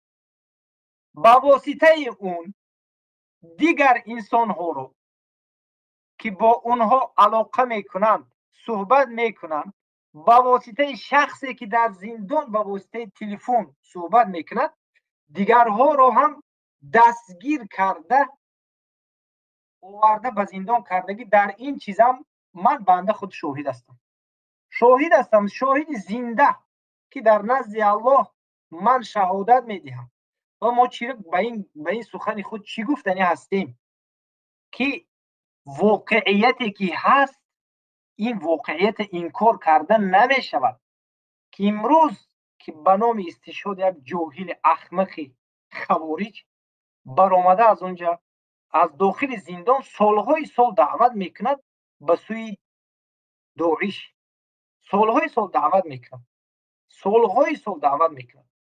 آرام گشت است. و ما احمق نیستیم و خیلی جوهلو احمق نیستیم که ما از این حالت ها یعنی که خلاصه برآورده نتوانیم. در حالی که تجربه ای که هست امروز، واقعیتی که هست، به این دلیل است. این خودش واقعیت بر این دلیل است که یعنی که واقعیت همین گونه است.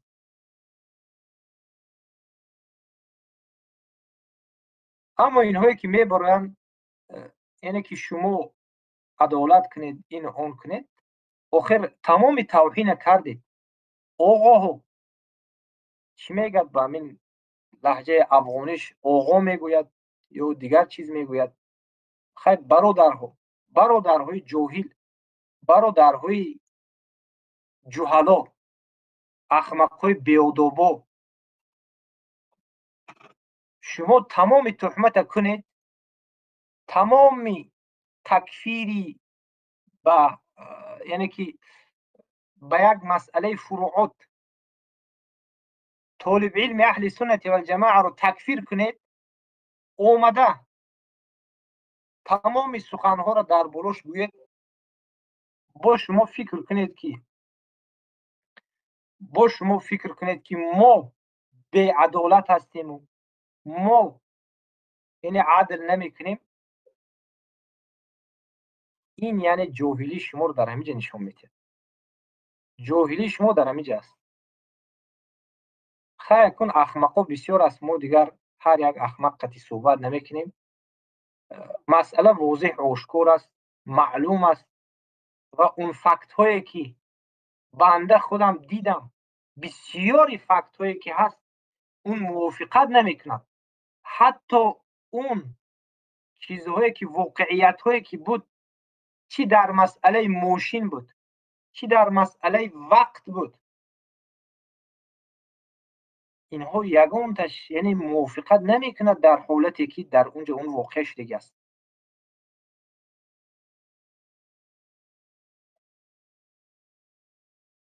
شما به این سوالو باید جواب دید که وقت اون 1-3-4 نفر بیچاره را قبیدن بردن در اونجا، در دیگر وقت این واقع شد. یا اینکه ماشین دو نوع است. یک نوع ماشین دیگر نمود است. یک ماشینش دیگر است، یک ماشینش دیگر است.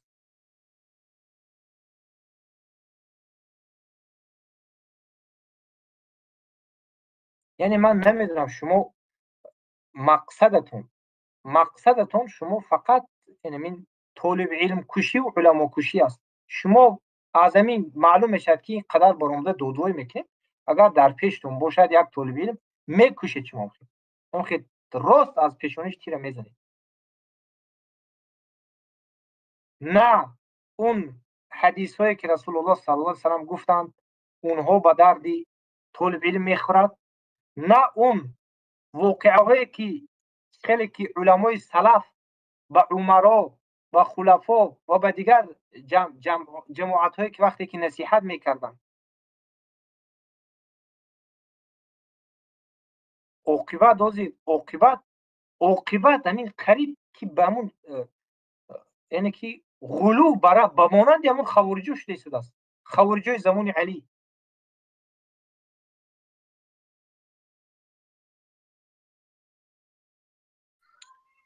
اخی کریم یا از نسیت دور هستن، یعنی کلشان مشیخ هستن در نظر خود و کلشان عالم هستن در نظر خود و اونو یک بچه را شیخ گرفتن و سخانهایشان بسیار یعنی مبارکه گرفتن و توضیح کردن و سبحان الله نکردن عقلانه عدالانه بر حتی نمیشناسینشون و نکردن منافیشون استاد شد و نه ما از اون منهج نیستیم. هر کسی گپ گفته غلو کرده، یکیشان نگفته دی 600 700 که امروز سپری شده دین روز کس یکیشان بیان نکرده که ما ناراض هستیم از این کتاب، این منهج ما نیست، این غلو کرده. هر کس که بوده نامش خبر ندارن، مگم اگر یک موحد یک طالب العلم در موضوع یک عملی جهاد در مسکو شد،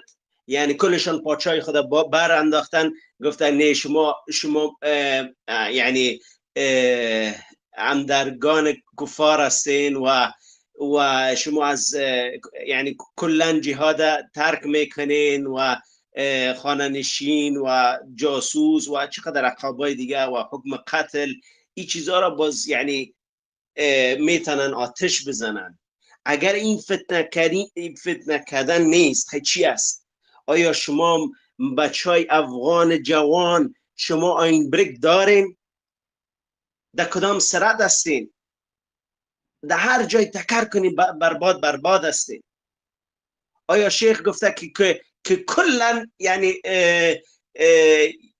جایز نیست؟ نه خیلی گفته که اگر نمیتونی یک قسم عمل نیست، کدامتان دو لک نفر هستین که مقابل یعنی یک نظام بخیزین که و آیاتا را کار میگیرین. گفته شیخ 4-5 نفر ایده و یک ولایت هستین، 4-5 نفر در یک ولایت هستین، 4-5 نفر در خارج هستین، اونا داد نسبت میتین خود به یک دولت که خلافت یعنی چیز خود نسبت میتین و بر استادایشون که دو صف قرار داشتن خود نسبت میتین. آیا شما فکر میکنین که اونو استادا شما رو شاگرد میگیرن؟ خدا نسبت میتین به استادا، مگم آیا وا شما رو شاگرد میگیره؟ تزی عقیدید و تزی شما مقابل یک یعنی عالم شیخ اقسم رویه میکنه، امرای مردم هم چه قسم رویه میکنه، امرای اقارب فامیلتان چه قسم رویه میکنه، چقدر نفرای در قومتان مسلمان است که داد میزنی که بگی نمان او طرف عملیات باید فرض عین است.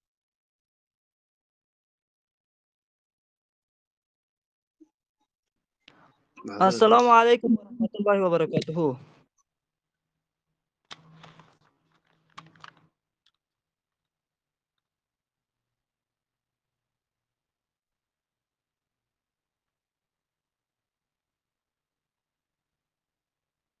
صدای مرا دارین؟ علیکم السلام و رحمت الله و برکاته. بله دارم صداش. سلامت باشین. بیادر چیز کنین همی عبدالله جاهد پیشتر مایکش بند کردین. عبدالله جاهد به اسم عبدالله جاهد دیگه یک کمی از توهین و از این چیزای چیز جوری نمیشه، به تفاهم نمیرسیم. عبدالله جاهد یک کسی هست همونجا مایکش بند است، در پایین استاد است. مایک امو را باز کنین که یک دقیقه وقت بدیم به نوبت صحبت بکنین دیگه. بارک الله فیکم. صحبت انشالله که امروز بس است. امروز تو به همینجا برای که در ما با وقتی نزدیک به افطار است، ما باید کمی به دعا و به دیگر چیز مشغول شویم، به عبادت. امروزش کفایه است مقدار و از الله سبحانه و تعالی دعا میکنیم. الله سبحانه و تعالی رو دعا میکنیم که الله کسانی را که در این شب و روز مبارک با ما تهمت های گوناگون میکنند و حکم های ناجا میبرارند، الله اولا لایق هدایت باشند هدایتشان کن، لایق هدایت نباشند الله خودت کفایت کن. ما بجز الله، بجز رب العالمین دیگر کسی نداریم.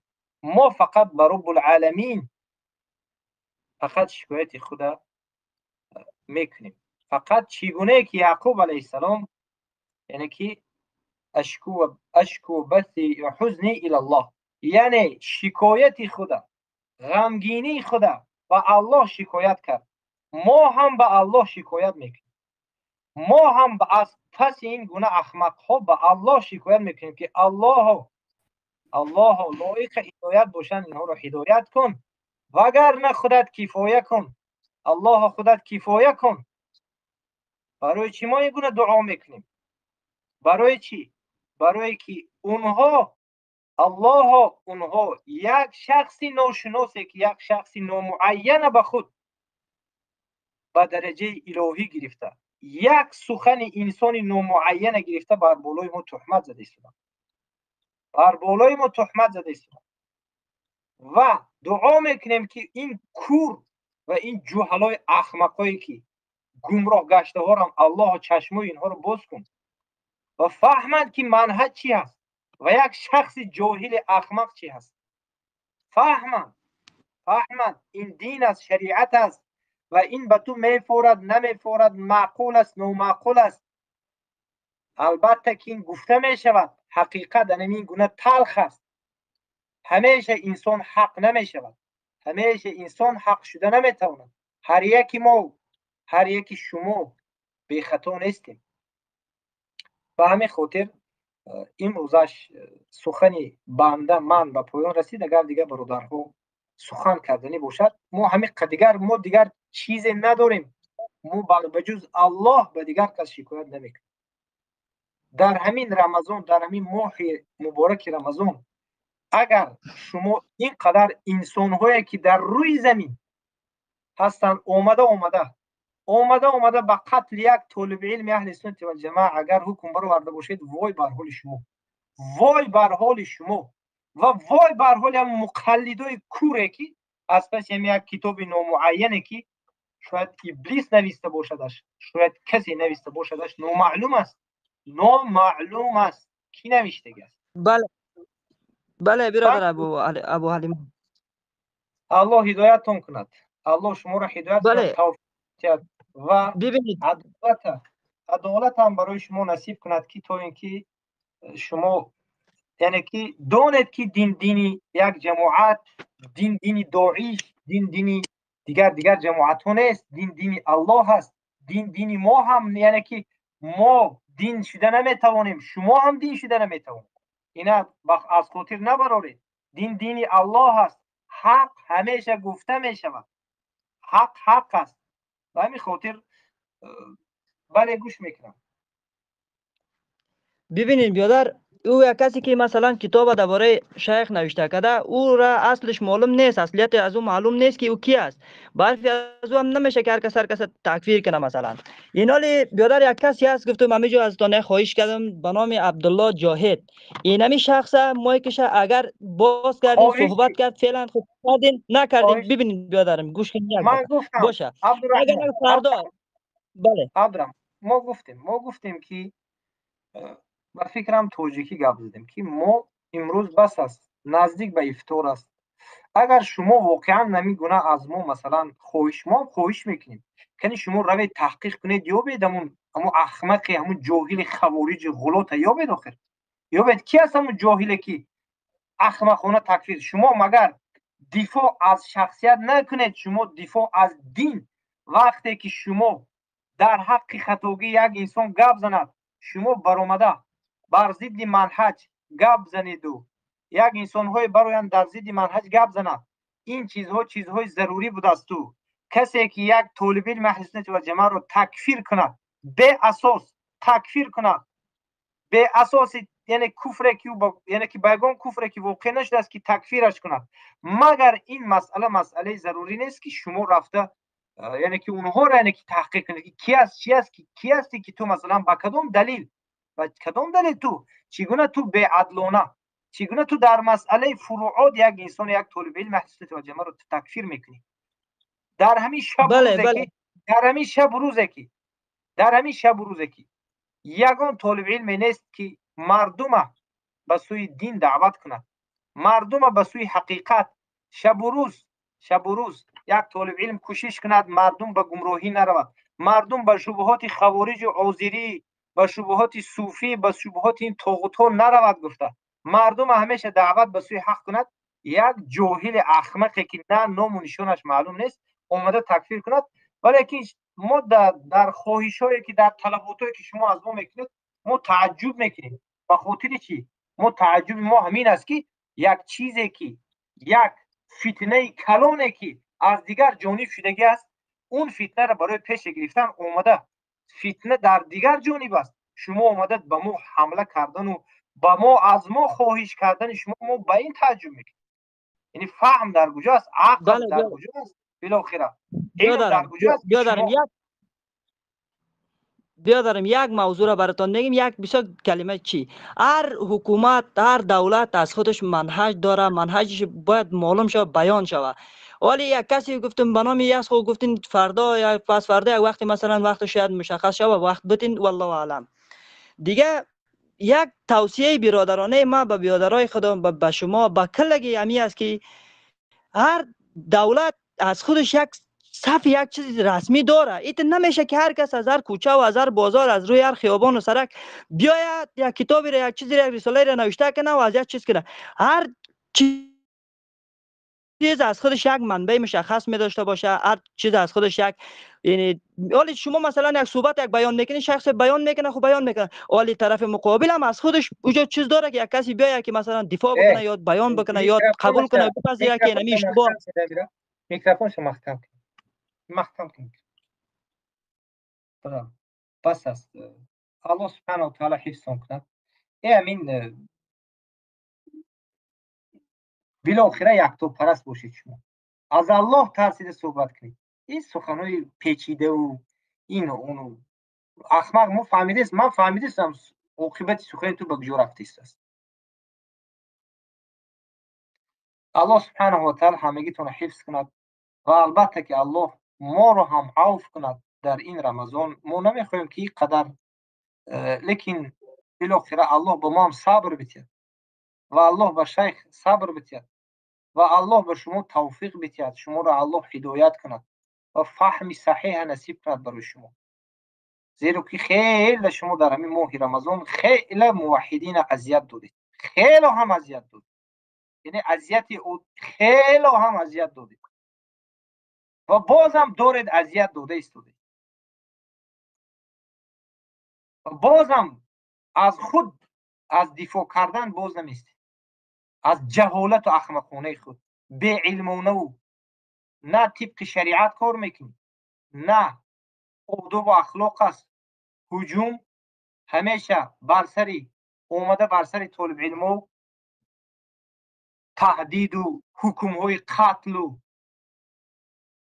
هر چیز به خود رسمی این اون و این چیزا رو میری پیشم میگم کسی یکون آدمایی که در کوچه میگرده در مورد گپ میزنه الله سبحانه و تعالی همگیتون حفظ کند و الله سبحانه و تعالی عاقبت هر یکی ما و شما رو به خیر بگرداند الله سبحانه و تعالی از گمراهی، از ضلالت ما را نگه دارد و از بی‌علمی، از انمی گناه احمقی ها الله سبحانه و تعالی ما را نگه دارد که بی‌علمانه عاقبتش انمین است.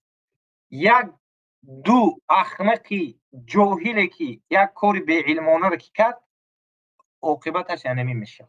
عاقبت ولی آیسته آیسته بو اگر این رفتن گیرد بو بدتر شده رفتن میگیرد.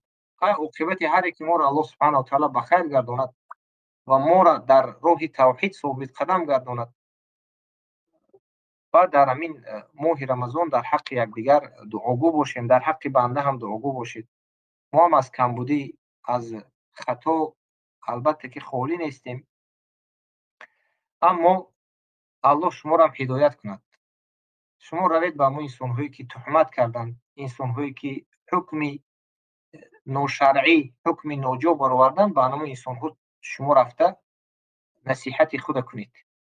نه به ما، رفته به اونها نصیحت کنید. نصیحت شما، پیشنهاد شما و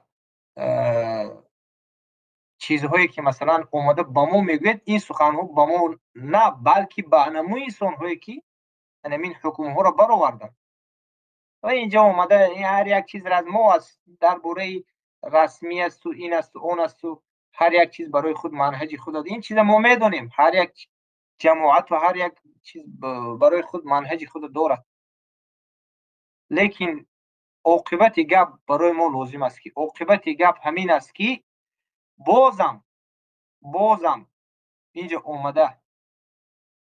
اومده به جهالت و به احمقی خود ما را اینجا متهم نکرد. رفتن ما آدمایی که متهم کردن، آدمایی که تهمت باطل، حکم‌های غیر شرعی، حکم‌های جاهلانه احمقانه که گذاشتن، رفته به اونها را یابید، اونها را سوال و جواب کنید، اونها را زیر سوال برید. غیر شرعی حکم کرده است، طبق شریعت نه. اگر شما دفاعگران دین باشید، اگر شما دفاعگران یگان جماعت باشید، خیلی حوالتون به الله است، الله هدایتتون کند.